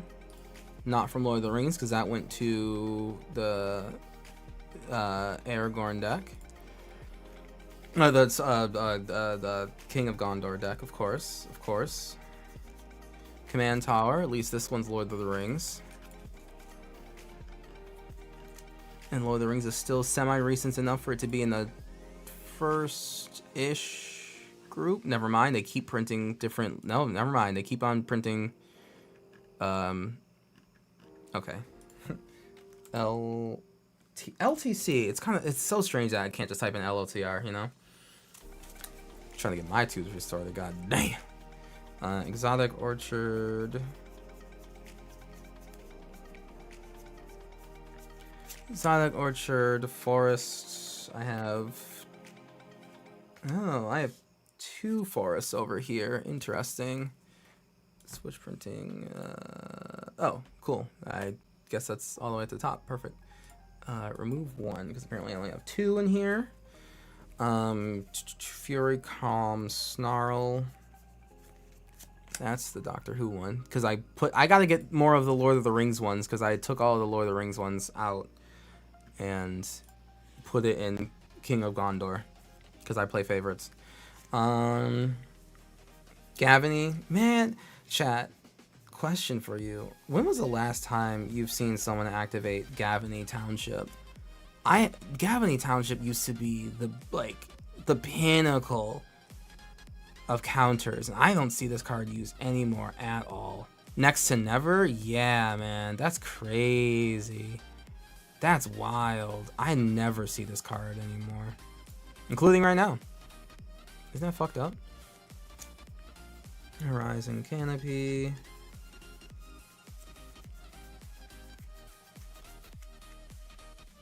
Doctor Who Horizon Canopy? Is there? Oh no. Yeah, it's all Doctor Who, right? Oh, there is. Wait, there is a Tales of Middle Earth one. Hold on. Wait a minute. I have this. Where is this? Hold on. 5-color Aragorn deck? I think it is. No. Is it?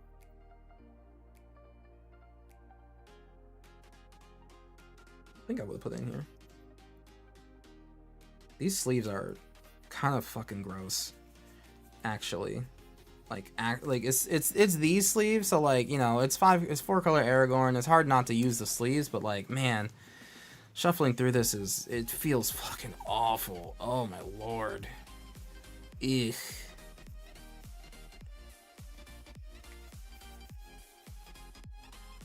Ugh.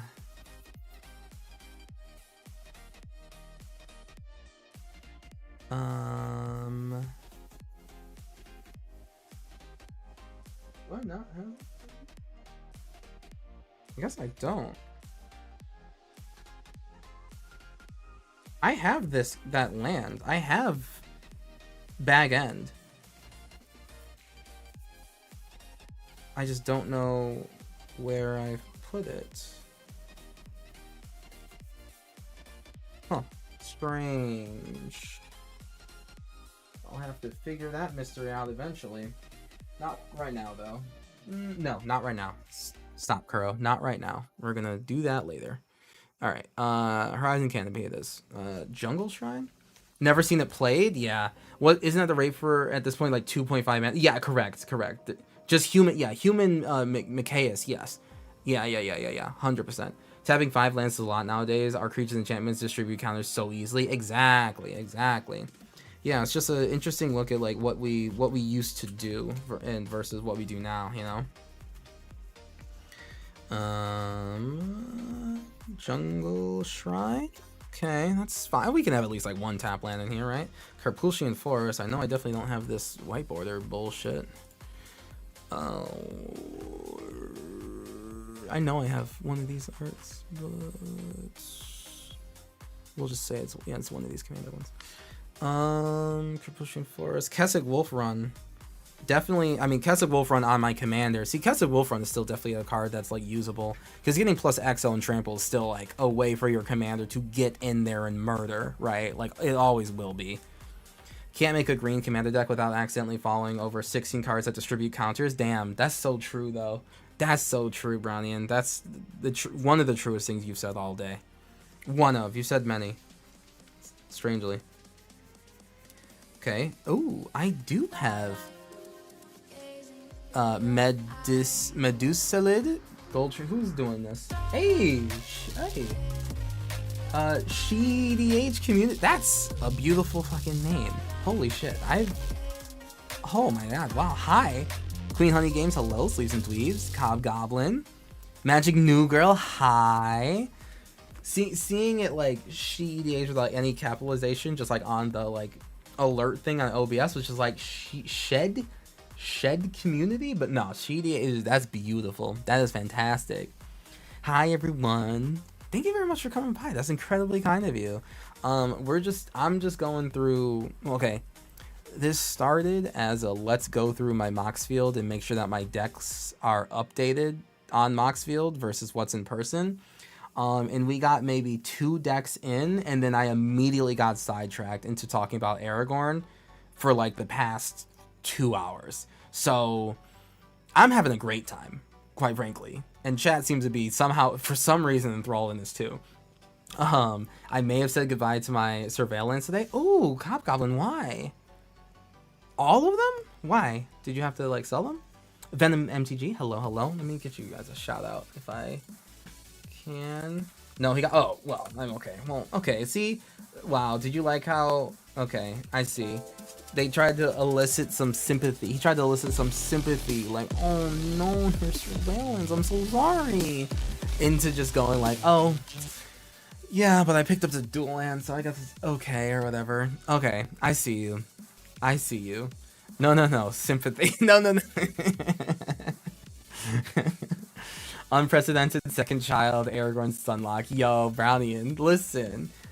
We updating? Hey, Useless Knowledge, good to see you. Yeah, we're kind of updating. So, the whole goal of the deck, the whole goal of the night, okay, was to go through my decks, of which I have 52 of them, and make sure that their deck lists were upgraded or updated on Moxfield. That was the point of the deck. However, we got through the Madison Lee deck, which was right here, and then I fixed a different deck's name, and then we immediately went into the Aragorn Chronicles and immediately got Sunlocked on Aragorn at Helm's Deep. Immediately, like just like boop boop boop. That is what we did. This is still not updated. That's kind of strange, actually, chat, that this is not seemingly updating with the choices that I'm making here, and I don't like that. Is there a way to like save? Can I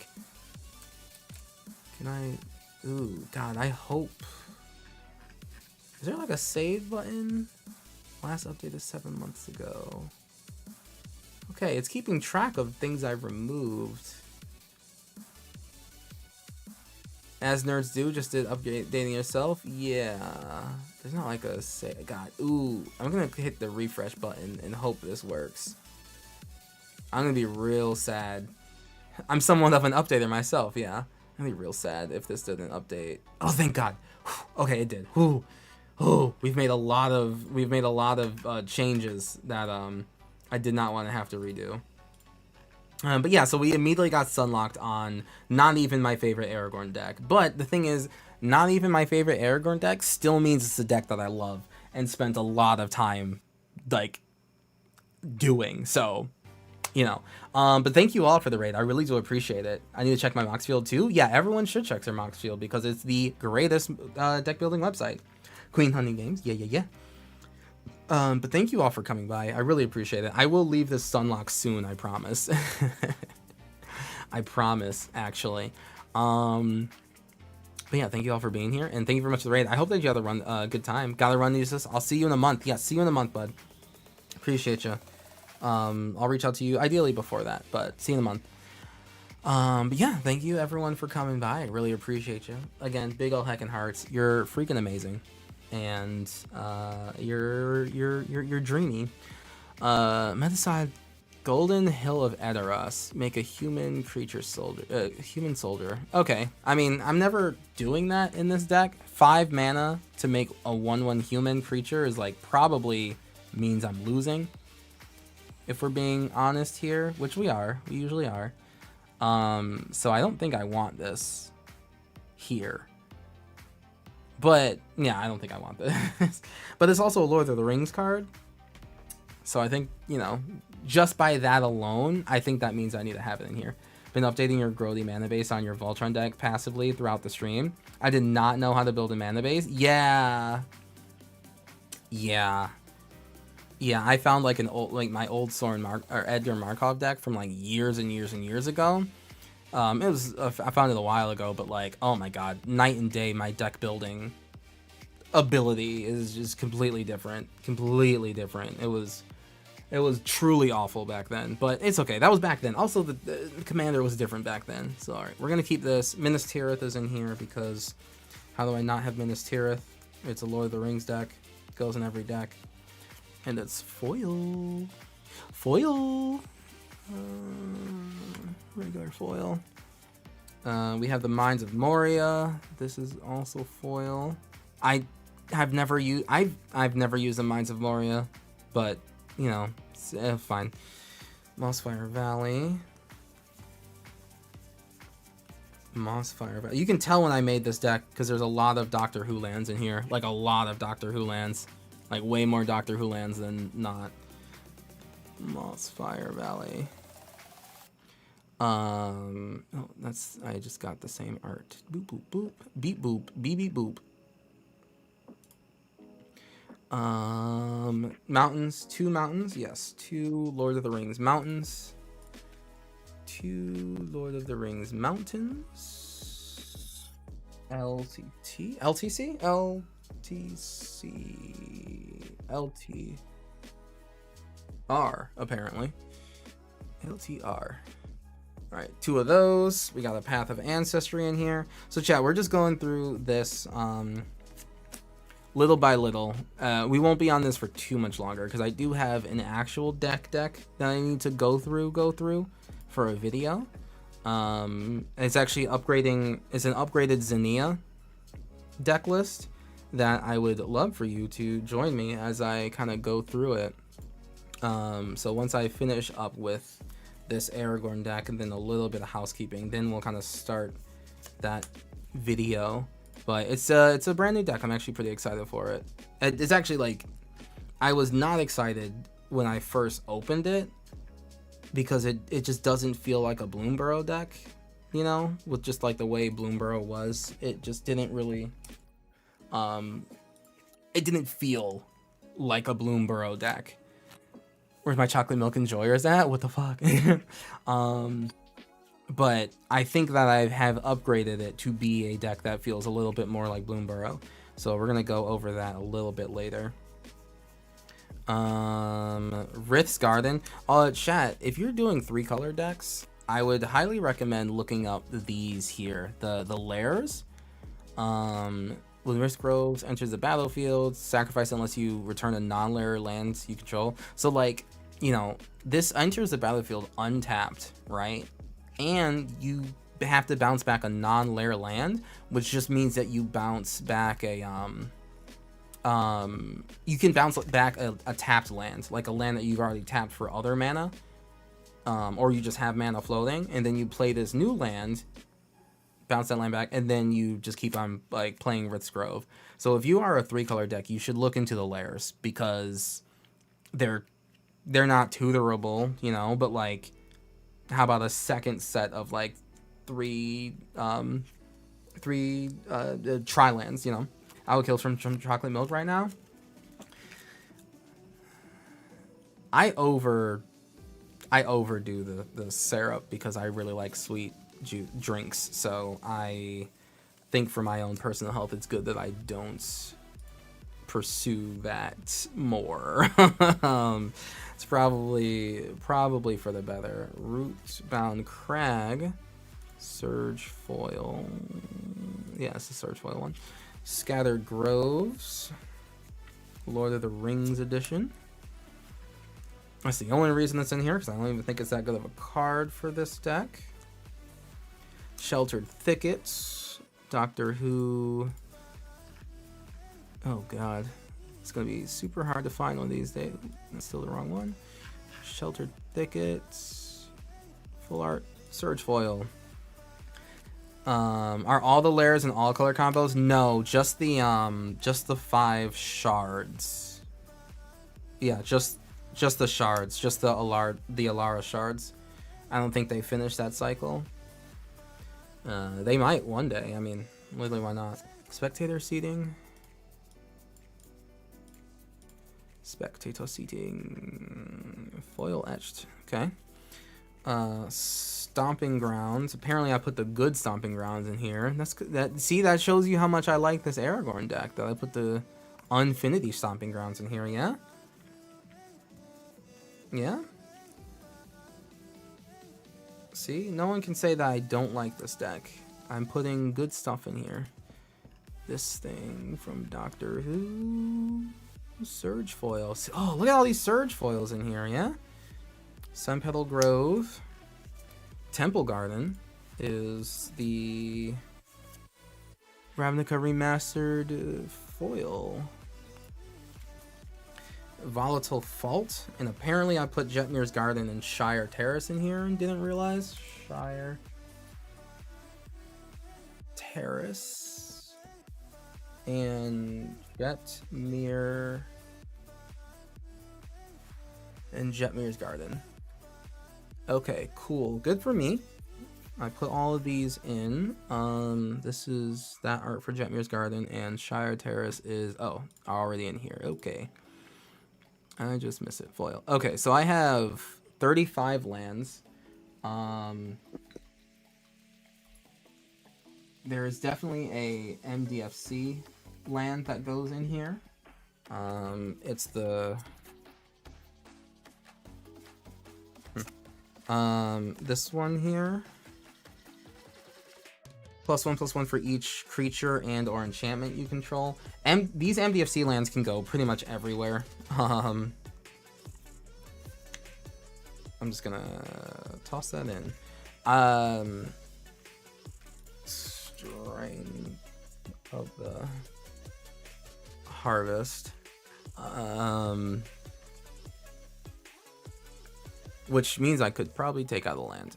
What is a tap land that will always be tapped no matter what? I think that is a Scattered Groves. Sacrifice this, search for target non-basic land opponent controls. That player may search for a thing and then make a treasure. Sure, whatever. Yeah. Oh, we gotta take out the Lord of the Rings Scattered Groves? Ooh, that's tough. It's tough, but it is a tapped land. Oh, wait, hold on. Oh, shit. Bring it back. Hold on. Will I just do Scattered Groves? Lord of the Rings edition?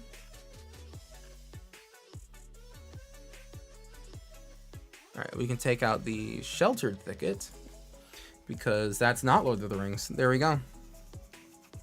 That's right, I just changed the balance of my deck simply because I wanted to keep Lord of the Rings art. What of it? The ones that are Bolt lands on the back are so good. There's so little downside. They're too good. In fact, I don't know. I don't know when the right time to like buy as many of those is, and I don't know if that right time is over, but I mean, they can just go into so many different commander decks that maybe too many. Rings of Power returns to streaming this month, y'all. Oh, see, it's Lord of the Rings week. That's, you know, that's why we're doing this, so that we can be hyped for Rings of Power Season 2. I mean, I'll be watching it, but, you know, I'll be watching it, at the very least. Alright, so there's 4 cards. There's still 4 cards here. And I think that I should, for, like, the sake of this deck performing better, because this deck is actually like a super underperformer, and I find it's because I think that I'm like out of lands often, and we can fix that by putting in cards that search for lands and artifacts, better mana rocks than literally just an arcane signet and a soul ring, you know? It shouldn't be too hard. What are those cards? Let's see. Green Rings of Power is kind of, it's alright. I'm not gonna say it was a begrudging watch, but it wasn't the happiest watch I've ever had. Farseek. You also mentioned wanting disenchant on damage, and I did find a few that could work. Which ones? As long as they're like kind of cheaper-ish, cheap-esque. Farseek in Nature's Lore. 10th with Discovery. I mean, 10th with Discovery with Lord of the Rings art would be a little fitting. It would be fitting, but there's no way. See, the thing is, the lands that my opponents would search for are better than the lands that I would get from this card. Ooh, can I do a Monstrous Vortex? Whenever I cast a creature spell with power 5 or power 5 or greater. That I don't do that easily. Never mind. I lied. That was mana value 5 or greater. I'm like, oh, maybe I could do that, but that's not the easiest thing to do. Aberrant is the best I could found. Tech Walker is a one-time, and Sunder Shaman is also there. Ew, auto email? I know. Kappa. Yeah, Aberrant? Which one's the Aberrant? Elysian Dryad. Elysian Dryad. If you control a creature power 4 or greater, add 2 mana? Oh, I mean, I will have 2 mana. I won't not have 2 mana. Elvish Mystic. I could put an Elvish Mystic in here. Shockingly enough, chat, I don't actually have Elvish Mystic in a lot of my decks. Because I don't really play a lot of green. So I don't really actually have a lot of Elvish Mystics. So me putting Elvish Mystic in the deck is still me playing like with a new sort of different experience than other decks. As wacky as that is. Tribute to the World True. Whenever a creature I control enters the battlefield, draw a card if its power is 3 or greater. Otherwise, put 2 +1/+1 encounters on it. It is a triple green spell, which is a little difficult to do in a 3-color deck.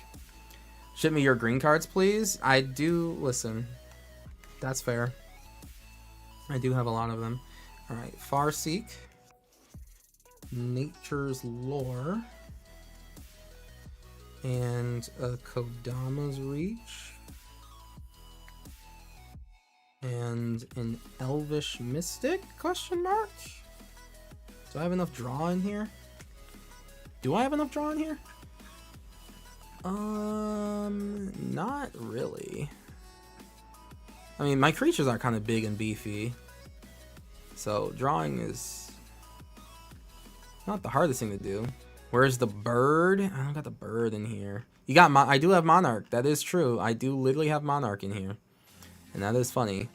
Of the Paradise variety, I don't have enough Birds of Paradise to put in every single deck that would use it. This is a 3-color deck, and it does kind of need it, but I have 4 and 5-color decks that need it a little bit more. Just need it a little bit more. Paradise, Birds of Paradise does do like 1 damage, right? It would go in here. 34 lands. Yeah, I'm not going to go below that. I bet King Aragorn got the Delighted Halfling. No, Delighted Halfling went into 4-color Aragorn. Only because King Aragorn is Jeskai and not green, but, you know. If I have an extra Delighted Halfling, I would put it in here. At least it would remain Lord of the Rings centric. I just don't think I remember where I put it.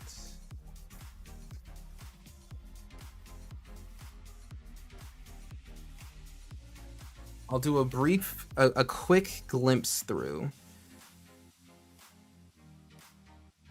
Oh, hey, Elvish Piper lets me put a creature card from my hand onto the battlefield.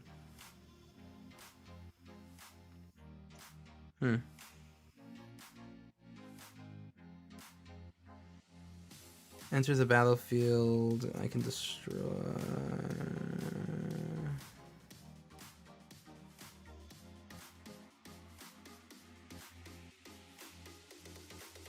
Choose up to that. Oh, interesting. Emissary Green. Each player votes for profit or security. You create a number of treasure tokens equal to twice the number of profit votes. Put a number of counters on each creature you control equal to the number of security votes. Oh, that's kind of funny.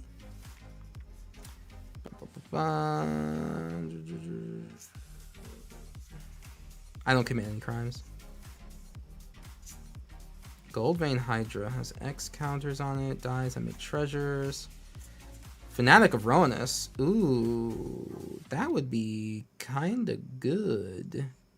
That'd be kind of good. Oh, cool. Delight Halfling. There we go. There we go.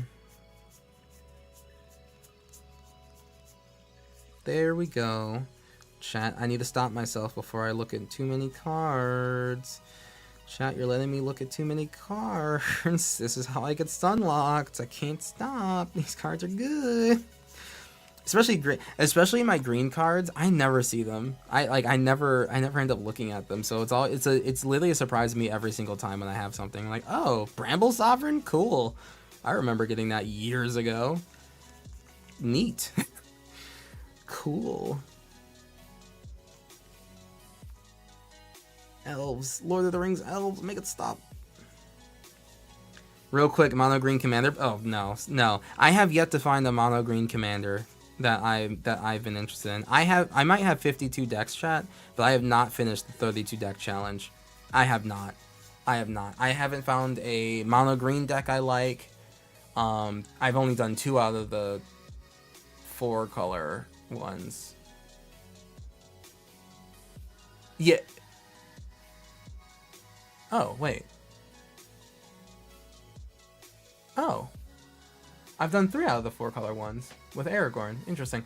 And then 5 colors. So yeah, there's 2 out of the 4 color ones I haven't done. 2 mono colors that I haven't done. I haven't done mono green and mono... I lied, it's just green. And colorless. I haven't done colorless yet. And then there's like some mixture of like the tri-colors that I haven't done yet either. Teamer. I haven't done a team one yet because Teamer makes me want to throw up. Just a swift, brief, full new deck, yeah. Same, it's too easy to get lost in counters or cheating out of the Crater Hoof, then losing all motivation. Yes, yeah. You ain't wrong. Yeah, I think we're good. We're adding a bunch of mana giving to the deck. It's giving mana.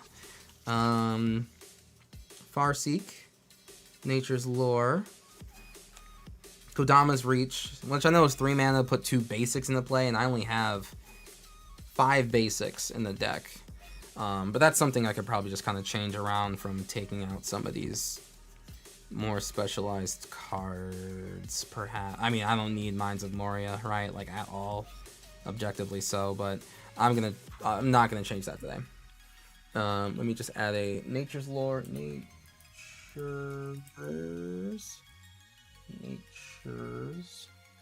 Lore,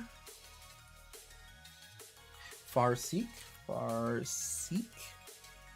Farsooth, Delighted Halfling, foil, no less.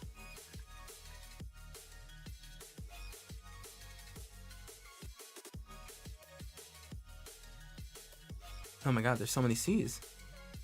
Oh my lord. Only $12 foil. That's crazy. Remember when this was revealed? Damn, that's wild. That's crazy. That's wacky, chat. That's honestly wacky. $12 foil, bro. Where does Magic go? All right, let's put these green cards back in this pile of green that I love ignoring. Questing Druid and Tribute to the World Tree. Tribute to the World Tree is still a big maybe, but it is triple green, and that's why it's triple green, so it's not easy for everyone to just put in every single deck. Alright, I think we're good. I think that was a good one. May I introduce you to Gimbal for Teamer? You may not. I know of Gimbal, and I have no love for... I just have no love for Teamer. I love the deck I'm making with him. There's no artifact tokens and they polymorph into Blight Seal and the like. Yeah.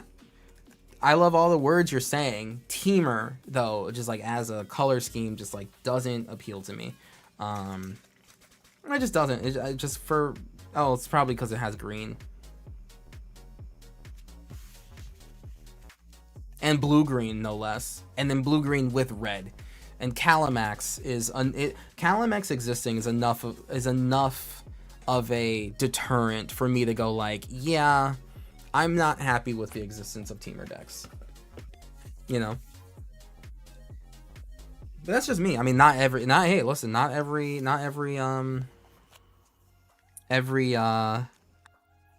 way to play Magic is for everyone, and I am perfectly fine with green in general not being my vibe. I'm super fine with it. Being 2/3 Simic is kind of gross. Cool. All right. We have updated and made Aragorn Hornburg Hero better. When I start doing streams next week, I'm going to play this Aragorn Hornburg Hero deck so we can actually test out these upgrades. However, it needs a name. Now, chat, I name my decks based off of My Chemical Romance songs. So I need something that makes me think of Aragorn at Helm's Deep. Ooh, Party at the End of the World. Okay, Party at the End of the World is maybe. That's a... Or Hell Hath No Fury. No. Wow, they did make that, huh? I have not listened to that one.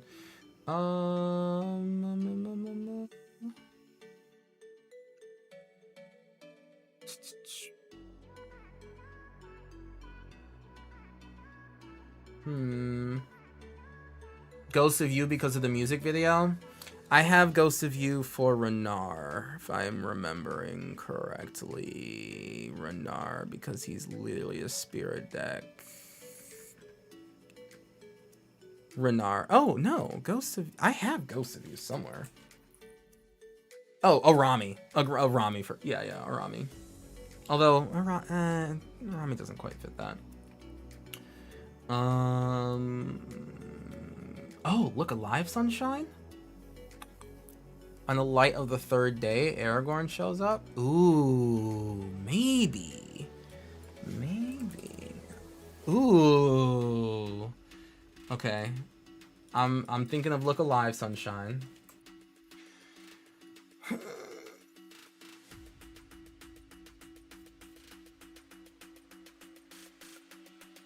My way home is through you. No. Heaven help us?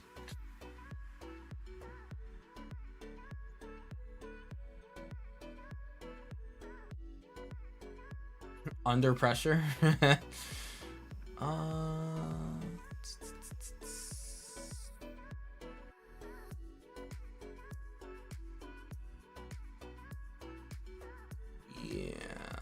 I think... Yeah.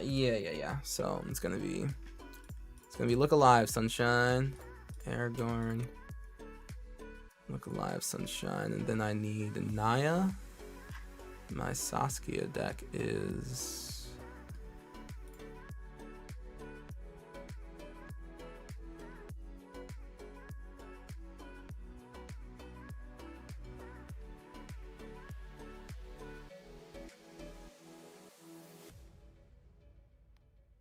Look Alive. Bop. We got Look Alive Sunshine. Perfect. Boop. Cool. Yeah, get it? Because on the light of the third day, that's when Gandalf shows up and saves everyone. Get it? All right. We've done it. We've done that. We got to deck number 2. Yeah, I was very ambitious thinking that I would get through more, but honestly, That's fine by me. That just means that I got to pay more love and attention to a deck that has honestly needed more love and attention given to it. So I'm actually pretty fine with this. And chat, thank you very much for being here as I did this, because I want to take... Well, I'll wait for all of these to be done before I take it out of the Aragorn Chronicles. Okay, so, chat... This is actually the video that I need to film. So I'm going to be taking part in a so I'm going to be taking part in a something or something. In a video in which I am going over my going over a commander deck that I have built, and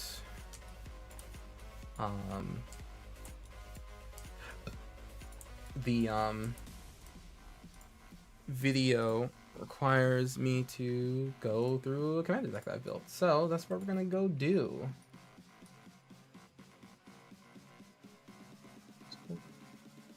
Screen. All right.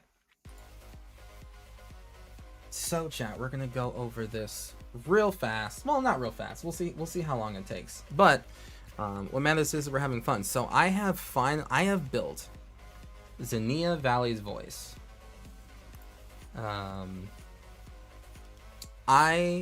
So Bloomburrow as a set is very awesome and very good.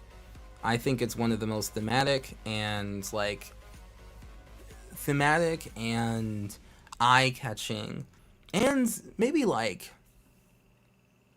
easy to latch onto sets that WotC has made in years, right? Or at least a very, very long time.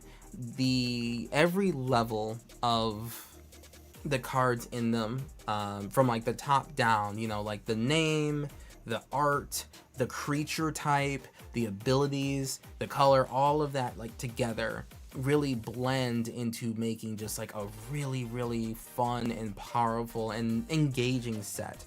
And I can't give more praise to the Bloomburrow main set for how on theme it was. However, the commander decks leave too much to be desired, way too much. If you kind of take a look at the original Zinnia decks, which I will do right now on this window right here. Wizards.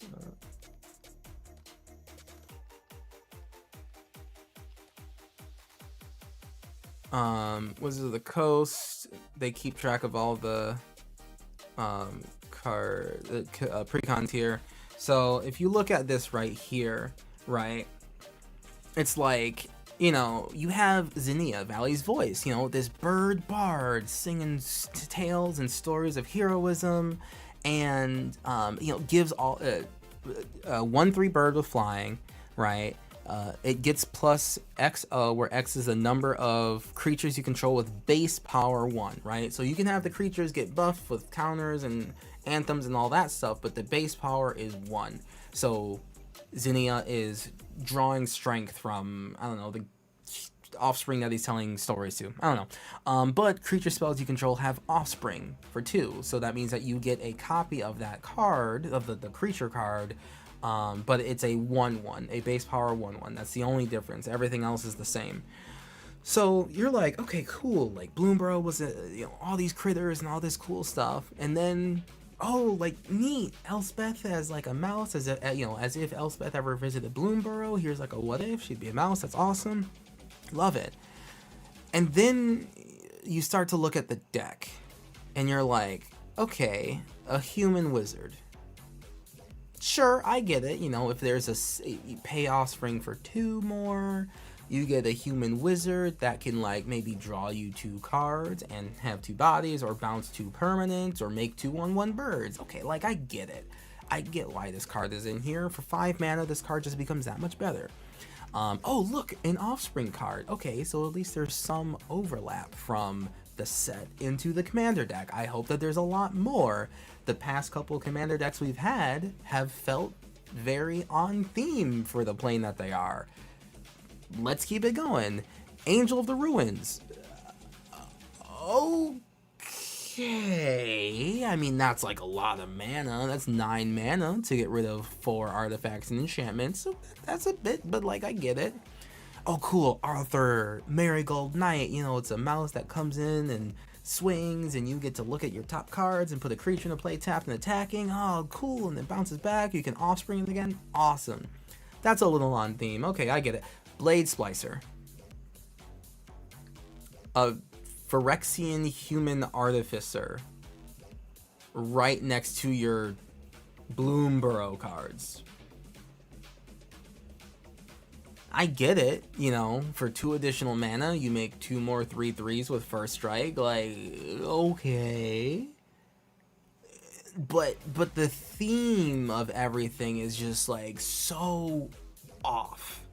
You go from this happy bird bard man to just like this Phyrexian woman whose body has been amputated to fit more claws on. You know, like, that's just not the vibe, you know? It's just not the vibe. And on top of it, you know, like, they have cards like Curiosity Crafter, right? A bird wizard. That's the same art that it had back in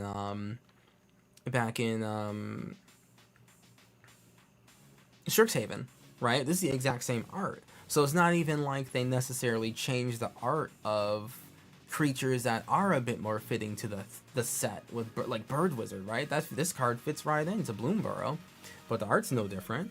You have like a Devil Warrior, you know, okay, a Hanged Executioner, interesting. Illusionary Ambusher, man, there's cat illusions. I mean, there's cats on Bloomburrow. They're like Calamity Beasts. An illusion of a Calamity Beast seems like it would be, you know, pretty scary. That would be pretty interesting to have depicted on the art. Nope, it's just still attacking a random human. Here's our Inferno Titan. So, all's to say that the set itself does not have a lot of animal-based theming that feels very conducive to Bloomburrow. And none of the art for the creatures is new either. Like, Cephalid Broker is an octopus now, because the cephalids have turned from cephalid to octopus. No new art. Okay, kind of strange. Solemn Simulacrum, you know, like a golem that changes art styles all the time based on the different planes and environments that people build them in. Here's just like the default art for it, not like a Bloomburrow style, you know, maybe made with like wood chips instead, you know. Just no really new art. Charter Course got new art. Cool, I guess. Charter Course, sure, you know. Cut a Deal has beautiful new art. Cool. I wish that happened to any single creature that made it feel like Bloomburrow. So, regardless, Stolen by the Fae is an awful card. So yes, my goal, Rabbit Hybridization got new art, which is good. My goal was to try to find a way to make this deck list feel more like it comes from Bloomburrow versus just kind of the smattering of cards that they gave us. They gave us good cards that want to be offsprung. That is true. But at the cost of the deck not feeling like Bloomburrow in the slightest. So, my goal was to set out to do that as much as I could. I still want to have a good deck. I still want a deck that's like doing a thing. But there's a lot of ways to do that in Magic. To have a deck that's like doing the thing, but not necessarily like, you know, peak pinnacle tier. So, welcome to Kuro Hitsuki's Xenia Valley's voice deck. The theme is Bloomburrow, and we're kind of gonna try to nail that theme. So, first up, we have Aerial Extortionist. Hey, look, a bird soldier doing bird things, right? Enters the battlefield or deals combat damage to a player. Exile up to one target non-land permanent. For as long as that card remains exiled, this opponent may cast it. Whenever a player casts a spell from anywhere other than their hand, draw a card. Man, imagine. This is already good at 5, but for an extra 2, I'm removing 2 non-land permanents and drawing 2 cards when my opponents want to cast them again. You see what I'm doing here? You see that the theme very much stays on point. There's going to be some deviation, but you see what I'm doing here, right? So Air Extortionist, great removal. Agate Instigator, freaking awesome. Aven Interrupter, countering more or less like stopping a spell on the stack, making it cost 2 more for my opponents to cast. Oh, what if I have 2 of them? Now it costs 4 more. Aven Wing Guide, for all of the offspring tokens that I'm making, they will now have flying and vigilance. Cool. Cartographer's Hawk, deals combat damage to the player, get a land, play it again. Offspring, get 2 more lands, play it again, etc. Kaith, Feigned Mechanist, yeah, sure. She's a human, or a dwarf artificer, right? But Fabricate 1 on all of my non-token creatures is pretty dope, actually, because now I'm able to just go like, okay, I'll play this creature, I'll offspring it, sure. But now I also get a 1/1 with it that increases Zinnia's power even more. And I can also pay 2 and tap to populate the token that I made of the original card. Kaith is freaking amazing here. Curiosity Crafter is still here. Defiler of Faith is a Phyrexian. I get you. Okay. But when I pay if I pay 2 life to reduce the white pip of a creature I control, I do get, it costs cheaper. And if it's a white permanent, I do get a 1/1 soldier, which further increases Zinnia's power. This I feel is like the furthest deviation in a way, but it just fits well. Donal, Herald of Wings. I make copies of spirit 1/1 spirit copies of creatures that I play, which is again fitting with Zinnia. Eyesore, making Zinnia harder to kill. Esper Sentinel, having 2 of him is cool. You know, I'm not fully, diving into everything, because there's nothing like Esper Sentinel that's not a human artifact creature soldier. But hey, listen, 3 mana to draw 3 cards every time my opponent farts is like pretty cool. Fairy Mastermind, getting 2 of these, an opponent draws a second card for turn, draw a card. Fantastic, right? Glasspool Mimic. Oh, the thing to note about Glasspool Mimic is that when you cast it with Offspring is kind of like a delayed trigger. It says you may pay 2 as you cast it, and when it enters the battlefield, you make a token copy of it. So I'm going to pay 3 and then an additional 2 on the Glasspool Mimic.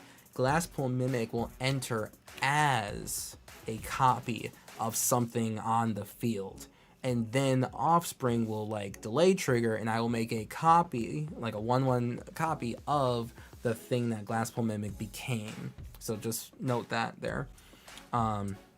Guardian Scale Lord, being able to have 2 Guardian Scale Lords to bring back multiple permanents is really freaking strong. It's really freaking great. Illustrious Wanderglyph, having, one, it gets me a bunch of 1/1s every turn, which Zinnia loves, and having 2 of Illustrious Wanderglyph is just that much better for me. Imperial Recruiter, getting 2 of him is also great, but being able to tutor up all of these small creatures from my deck with 2 power or less is like kind of a huge deal, actually. So Imperial Recruiter is the play. Jackdaw Savior, Jacked Rabbit, Ledger Shredder, Mockingbird, which I gotta pick up. Nesting Dovehawk, which is like, I don't know why Nesting Dovehawk did not. Why it wasn't reprinted in this deck, and alternate art. It doesn't even really need alternate art at all, per se, but, the fact that it wasn't reprinted here is honestly pretty wild. Ornithopter of Paradise, I need mana. Phantasmal Image, now I get 2 of something. Pinnacle Monk is just a land on the front or back, or on the back. Polywog Prodigy is really, really good. Rapid Augmenter is actually going to be a card that wins me most games. Rose Room Treasure, having 2 of this gives me 2. It gives me up to 4 treasures a turn. Rumor Gatherer, she's talking to animals. It's adorable. She'll draw me cards. Offspring immediately triggers a draw on her. Selfless Spirit, having 2 of those is good. Sealburger Champion from another deck. For some reason, Offspring cards were in other Precon decks and not the Offspring deck, but whatever. The Trainer will help me get more cards. Trumpeting Connoisseur Offspring is adorable. Warren Warleader, very good. Wingmate Rock is honestly the first card that I thought of when I was saying like, hey, how can I make this deck? Like, what cards could they have put in here that makes it more on theme? Wingmate Rock was the first thing I thought of. You know, you swing with something and then you pay, sure, it's 7, but you put in 4 cards. Amazing. Witch Enchanter, it's a land on the backside, right? And then Witty Roastmaster is fitting in more with the getting 2 Witty Roastmasters for 5 is pretty good. Blasphemous Act, there's gonna be a lot of creatures. Amario's Call, Girad's Belligerence, being able to populate a bunch of the things I have. Jessica's Will, Storm of Souls lets me resurrect my whole board as 1/1s, which Zennia will love. Akroma's Will to just kind of help push in there. Removal with Chaos Warp, Clever Concealment. I'm gonna have a lot of creatures, and a lot of them will be tokens, so I do need to just phase them out. Fierce Guardianship to counter things. Generous Gift, I'll gift them an elephant. That's adorable, right? It's a land. Mana Drain, I need a place to put a Mana Drain that I have. Being able to have the Offspring mechanic kind of like paid for with the Mana Drain is really good. Pongify and Rabbit Hybridization. Swan Song, a bird in these trying times. Swords of Plowshares, Valakut Awakening, and Wear and Tear. Arcane Signet, Azorius Signet. Abidance of Thassa. I'm going to have a lot of creatures. More creatures than not too many, not a billion of them, but like a decent amount, and they'll have flying a lot of the time. So I will have some heavy draw off of Abidance of Thassa. Boros Signet, Cursed Mirror is fine. Fellow Stone, Oketra's Monument. White spells cost 1 less, which is fine. That helps me pay for Offspring better. And whenever I cast any creature spell, I am also making a 1/1 that Zennia will get stronger by. Soul Ring, Talisman. So that's the Mana Rock package there. Enchantments, we didn't go super heavy on the like getting double of the tokens that you put into play. I could have put, you know, every single white, you know, get double tokens, get triple tokens, get quadruple tokens. I could have. I didn't want to, you know, that's not entirely the deck that I want to do. I would rather have more creatures that I want to Offspring and double versus just having like a couple lesser of those cards, but making sure I have like 50 of those copies, right? I just didn't want to. But 1 Anointed Procession, 4-mana enchantment is, I think, like pretty reasonable just to make Offspring that much better. Charitable Levy, my earliest casts are pretty much either going to be Mana Rocks or just creatures with Offspring, so this will slow things down for my opponents. Determined Iteration, at the beginning of my combat, I populate, and the populate creature has haste, and then sacrifice at the beginning of the next end step, so that gives me a lot of time with these Offspring cards. Echoing Assault, which is kind of already in the deck, basically another form of Determined Iteration. Mystic Remora will just kind of keep me drawing, and of course we use this art because there's a fish on it. There are many other arts. This one has a fish on it. Rabble Rousing, it does make citizens. It's probably one of my least favorite, like, okay, this is definitely not on theme at all cards, but it's one of the best token making things in existence. And it makes a bunch of 1/1s that will definitely make my commander one-shot people. I will just one-shot people with Zennia because of Rabble Rousing. But, like, hey, it is what it is. And then Warleader's Call. I do have creatures entering the battlefield. I don't have a million creatures entering the battlefield, right? But creatures I control do get +1/+1, and I do get to ping everyone as more and more things come into play. So I do like all of that. We do have 28 lands, which is really low. We do have 4 MDFCs, and I do plan on the MDFCs being used as lands more often than not. The lands themselves are pretty decent. You know, they're getting me exactly what I need to get, and I do have mana rocks in here, and actually there's supposed to be the bunny in here, the bunny that looks for lands when people have more lands than you in here as well. But either way, that is that's my Xenia list, where I think it definitely kind of fits more of the Bloomburrow theme than certainly things did before. Certainly the original version of the deck by far. I either tried to get like just non-humans, certainly like non-humans is kind of like the main squeeze. And then, hey, at least have them either do something really, really good with the offspring, or at the very least be kind of thematic with, you know, talking to animals and whatnot. And Imperial Cruiser just gets my entire deck. But yeah, that's what we got going on. So I'll be testing it out this week by quite a bit. I definitely... You know, the mana base could be tooled around with maybe just a little bit more, but knowing that I do need to basically pay like 2 more on everything with Offspring just to make sure I get even more out of it, it definitely makes me, you know, have to think about how much land I'm getting. So, but yeah, this is a pretty decent deck. I'm liking it, you know, I'm liking it, and I can't wait to put it fully together. So, all right. Deuces, thank you very much. This was Kurohitsuki's Xenia, the Valley's Voice. All right. And cool, there we go. That was a YouTube video that I'm partnering with someone else done recording. We love that.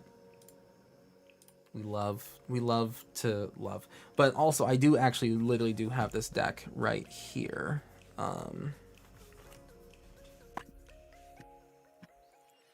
You're like athlete. Profesh? Yeah, super professional. I'm the most professional streamer that you've ever seen. As made clear by my mounds of professionalism.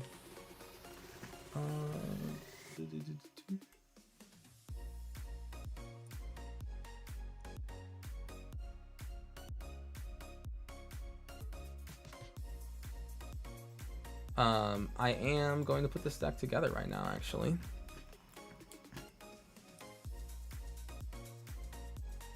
Because the deck is fun, and I have a lot of cards for it. I ordered a bunch of Bloomburrow cards. Cliff Jumper is supposed to be on this list. I must have forgotten it when I was thinking of some cards, but... Although I can't use these sleeves for them because they are see-through. You can very clearly see the back of them. And the MDFCs will not fit in here very well, but that won't stop us from trying to have a good time. It'll slow us down a little bit, but, you know, it won't completely stop us. Alright, Aragorn, congratulations. You are much better than you were before. And that's all we can ask for. I also really like Fortune Teller's talent, chat. If you, and this is what I've said this to everyone when I've done Commander streams, if you have the ability to pick up at least one of, if not 2 of, all of the talents in Bloomburrow, especially the rares, and definitely look at the Commander sets, but definitely pick up a couple of the talents, because you never know when, like, it'll just really work super well for the Commander deck that you have. Because, like, I think Fortune Teller's talent is really good in all of the Cheerio decks, like all of the artifact decks. Fortune Teller's talents is extremely good for, like really, really good. So I would check this out. And just other things. Love Class as a type, and I'm so glad to see it come back. Yeah, I agree. So, let's just kind of go through creatures. Some of the stuff I don't like. Some of the stuff on this deck list I don't really like have, but I do have most of it. So, yeah, the Bloomburrow talents are bangers. Yeah, the Innkeeper's talent, I should have grabbed that at $4 and I had the chance. What is it now, Fats? Innkeeper's Talent. I think I still don't have one. I don't think I ordered one. Because I'm a fool. Oh, here's Zinnia. Boop. Zinnia. Alright. $18? Yikes. Yikes, yikes, yikes. Yikes, yikes, yikes, yikes, yikes, yikes, yikes. That is too much, friends. That is too much. Too much money. Too much money, my friends. Alright. Let's go through the creatures, I guess. Make sure this pile of cards doesn't have cards I need. No. Okay.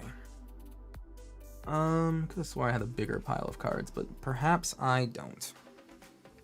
There's a big pile of cards that... No, I definitely put Aerial Extortions to the side. I'm 20% sure I did that, but it looks like I didn't. Looks like I didn't do that. Typical Kuro Hitsuki.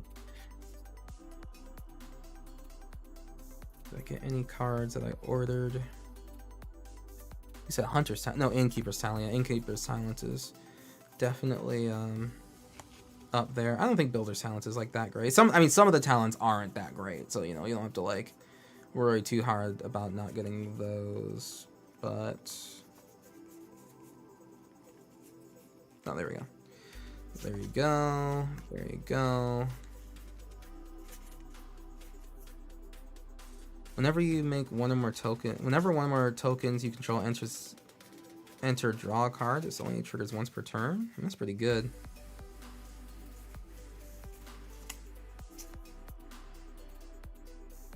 Okay, I thought I ordered more cards from the set, to be honest with you. I suppose I didn't off a TCG player, but I honestly swore I ordered more, but they have not come in. They have not come in the mail.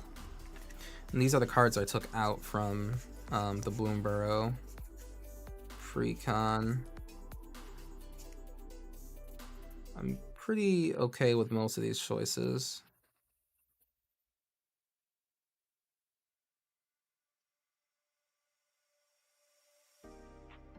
They have like Tetsuko Umezawa in here, but your commander is never unblockable because, like with Tetsuko, because it immediately gets too big because of Tetsuko. It's so strange. It's just like such a strange deck. Such a strange deck on so many levels. Maybe looking for Storm Chaser's Talent for your others. Oh, that's not too hard to get. Storm Chaser's Talent is definitely gettable. Okay, I did get some of these cards. So Sky Hunter Strike Force is not on the list. Spirited Companion is not on the list. Dogs would ruin the Bloomborough ecosystem. Someone made a point of that, like on Twitter. They're like, I'm happy that there's not cats on Bloomborough, or but like the Calamity Beasts are cats, right? Just a $1 wearer, but locally none to be found. They're happy that Bloomborough doesn't have cats on it because, like, technically they would absolutely devastate and destroy the ecosystem, and it's pretty true. Pretty heckin' true. Okay, there's the Aerial Extortionist. Okay, I had Volatile Storm Drake in here too, but I don't know if that... I mean, like, it's not a bad card in the slightest, but it might be too much. Too much. All right, let me try to follow this list as best I can. One of those. One of these. Defiler of Faith. I know I have one of those, but Steelbird Champion. Yep. Dolljack Savior. Warrior's Call. Azor, Wardwing, Familiar. I mean, Ward 3 is great. Or, well, not Ward 3, but it's like cost 3 more to target your Mind Commander is pretty freaking good. I'm not able to get 2 of those, sadly, because it's a legendary creature, but, you know, we try our best. Binding to Thassa does work in this deck, because I will have creatures that do hit. That much is true. Loyal Warhound, I definitely took that out. Cartographer's Hawk. Yeah, I'm gonna have to go through a little bit of the collection here. I like Loyal Drake also, by the way, in this deck. Loyal Drake is funny. So, like, for 5 mana, if your commander's out, which, I mean, in order to have Offspring, your commander has to be out, you just draw 2 cards at the beginning of combat. Pretty good. Pretty heckin' good. Pretty good. Let me get the talismans in here so I can get that out the way. I think that's all the mana rocks, right? Signet. Oh, just those 2 signets. Interesting. I know we went over like the mana. The talismans. I don't even have all the talismans, huh? I'm cutting it on the edge there. Arcane, Signet. We said we didn't need the Izzet Signet as much. Okay. Mindstone, Fellar Stone we apparently need. And then these 2 talismans. And a Cursed Mirror. Do I have Walkers, enchantments? Where did I put? Uh-oh. Where did I put red? Instance, creature. Did I not make? Oh, I didn't make an artifact. I didn't make an artifact section. Well, knowing that I didn't make an artifact section but still kept all the artifacts together does mean I do know exactly where the artifacts were. So technically, I made an artifact section. Chat. I have a lot of red artifacts. Not that there's necessarily that many, but I definitely don't have a lot. Oh, I can't wait to put this deck together. Well, I'm putting it together now, but I can't wait to play it. Selfless Spirit does work here pretty well. Getting 2 Selfless Spirits is pretty... Cliff Jumper... Claim Jumper. Enters the battlefield. If my opponent controls more lands than you, you may search your library for all the planes card, put into the battlefield tapped. If the opponent controls more lands than you, repeat this process once. Damn, that's so good. Damn, that... Oh God, 2 Cliff Jumpers is so good. If I'm playing against a green deck, I accelerate, like, super freaking hard. Ooh, that's so good. Claim Jumper. Claim Jumper. What else is in here? What removal do I have? I have Swords. And, of course, Pongify, right? Of course, Pongify. And a Generous Gift, which I think I already put over there. Did I already do that? Yeah, Generous Gift. Mana Drain. Where did I put my Mana Drain? I've never had a Mana Drain before until now. Like, I opened it in the Thunder Junction pack, which is pretty neat. We love to see that.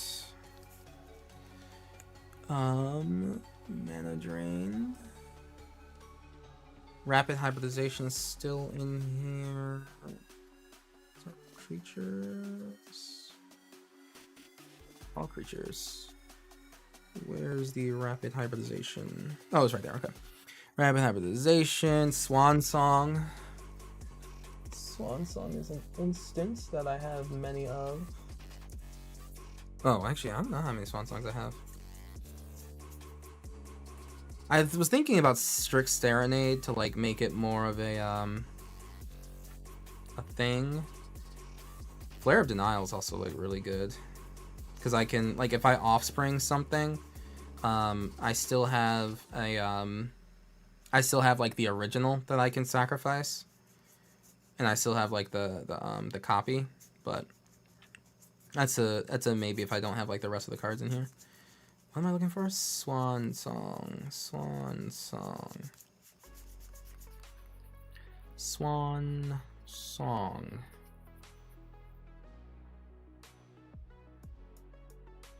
Wrong.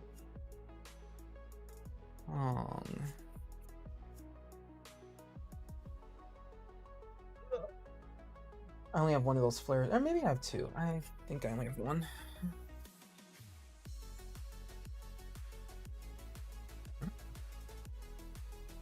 Swan song, did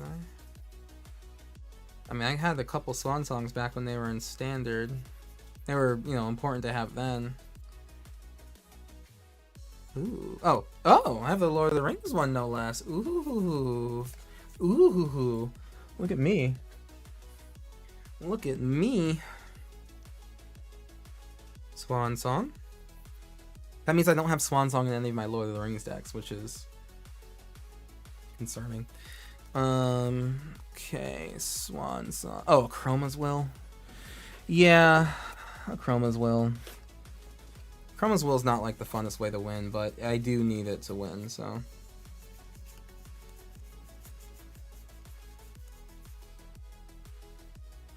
I definitely don't have a Chroma's Will in every single deck I own. You know, every single deck that has white could use the Chroma's Will to win. I don't want to. But we'll see how much it needs it. You know, if my creatures ETBing and pinging and hitting with flying and all that stuff is like enough, then I can take out in the Chroma's Will, and it's not that big a deal. Chaos Warp. Chaos Warp. Chaos Warp. Chaos Warp.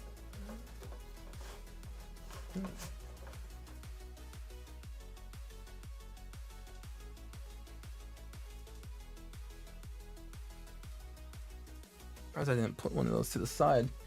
He's building the deck. Chaos Warp. Chroma's Will. Chaos Warp. Oh, Clever Concealment I don't own an additional copy of, so I will have to borrow it from another deck. I have to borrow it from Athari. Athari needs it. Although Athari does have, well, yeah, no, Athari needs it. But I will have to borrow that and kind of remember that I'm borrowing it, which I probably won't. Maybe. Maybe I will.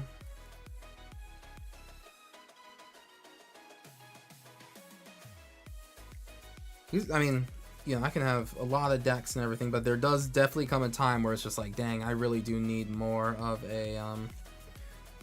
a specific card, and I don't have Clever Concealment in the deck I thought I had it in, which is a problem. Which is a little bit of a problem. My Athari deck is pretty fun. I like Athari. I like Athari a lot. I wish I was able to make it a little bit more mirrored and thematic, but damn, that Whirly is called way cooler. I guess this is kind of a very similar deck to what I'm building now. Still feels different, but it is red white and making tokens. Okay, apparently I don't have Clever Concealment in that deck, and if it's not there, I don't really know where I put it, which is why it's important that I upgrade my, or that's why I keep my decks updated so I can know where it is. But Clever, Clever, is it in Clever Concealments is in here? That doesn't sound like something I would do.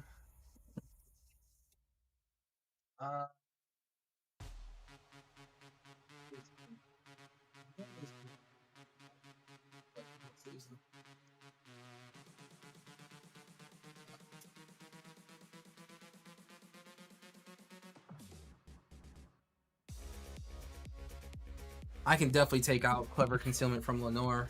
Lenore does not need it that hard.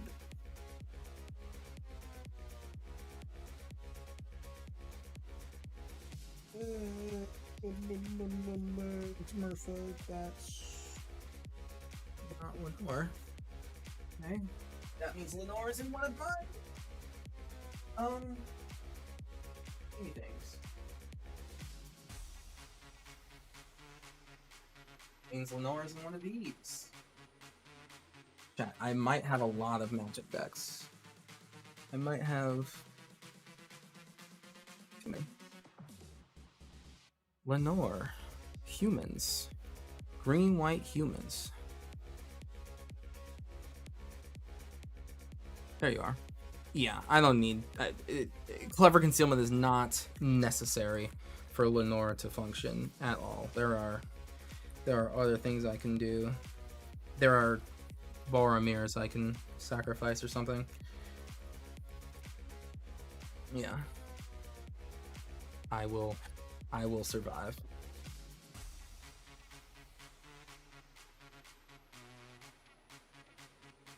Zip. Zip. I can get dinner eventually. What am I gonna have for dinner? Hopefully not McDonald's, but it's slow. Oh, it's 10:30. Yeah, looks like McDonald's for dinner. Okay. Okay. Okay. Okay. Let's. Nope. Clever Concealment remove from here. Apparently that's 2 cards short. Great. Got them fast food chains being the only thing open at night. Yeah. I mean, yeah.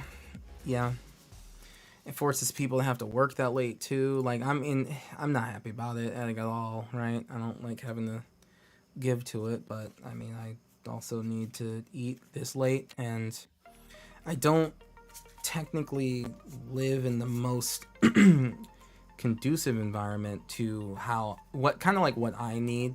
Nan World, good to see you, bud. Thank you very much for the follow earlier, like yesterday or whenever, and also I hope you had a wonderful stream. Sorry that when I went in there, I like immediately launched into just like Magic opinions. That's not normally what I do, I promise. I think it was people talking about Magic prices, and that that just got me going. It's all good vibes. Okay, good. Yeah, sorry about that. Yeah, but I hope you're doing well, Nan Yan. I'm working on Commander decks. I don't know if you play Commander at all. I know that you mentioned kind of like getting back into Magic, and I think doing more like a competitive sort of thing. KJ the Hero, thank you very much for the raid. Look at you, KJ. Hello?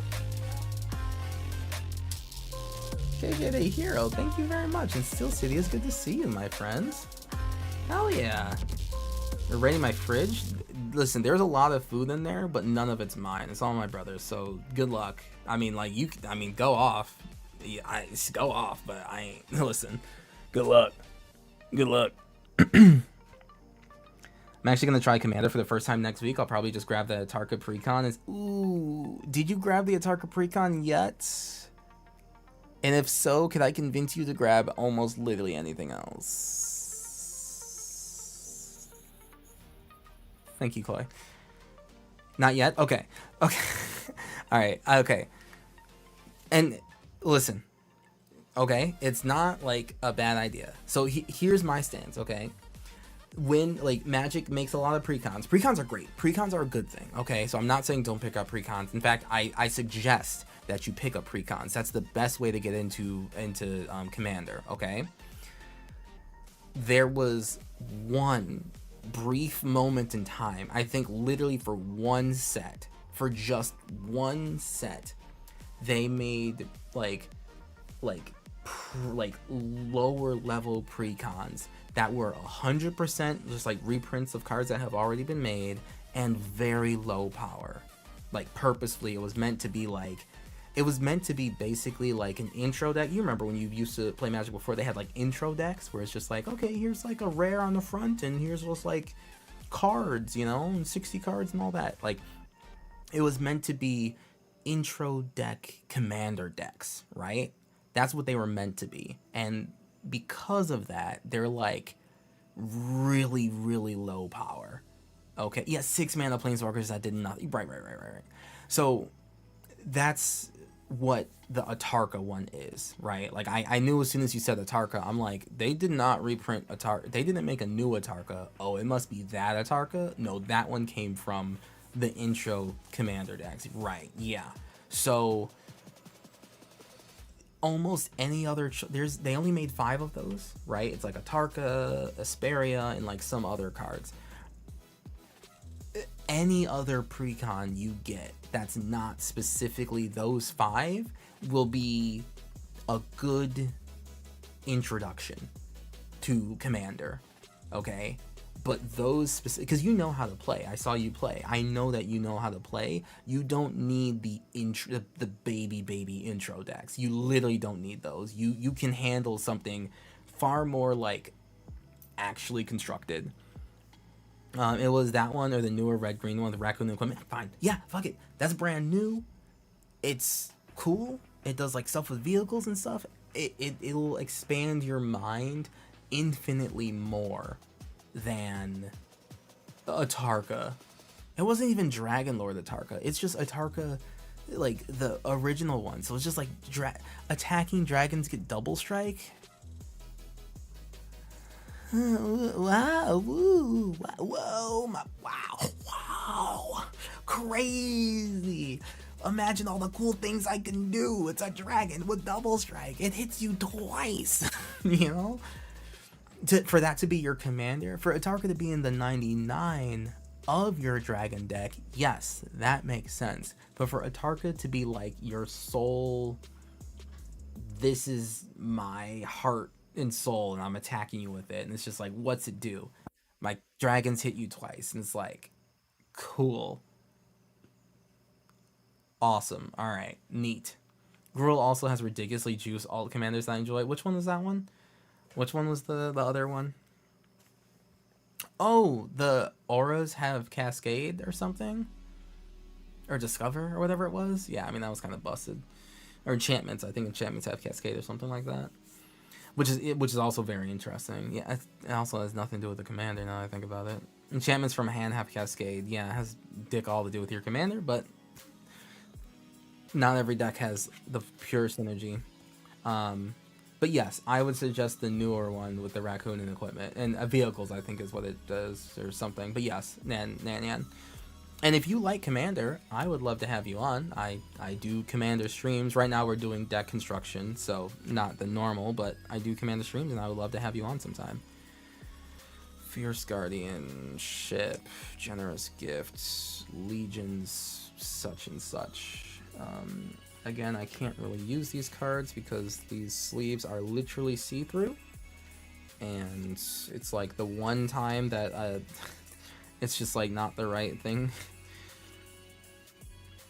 Mana Drain, Pongify, Rapid, Swan Song, Swords. I don't even think I have a second Valakut Awakening, so that's just gonna have to be something else, unfortunately. Big sad there. And then Wear and Tear. No, it would be fun. I'll let you know how it goes. Yeah, no, absolutely. Yeah, I would absolutely love to have you on. It would and we, as competitive as it might seem, like as I've been talking, it is actually like a pretty chill time. Listen, I'm building a brand new deck right now. I just want to play this brand new deck. Shit. This brand new deck is definitely not the best thing I've ever created. Not even remotely close to the worst. But I know that I'm going to have fun playing it because I think Offspring is a really cool mechanic. And that's really all it's about. That's really all it's about. Fierce Guardianship, I don't feel like pulling that out from wherever it is. Sorceries. We have this Blasphemous Act. The 12th Blasphemous Act this month.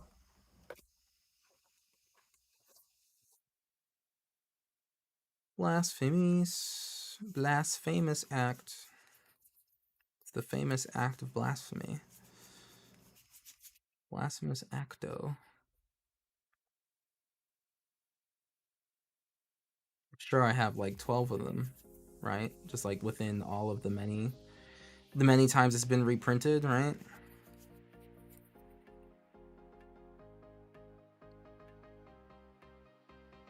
Marmar. I just started playing, never played a Commander game, but I've been watching at locals. I ended up buying Family Matters. Hey, that's what I got. And Squirreled Away. I get the playing part, just need to start. You just need to like sit down and actually like play a game of Commander. Yeah, I'm actually upgrading the Family Matters deck right now.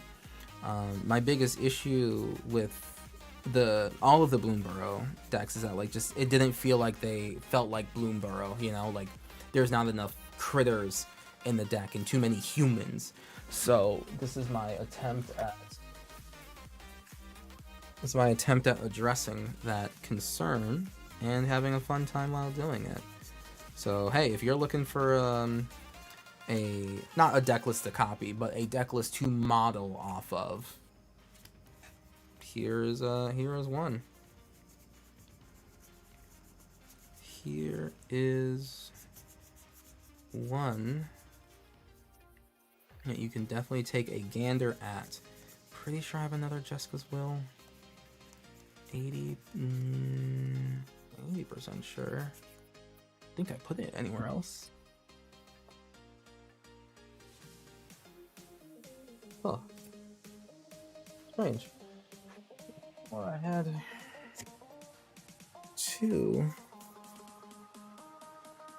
Did I build another red deck? No. I did. What was the last red deck I built?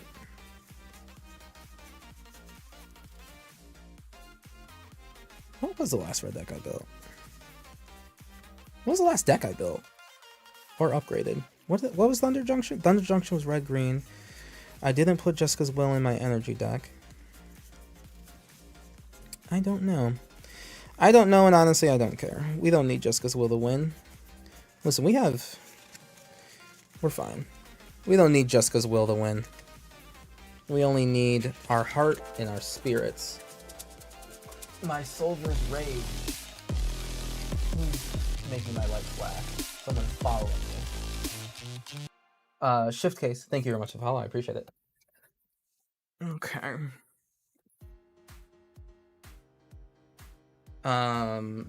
You just need the enemy's life total to reach 0 to win. Exactly, Shift case. Like, it's not that big a deal. Like, I don't, like, do I really need a Jessica's Will, or do I just simply need my opponents to maybe spontaneously combust? You know? The real questions here. Okay, I know I put Gilra's Defiance right here. You know? Maybe if my opponents just stopped struggling and maybe exploded, it wouldn't be that difficult. Ideally before your life total? I mean, it doesn't have to be before my life total. It could be, like, after if they want. I don't really, you know, that's fine. But I suppose, you know, I guess. Hey, KJ the Hero, how you doing, bud? Thank you very much for the raid earlier. Appreciate your friend. And we're having a good time. So I'm building, putting together a deck that I just did a short video for. How was your stream? I am looking for Anointed Procession and Rabble Rousing. Anointed Procession. From the Rebel is like something I should try to like play in a deck.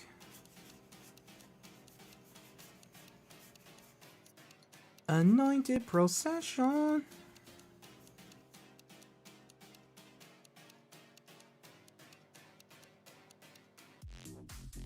Surge Foil Forge anew, baby. What was I looking for again? Anointed Procession and Rabble Rousing.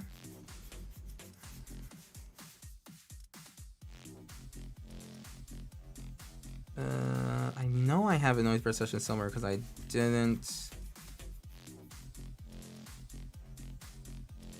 I think I took it out of a deck because it was getting too unnecessarily redundant.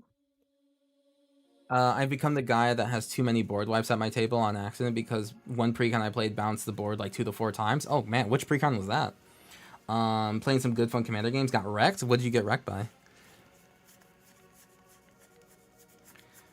What'd you get wrecked by?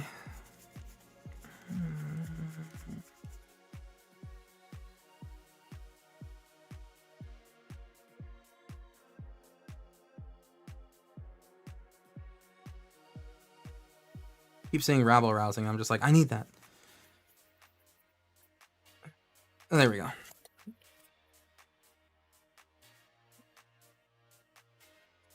Just lying on the ground there.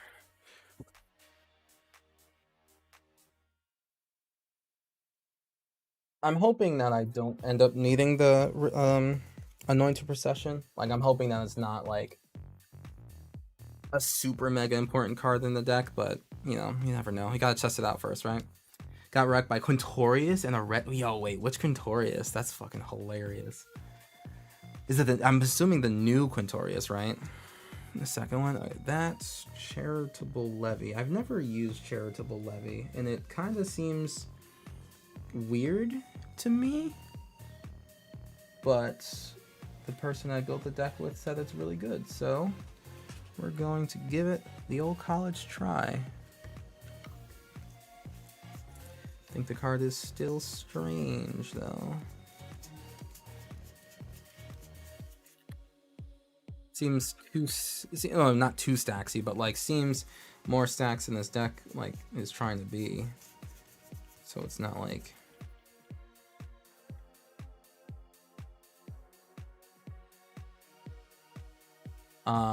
Faye. Oh yes, yes, yes, yes. I do know that that deck does bounce things a lot. Yep, nope, 100%. You are 100% true for that. You are so true for that. There it is. I have cards everywhere. The cards are everywhere. It's going to eat me. Okay. Pigwall, Duke of Splendor was the commander. Yep. That's a very good one. Now, the OG Field Historian, so every time something leaves their graveyard, they make a 3/2 Spirit? Really? That's funny. Who played that one? I want to play against that. Yeah, Blue Black Fairy one, I believe, mainly bounces over wipes. Yeah, there was like, I know it's like bounce every non-fairy and then bounce everything. Yeah. No, so what happened with me with that one, Shift Case, I did like a preview commander game with that, and since that set only had 2 precons, it had the fairy one and the enchantment one. I guess aura one. So me and 2 other content creators, we just basically we switched up the deck. You know, I had auras, but I chose the secondary commander, and then someone had the main commander, and then someone else had the fairy deck, and then the secondary commander, the fairy deck, and we played against each other. And honestly, it was one of the longest games I've played in a long time. And it was long because, like, one, there was way too many board wipes, you know, like way too many. But like the cards themselves weren't necessarily like strong enough to just like end the game after a board wipe. It was just a lot. It was a lot. Silly Brad played that one. Oh, nice. Oh, did you, Brad? Oh, damn, Brad. I want to see that list. I want to play against that, Brad. Next time we play, I want to see that Quintorius. What that Quint do? This and determined iteration is in free, unless I have an enchantment version of it over here. I don't think I have an extra determined iteration. Pretty sure I don't.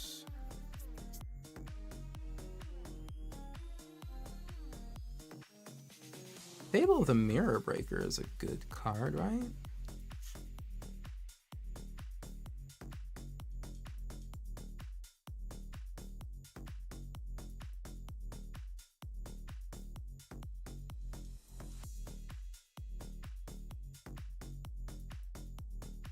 I do like Share the Animosity.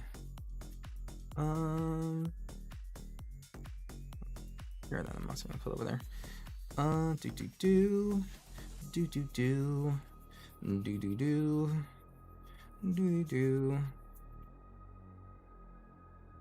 What was I looking for? Oh, determine the duration. I definitely did not see that. Okay. I think I only have 1 copy of the card.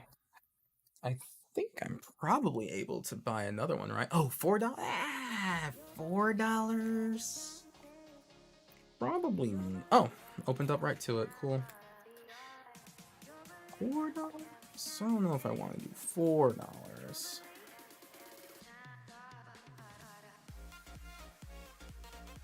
Okay.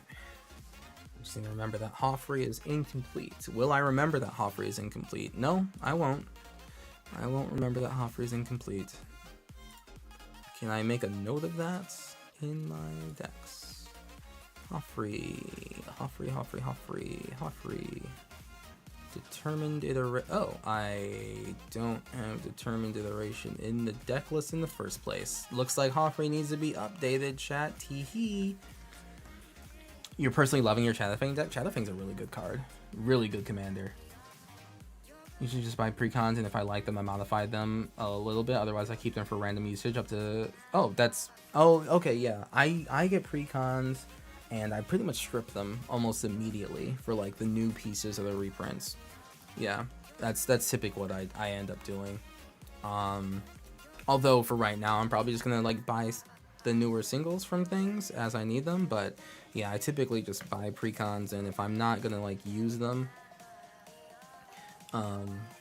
like if I can't really figure out exactly how I'm going to use them right then and there, because I just don't have a plan for it, then I'm probably just going to take them all apart and disperse them throughout my collection, as you see now, so that I can parse through them and get cards later. I'm looking for a Mystic Remora, which I think I only have one of those. And I think that's in my better decks.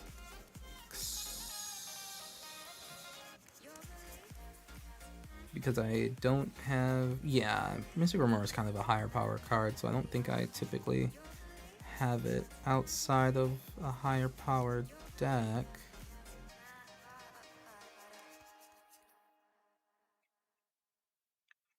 Okay, that's fine. I'll live. I'm 80% sure I can live without a Mystic Remora in this deck. This means I have to kill my opponents even faster. Duh. Right? That's all that means. It's just like I need to make sure that they die sooner.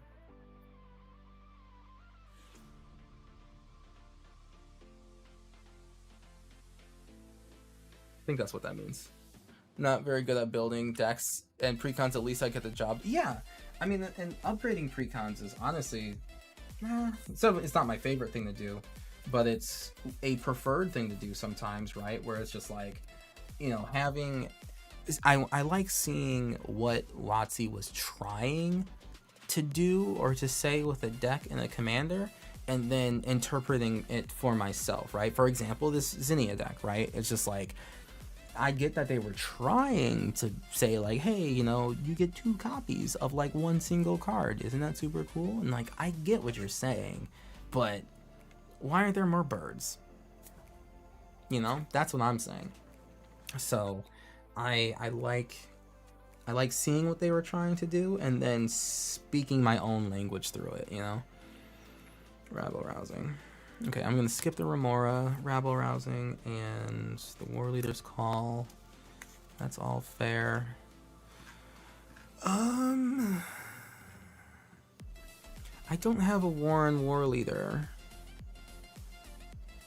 I want one really badly, so I can double offspring. Precons can hang these days. Oh, also yes, precons can absolutely hang these days. They can. Precons can throw down with the best. I tried to do this deck, this Zinnia deck, against regular non-precon decks when I first got it, and I'm sad to report that it did well. You know, I was kind of hoping that it didn't, because I didn't like that I was playing so many humans, but here we are. Okay, so let's go through these creatures and see how many I have. I have that, I have that, I have that. I have the Aven Wing guide. Let me pull out the Aven Wing guide now versus later. Where would I find one? Kuro, where do you keep your multicolor uncommons? Right there in the box that says multicolor? Perhaps? You've been playing like on and off for 7 years? Damn. What brought you back this time?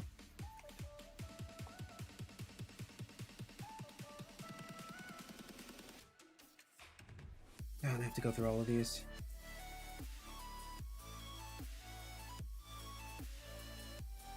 Gotta start somewhere. I guess I gotta start somewhere. I'd almost rather just go through a random pile. Do I have one of these in one of my decks? Alright. Pulling that to the side, and then I'm gonna forget that I put it to the side. Oh, Cosmic Rebirth. We talked about it. Maybe it's good, maybe it's not. This pile of uncommons, box of uncommons is full of so many playables. I do try to parse through my uncommons for like playable and unplayable ones. As much as I can.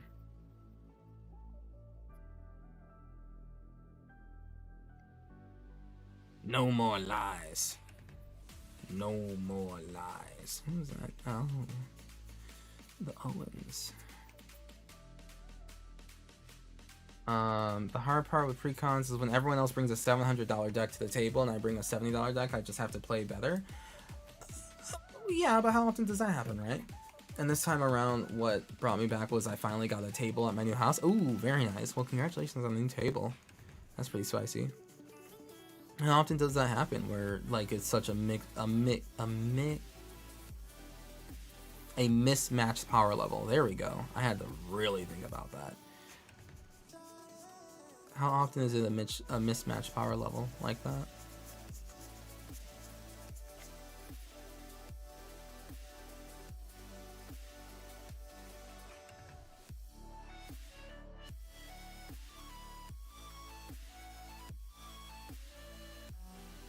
I saw that Quintorius.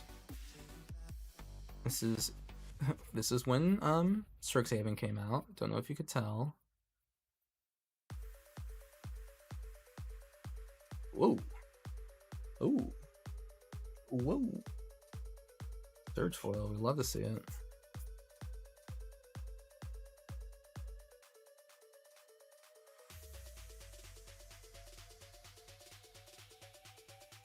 Odd question, do you have a list of staples every new player should get their hands on besides Sol Ring? So, one, Marbar, and also for anyone in the chat, I actually just did a huge reconstruction of my Discord, more like an expansion, I would say. And I actually did add places for newer players, or experienced players, or whatever, to join. So one, please do join the Discord. It is a super cool, awesome place. You can join in the panel down below. But also, in terms of like a list of staples every new player should get their hands on besides Sol Ring, a precon already covers a lot of those, right? They're typically just artifacts and like I mean, like every precon has Sol Ring, an Arcane Signet, and Felwar Stone, right? Like those are all the beginning blocks anyway. And then depending on which precon you get, you know, you'll have, you know, an Llanowar Elf or something or other. The answer is there's not a specific list of staples that you should get your hands on, because there's more than enough ways to play Magic and enough ways to get into those ways to play Magic that means that like one singular list will not cover all of it, nor should you want it to.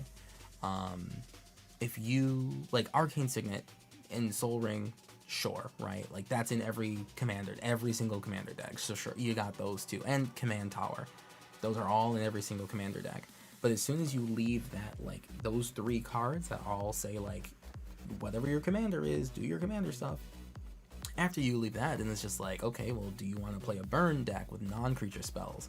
Well, then all of these creatures over here that I was going to put on the list no longer applies. Do you want to do all creatures? Well, all of these spells over here that I was going to suggest don't really apply. Or sometimes they do. Sometimes there's crossover. The range of options are too big and too vast. And I know that seems daunting, but it's a good thing, because that means that you will always find something new that will excite you and scare you, but also excite you. Mainly excite you, definitely scare you. And hopefully you are with a good group of people as you're playing who will help you like learn these things as they enter the battlefield and scare the shit out of you. That's my hope for you. But no, there is no, I don't believe that there's a list. I don't believe that anyone who says that they have a list is could be correct personally, but there's always options. There's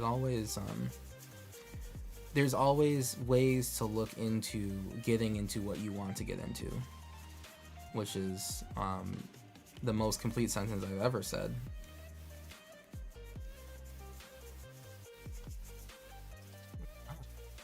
Citizens get, okay, that's cool.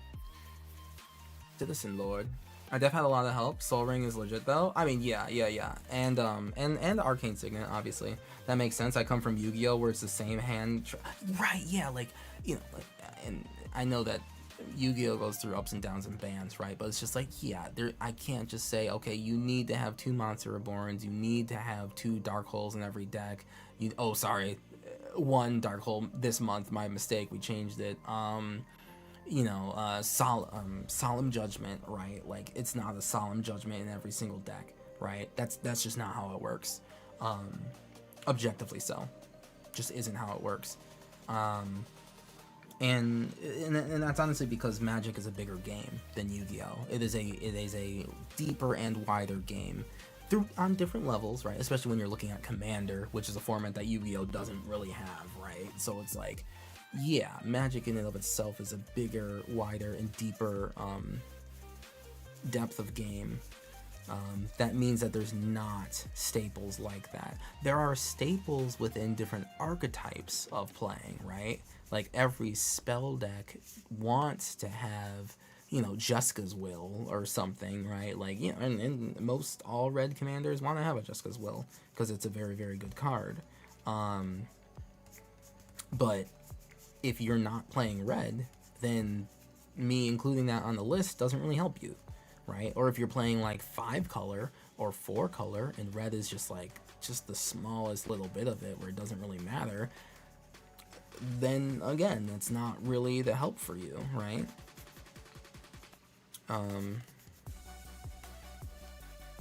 am looking for a very specific uncommon, and the fact that I'm going through all of my uncommons to find it is honestly kind of gross on my end. Kind of gross on my part. Blue decks love their counter spells. I mean, they don't gotta have them. They don't have to. I definitely have blue decks don't really have counter spells per se. Do you organize your cards by stacks? Looks rough. No, I organize them by box with different, like, just what, by rarity and, by what colors they are, what general colors they are, which is not,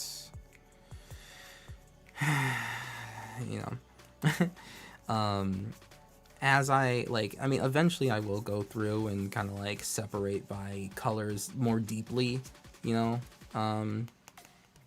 like Simic, like, specifically red, green, and blue, red, and all that stuff. I will eventually. These are uncommon, so it's like there's kind of a lot of these, and I kind of don't really feel like looking through all of them. But eventually, I will. I definitely need like more box space for all of that that I don't currently have, but eventually I will. And eventually one day I might just like try to buy like large swaths of like particular cards that I think are good in Commander. Like like half the cards I'm passing right now are not even good in Commander. So it's like those I could just like toss in the furnace and it'd be fine. But there's also a lot of cards in there where it's just like, even if it's not good for the Commander deck I'm building right now, it could definitely be good eventually. I also just have like a lot of duplicates. I love this card so much. This is one of my favorite cards ever. This is my favorite card ever. Aethersworn Sphinx.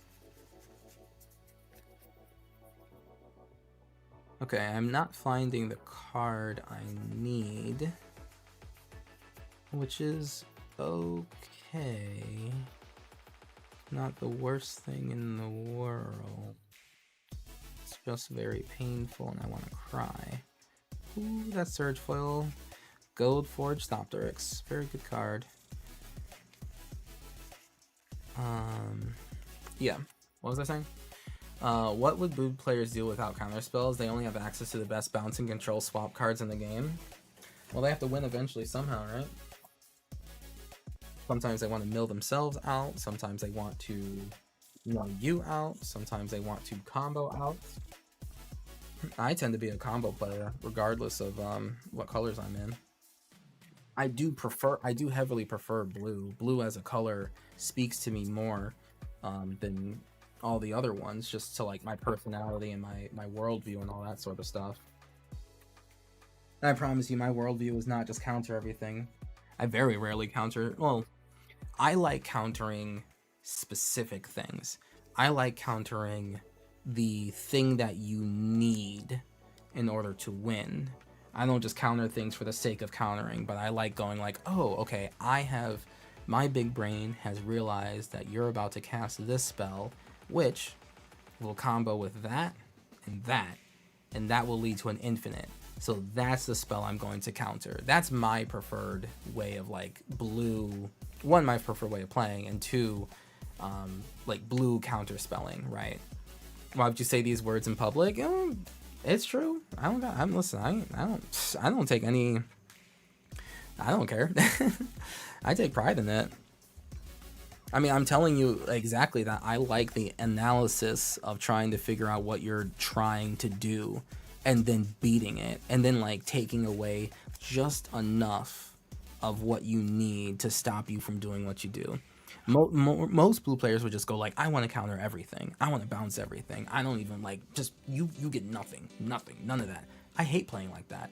I don't play stacks decks. I don't like stacks. I don't like making cards cost more for you to play at all. That is not my preferred way of playing. I do like lock decks, right? Where like the way I win is that like the first, like there's a card that used to be, before it was banned, it's a card called Arayo that says counter the first spell someone plays every turn, right? Like this is the first spell an opponent plays, right? And that card in and of itself, like you don't just play that card and then it just happens. That card took a little bit of work to turn into what it did. But the card was called Arayo and it says counter the first spell that people play, right? And then there's cards like Rule of Law that says each player can play only one spell each turn, right? So in effect, if I had both of those cards out, counter the first spell you play, and you can only play one card per turn, you cannot win. You cannot play more cards.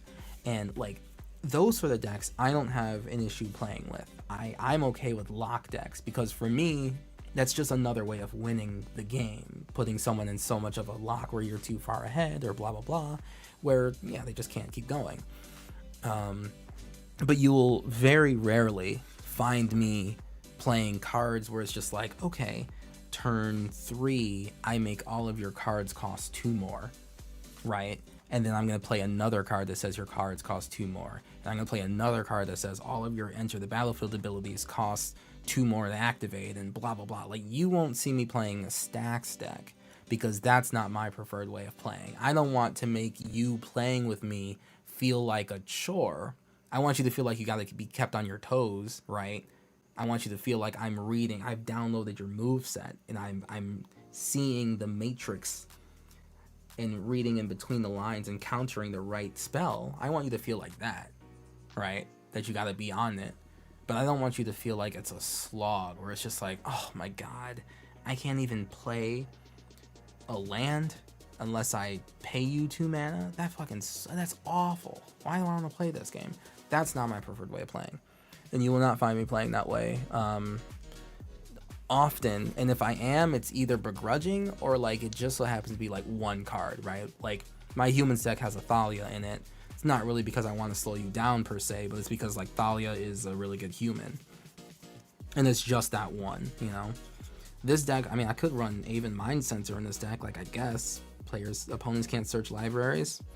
I might just toss it in here because I'm looking for more cards to play, but it's really because like it's a bird and it kind of fits and it's like okay and okay, you can't tutor, fine, like whatever. Oh no, you can't tutor for your win con, whatever. You know, I don't feel too bad about that, but or like Tithe Taker costs more mana to play spells on my turn, not everyone else's turn, but specifically mine. Sure, I'll play that. It sounds like fun. But not just a straight up everything costs 2 more to play. That is not my vibe. That ain't me. And no disrespect to people who do play like that either, right? Like, I'm not saying that that's like the wrong way to play Magic in any way, shape, or form. That's just not how I play it. I'll still play against those decks, right? I'm not banning Stax decks from my tables or anything like that. That's something that you also won't really find me doing. I don't like banning people from playing how they want to play. I will attack them more though. I'll make them regret playing that way. Drannith Magistrate, miss me with that. I hate that card. Hate it, hate it, hate it. Miss me. I'll only play Drannith Magistrate in like specifically the decks that like the just high like CEDH decks basically. I'm looking for Cartographer's Hawk and what do I already have?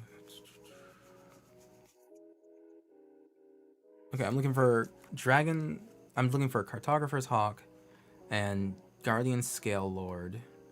And I don't have another. God, my Nesting Dovehawks have literally all disappeared on me.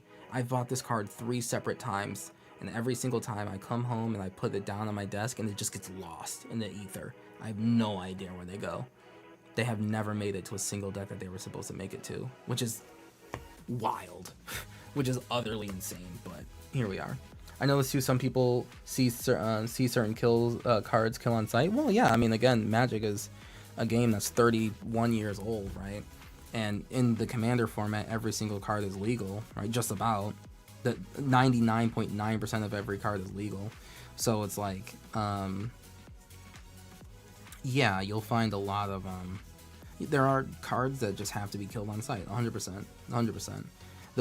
Not the worst part, but like, it is a struggle when there's commanders that are kill on sight. That part kind of sucks, right? Because it's like, you know, your opponents always have access to their commanders, but you don't necessarily want to always make your opponents not able to play the game, but at the same time, their commander is really good and has to be killed on sight. So, you know, that leads to some, yeah, I mean, yeah, that just sometimes leads to bad feels. It is what it is, you know, it's just Magic. You can always just go to the next game, right? It's not going to be that way all the time, but you know, don't always want to be in that situation.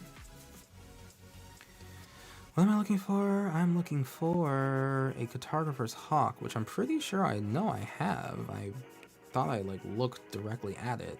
I thought I put it to the side, to be honest with you, but maybe I didn't. Maybe I'm just a goofy little guy.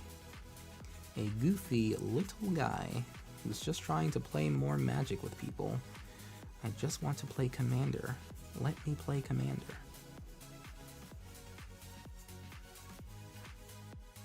Are you building a Commander deck or a dual deck? Commander deck. I don't do dual. I'm building Zinnia. I'm building her. Him? I'm building Zinnia. I have literally no idea their gender, actually. I did not read their lore.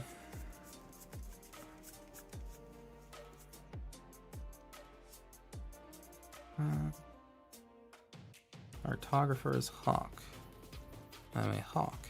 Caw-caw. And I hit you and I get lands, and I don't know where I am. I have a lot of white creatures, bro. Holy shit. I have a lot of these goobers. Oh, you know what would be funny? Brutal Cathar would be Very funny.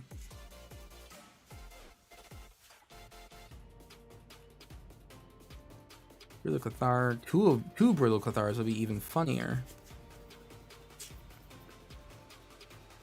Not going to because it's human, but maybe you put it with.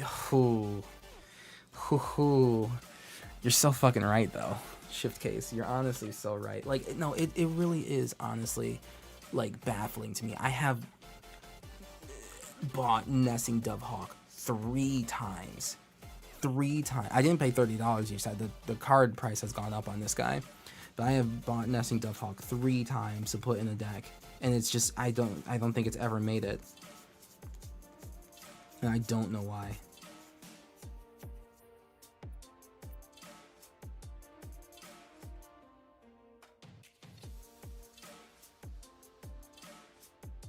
And I don't know why.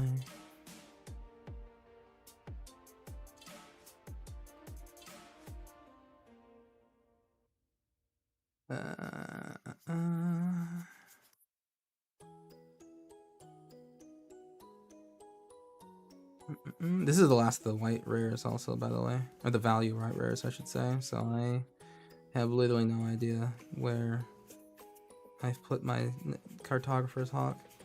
I could have swore I put it to the side because it's like a very specific bird card. It's not even a bird card I really like, but you know, it's like, you know, it's a bird card. What's the theme of your deck besides flying? So the theme of the deck is to have is to relish in the ability to get 2 of a singular card. Okay, so what's better than Aerial Extortionist? What's better than 1 of a card that says when it enters the battlefield or deals combat damage to a player, exile up to 1 target non-land permanent.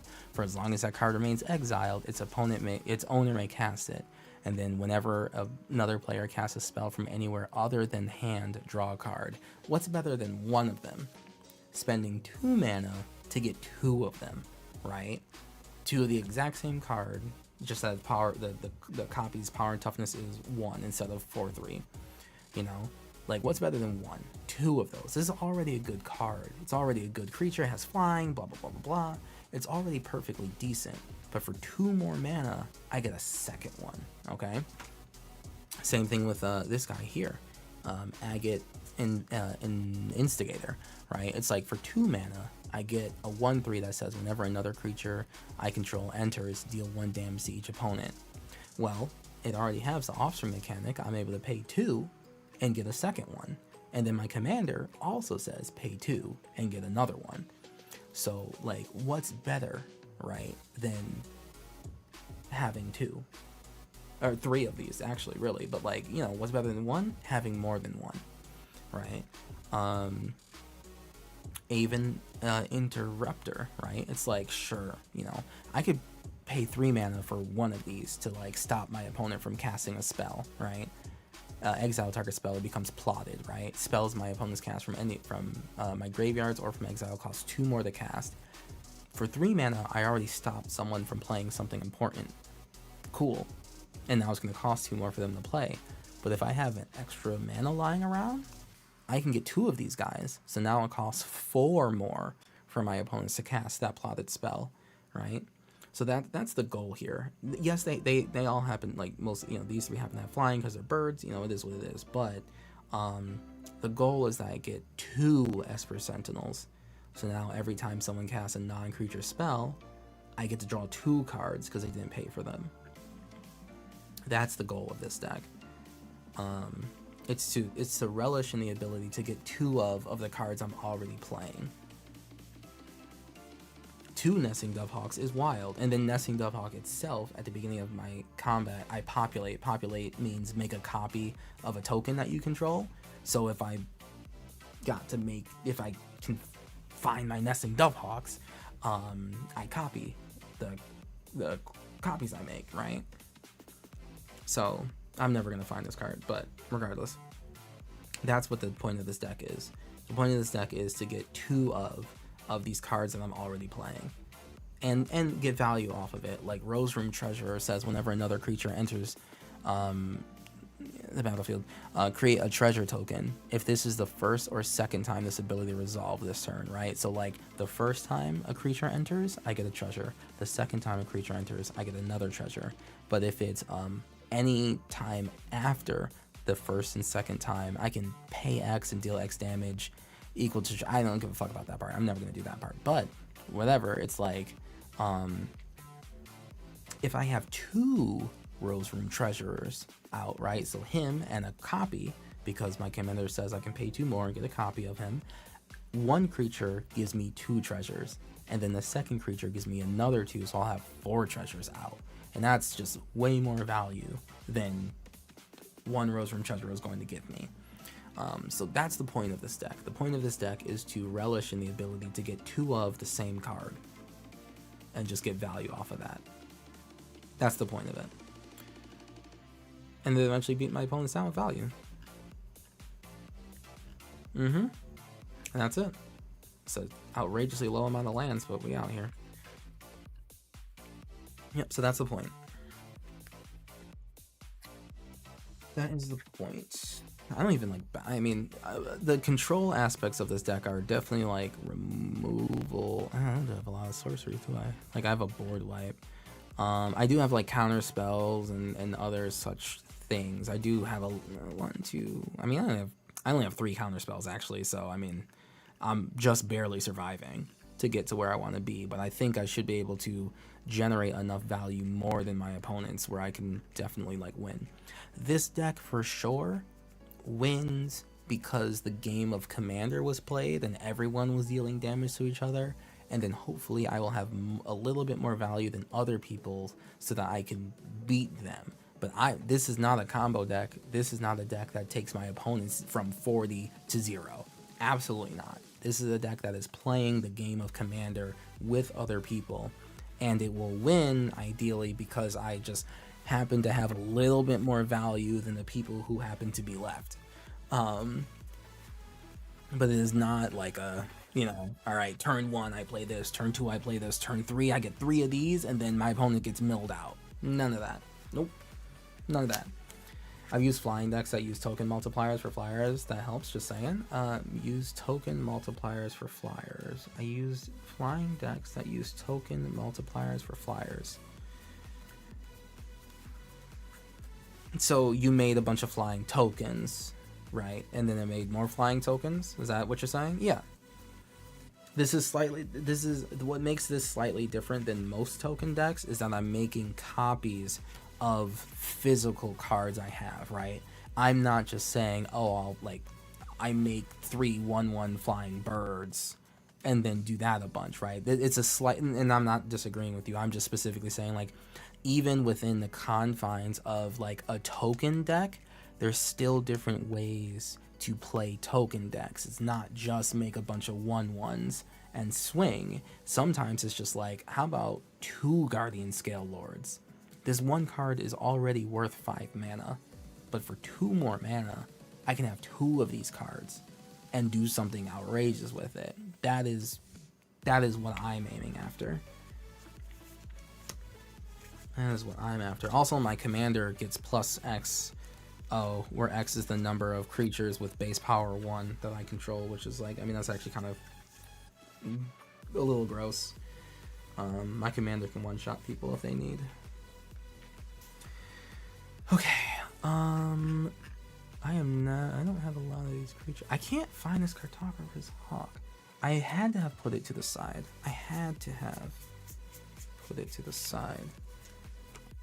But, of course, if I put a card to the side, that means it gets lost.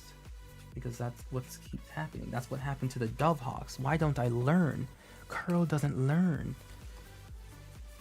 Kuro keeps losing. Oh, no. Where are you? I'm so sorry. I'm hungry. McDonald's and Mighty Taco, is that in my future? Is that what I got going on for me? Perhaps. Yeah, I mean, at this late at night at 11:24, yeah. That's what my future has in store for me, chat. But I do appreciate you all hanging out with me as I did this. This day did not go exactly as planned, because I certainly, I plan to blow through all my commander decks and update them and make this video and then have the deck done and be ready to go and blah blah blah, and then literally like none of that happened. So but we persist and we have a good time regardless, and I just find a different fucking card, I guess. Although Card Harbor's Hawk is literally 7 cents, so I think I'll just buy it. I think I'll just buy it, Yeah. Thank you for the stream. Thank you very much for coming by, Yan Yan. And thank you for your stream the other day. My friends and I are playing an Animal Commander competition, and I've gone with cats, so flying is going to have to be equipments to defend against birds. Cats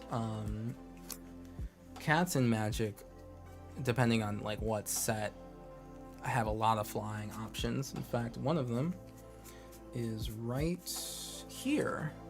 Sky Hunter Strike Force, which is a cat knight, so it's a cat riding on a goddamn bird.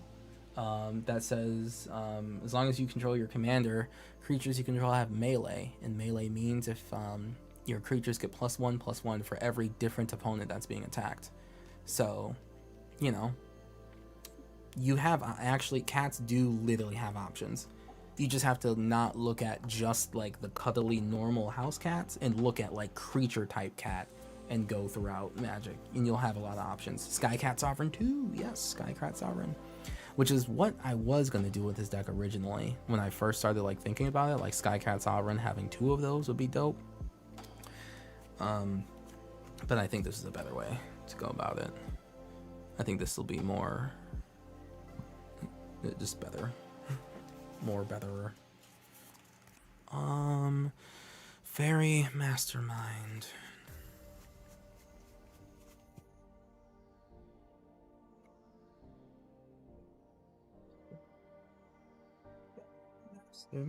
See, the worst part is that like I found a pile of cards I did put aside for this deck, so now I'm just like, did I just not do it at all?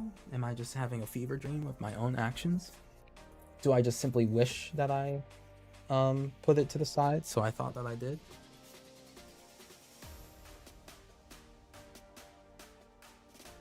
What am I looking for? I'm looking for Fairy Mastermind. Yes, Fairy Mastermind.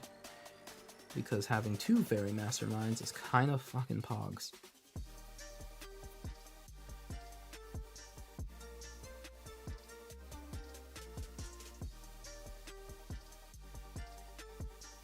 Ugh, that worst otter in the galaxy.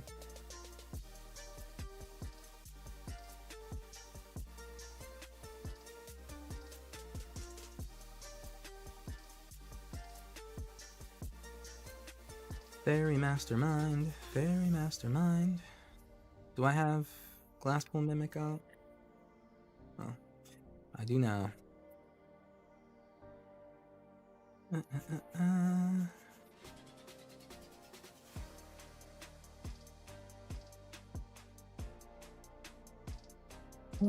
Glasspool Mimic, Fairy Mastermind. What else is blue? I don't own a Mockingbird. I need to buy one, and the price is literally only going up, so I guess I might as well buy it now. Ledger Shredder's already here. Phantasmal Image is already here. Polywog is in the deck. Thundertrap Trainer, I'm pretty sure I opened or bought.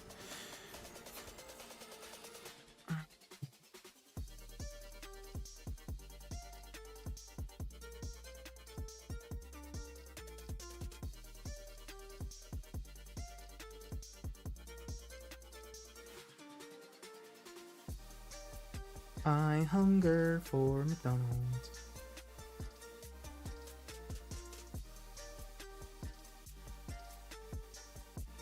Avon Courier. Avon Courier, not quite the card I want. Not even remotely, actually. I have another one of these, right?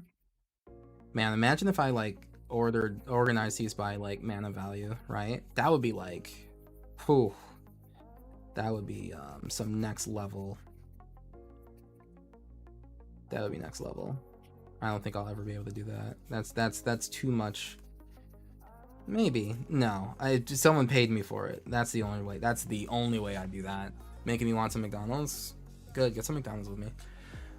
I used to be pretty against downloading the McDonald's app for like the longest amount of time, because I mean I know that's just harvesting my data and selling it, but and also because it's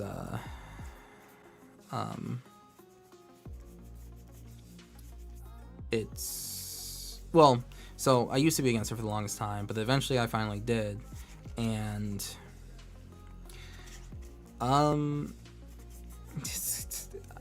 well, chat, McDonald's is a lot cheaper, like a lot cheaper when you have a cell phone and are willing to give up your data, and not necessarily in it is a wealth tax, or it's a wealth tax on those who are not able to afford a cell phone, and that's kind of fucked up, and I'm not the happiest to contribute to that, but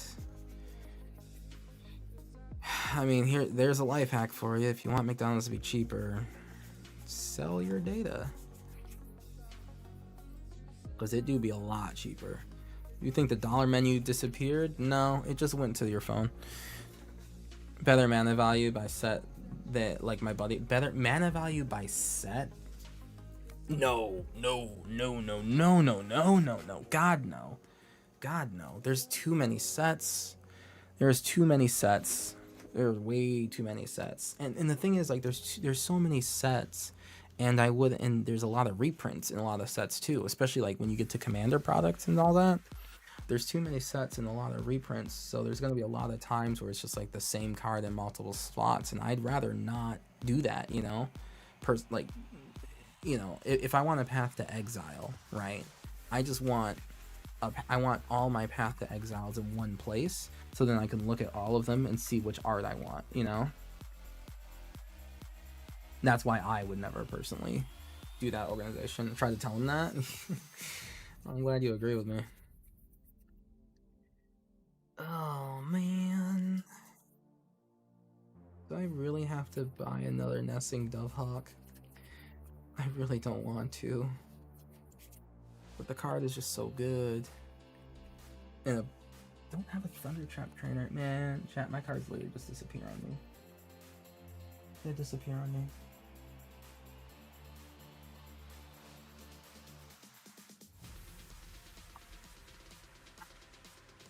I reduce the amount of like avenues for them to hide on me, and then I still get them hiding on me somehow. This is all lands. I do this to myself.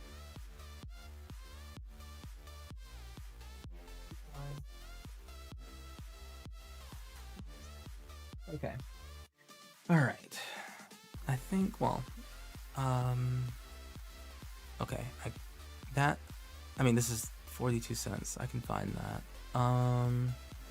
Mockingbird, Ledger Shredder, Fairy Mastermind. Okay, well, I'm not gonna buy another Fairy Mastermind. I know I have one somewhere. I will figure it out. In fact, I think I know exactly where it is. I'd have to take it from another deck, which kind of sucks, but and then Nesting Dovehawk. Jesus Christ. I honestly would literally might as well just buy another precon that this comes in versus I have that precon that it came in. Like, I don't know what happened. And then Pinnacle Monk.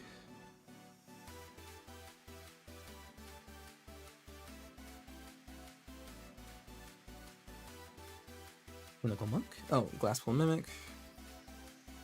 Again, the sleeves are double-sided, so not really usable. I'll figure that out.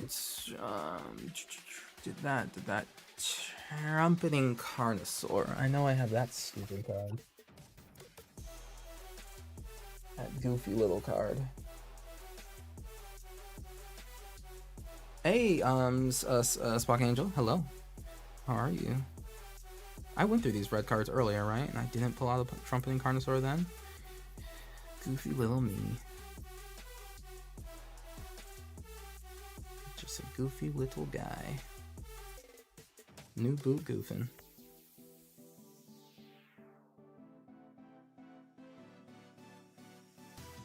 I used to have this separated by set by like a little bit, right? Like I knew that all of the newest cards were like up in the front area where, you know, I would just kind of like toss them, but then I went through my collection and separated them by set, or sorry, by type, and then now, of course, everything's all over the place, so that stopped being viable. I mean, I'm okay with just kind of taking like chunks of my cards and just kind of like going through them personally, because this, you know, everything I look at, I go like, okay, would this help here? Would this help instead? Do I kind of want this in general? Blah, blah, blah. So I'm kind of okay doing this. It's just, when I'm looking for something very specific, it does get a little annoying. Trumpeting Carnosaur, there we go. I know there's alternate arts. I'm sure I have it in full art somewhere, but I do not care at this point. I just want this stupid dinosaur man. Stupid dinosaur boy. Hey, yo. And when I cast spells for free, I think I can still offspring for 2, which is kind of dope as hell.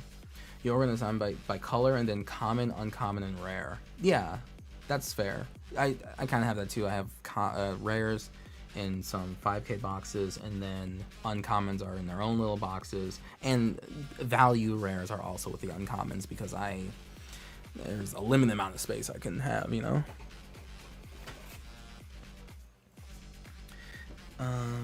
Speaking of limited amounts of space, I need a Witty Roast Master from that limited amount of space. Okay, Trumpeting Carnosaur, Witty Roast Master. Yeah, especially red. Red has a lot more good commons than it does uncommons, in all fairness. So, like, putting them together is just kind of default, really.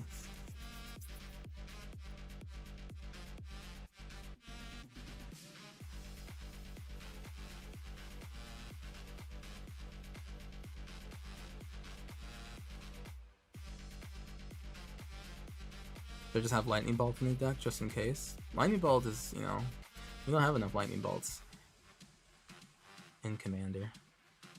Sometimes you just gotta remove something for 3. Looks like the Precon Nesting Dovehawk came in is like $50 after shipping on TCG Player, unless your LGS has one. Yeah, all of my LGS fucking closed, so guess I'm SOL. I mean, I don't want to spend $50 on 99 cards I don't want or need, you know?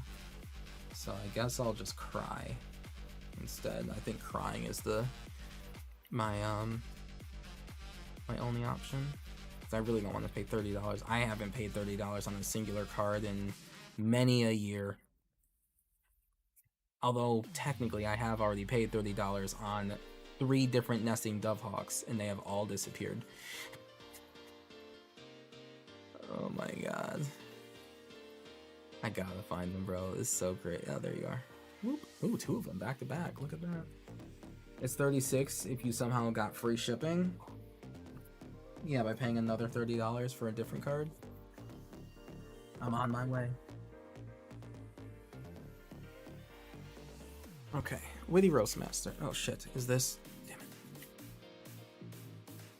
it.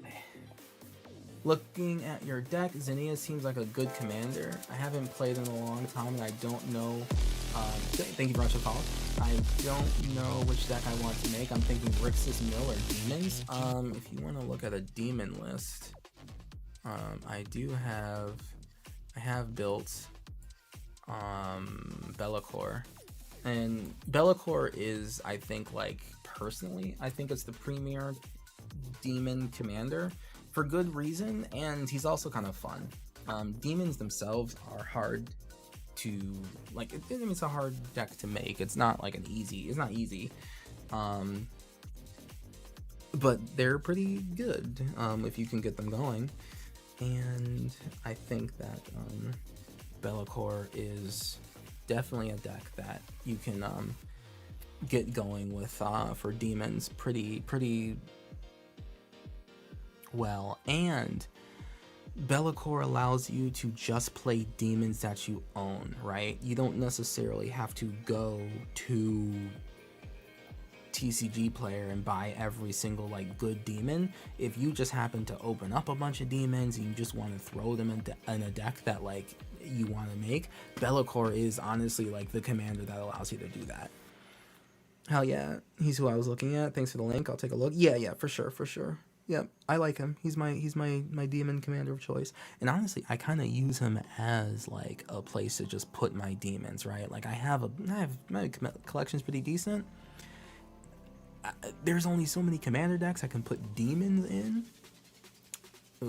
Having a deck where I can put all, one of each of the demons that I have, the better ones, but being able to put them somewhere is like is honestly more value to me than a lot. Being able to actually find a home and be able to use cards in my deck is honestly why I play Commander.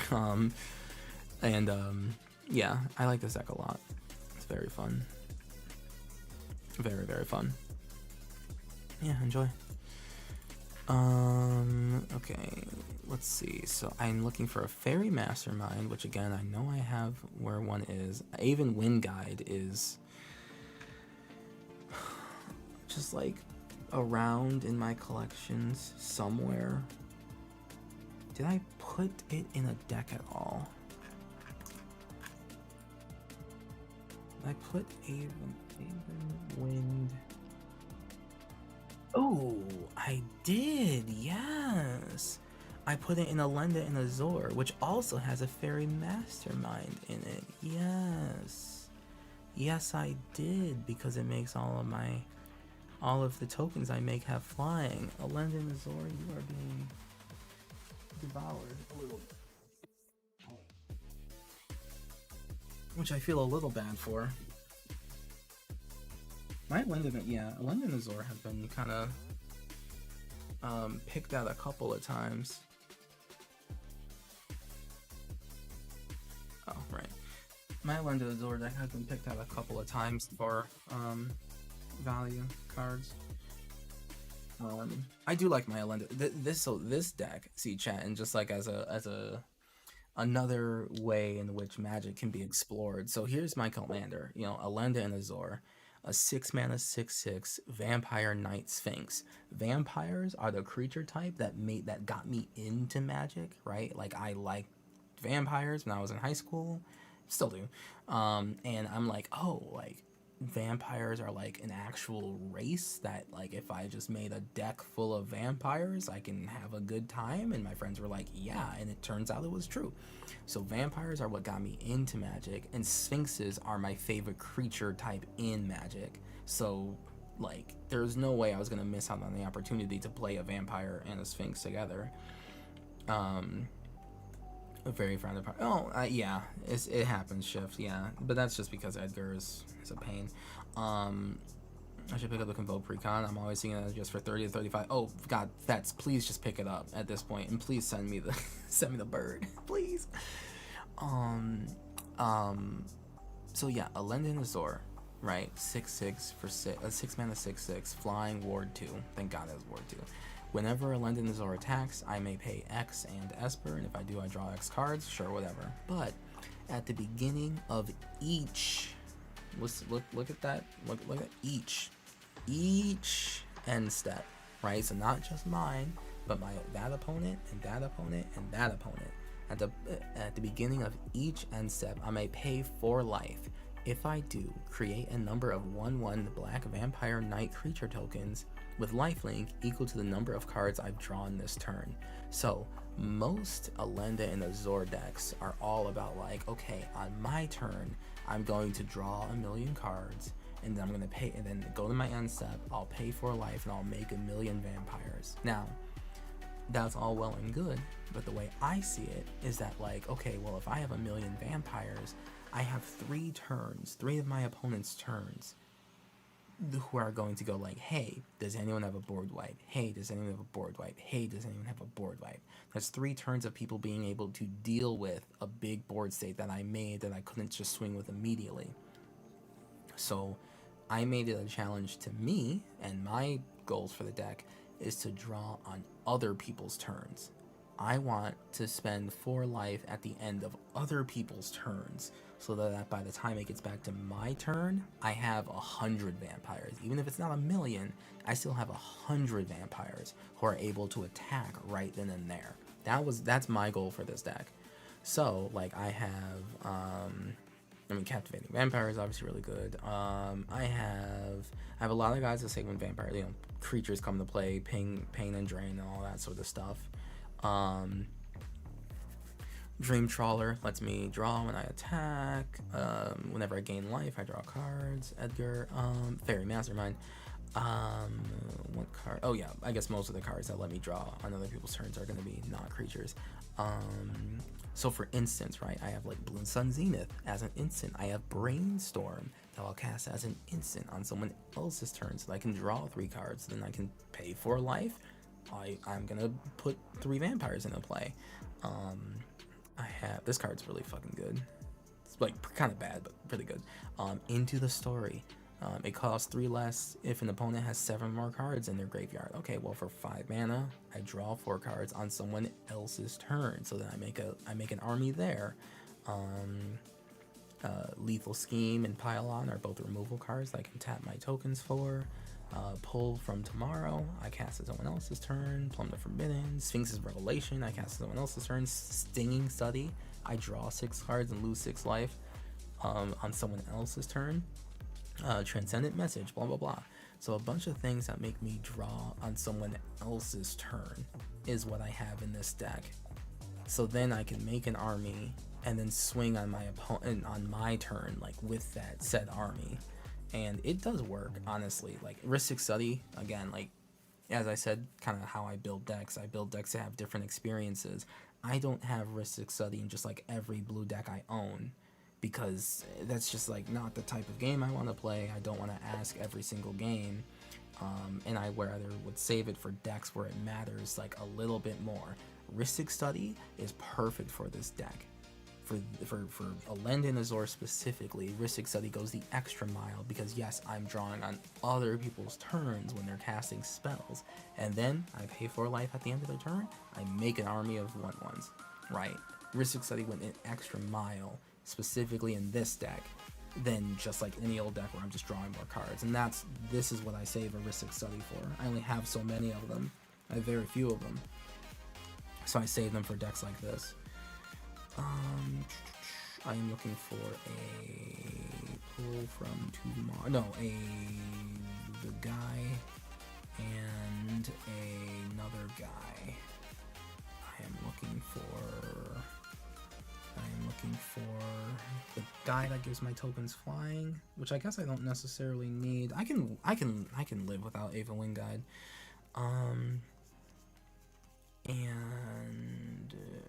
Oh yeah, I got the good Ristic Study in there. And then Rowdy Research, yep. Cost 1 less for each creature that attacked this turn. I'm gonna do that on someone else's turn, easy. Ledger Shredder. Oh god, I was like, wait, do I not have a Fairy Mastermind? I know I do. And I didn't find the Aven Wing Guide in here anyway, so good for me. Glad to know that I am constantly missing cards. Somehow. I have to put this in the maybe pile, so I know that I took it out from here. Because obviously this guy goes in this deck by quite a bit, right? But I need it for a deck that I'm playing right now. Let me some Mass Vampire tokens? Yeah, it's a fun deck. It's a fun deck. It's a fun deck. I love Magic. Chat, at the end of the day, all this is to say that I love Magic the Gathering. It's a very good game. It allows me to have many different experiences, and can't stop, won't stop, basically. Okay, what am I doing now? That is all my sleeves, including the sleeves for lands. Uh-oh. Uh-oh. 1, 2, 3, 4, 5. Oh, 6, 7, 8, 9, 10, 11, 12, 13, 14, 15, 16, 17, 28, 29, 30, 31, 32, 33, 34, 35, 36. So I definitely need 36 lands considering what I have. So I can do 34 maybe with this version of the deck. I realize my Lathril deck might have too many creatures on it. I'm sitting at a solid 38, not including Lathril. That is, well, that is a decent amount of creatures. That is a decent amount of creatures. I would know. I am Mr. Creature himself. Okay. I'm just gonna double check. There's no way that I made that nesting? Asperia. What the fuck does... What is nesting in Asperia? Not a nesting dovehawk.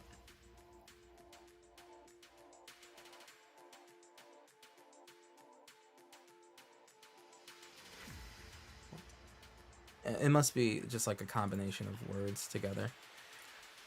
Okay, yeah, I don't have nesting dovehawk in... I definitely don't have it in here. Yeah, I was just wondering if there was like nesting dove. Yeah, god damn it. I don't know where my nesting dovehawks are. They keep leaving me, and now it's a $30 card.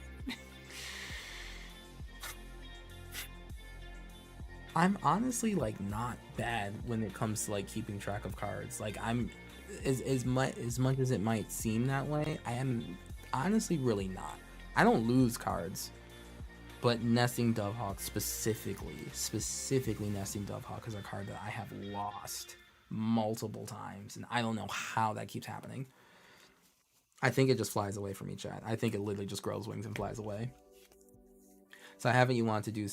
I have it that you want to have something to do the turn you wait after you make mass tokens and are waiting to attack. Food for thought. You could have a mass army before bringing out your key cards to bait out nukes. You could also pox them. Well, the way I get my mass army is by the way my mass army comes out is by Elenda and Azor, right? Like my commander by themselves makes me an army, right? Just by virtue of their own abilities. So all for turns like 1 through 6, while I'm getting enough mana, right, in order to, you know, play my commander, I'm doing other things. I'm removing, I'm interacting, I'm putting a couple other goobers into play or whatever, you know. I'm doing stuff before I get to turn 6. And then when I do get to turn 6, all I do is just go like, okay, before you go to your end step, I'm going to brainstorm. I'm going to draw 3 cards, put 2 back. I'm going to pay for life. I'm going to make 3 guys. So that's one less opponent who's able to go, oh, I have a board wipe. Like Kuro's board looks really scary. I'll board wipe. That's one less opponent who can do that, right? And then the next person goes and they just like do their thing. And I'm just like, hey, at the end of your turn, I'm going to like, you know, pay X, draw X cards and pay for life and get an army this way, right? And then that's 2 less opponents who can now use a sorcery speed board wipe, right? So again, there's many different ways to play Magic. I prefer, just the type of person I am, I prefer the wait. You know, I'm gonna do stuff at the end of my opponent's turn more often than not, to kind of eke that value out. Yeah, I don't have an Ava Wind Guide, and that's kind of crazy.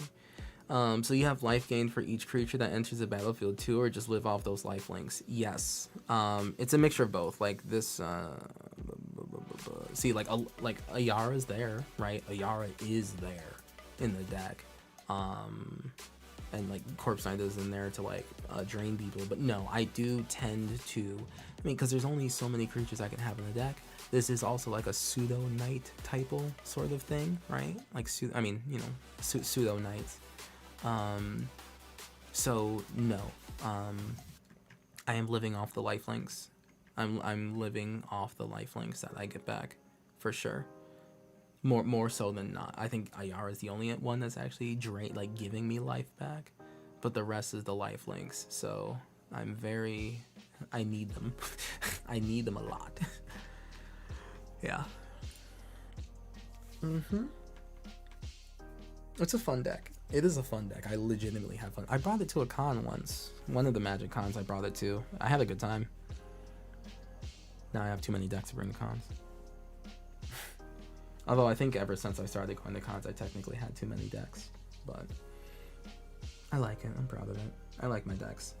Well, each and every one of my decks. I mean, chat, we just spent like an hour, 2 hours, right, going over the Aragorn deck earlier. And we just spent 2 hours going over this deck that I already have together and then building it, right? I mean, every single suggestion and like card you have, like I have a response and a reason for why it's there, why I put it in there, how it compares to other things, etc., etc. Like, I mean, I love Magic and I love Commander and I love my decks, right? Each and every one of these freaking decks, all 52 of them, except for this one. I hate Furkrag. Furkrag's my least favorite still, but I love all of them, and I can tell you why I have something in each and every one of them, because each and every card was on purpose, right? There was a purpose behind all of them.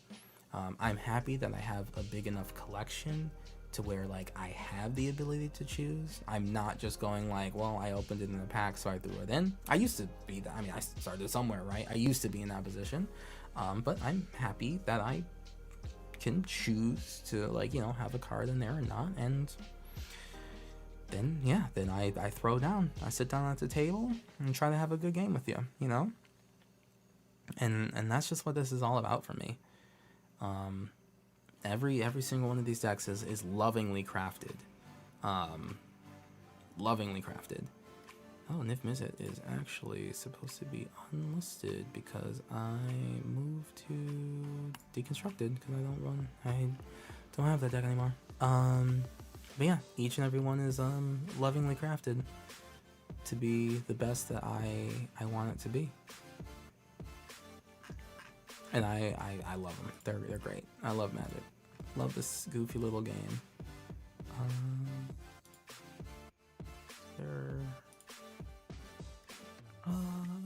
It's literally unlisted, unlisted, and unlisted. All right, chat. It is midnight. I am not gonna go to sleep yet, but I do need to get food because I hunger because I haven't eaten all day. So that's not good. Seems like you really like this game, just a little bit, you know. Who told you that? Where'd you hear that? Huh? Fun? I think you can just go around telling people they like video games or computer games, card games even. Ugh. Me? I would be called dead playing Magic the Gathering. Dead playing Magic the Gathering. This deck is pretty much done. It only needs like 3 more cards, although I am taking out Elspeth because I don't think Elspeth really works in this deck at all. But yeah, the deck is basically done. It has some cards that I'm missing. Nessing Dovehawk being one of them, and a very, very good part of it. Cartographer's Hawk. I don't know where Frickle Fraggle those went, but alright, chat. Hey, drop a follow if you like what I've had to say about Magic the Gathering. If you like the concept of me playing these decks that I love so very much, just know that I play Commander 4 times a week. Playing with many different members in the Magic the Gathering community, including hopefully someone that we go over to right now. Hopefully I get a game in with them soon, but please join the Discord if you want to keep up with me even more. But yeah, we're gonna head over to Ames. She's definitely someone I want to play Commander with sometime soon.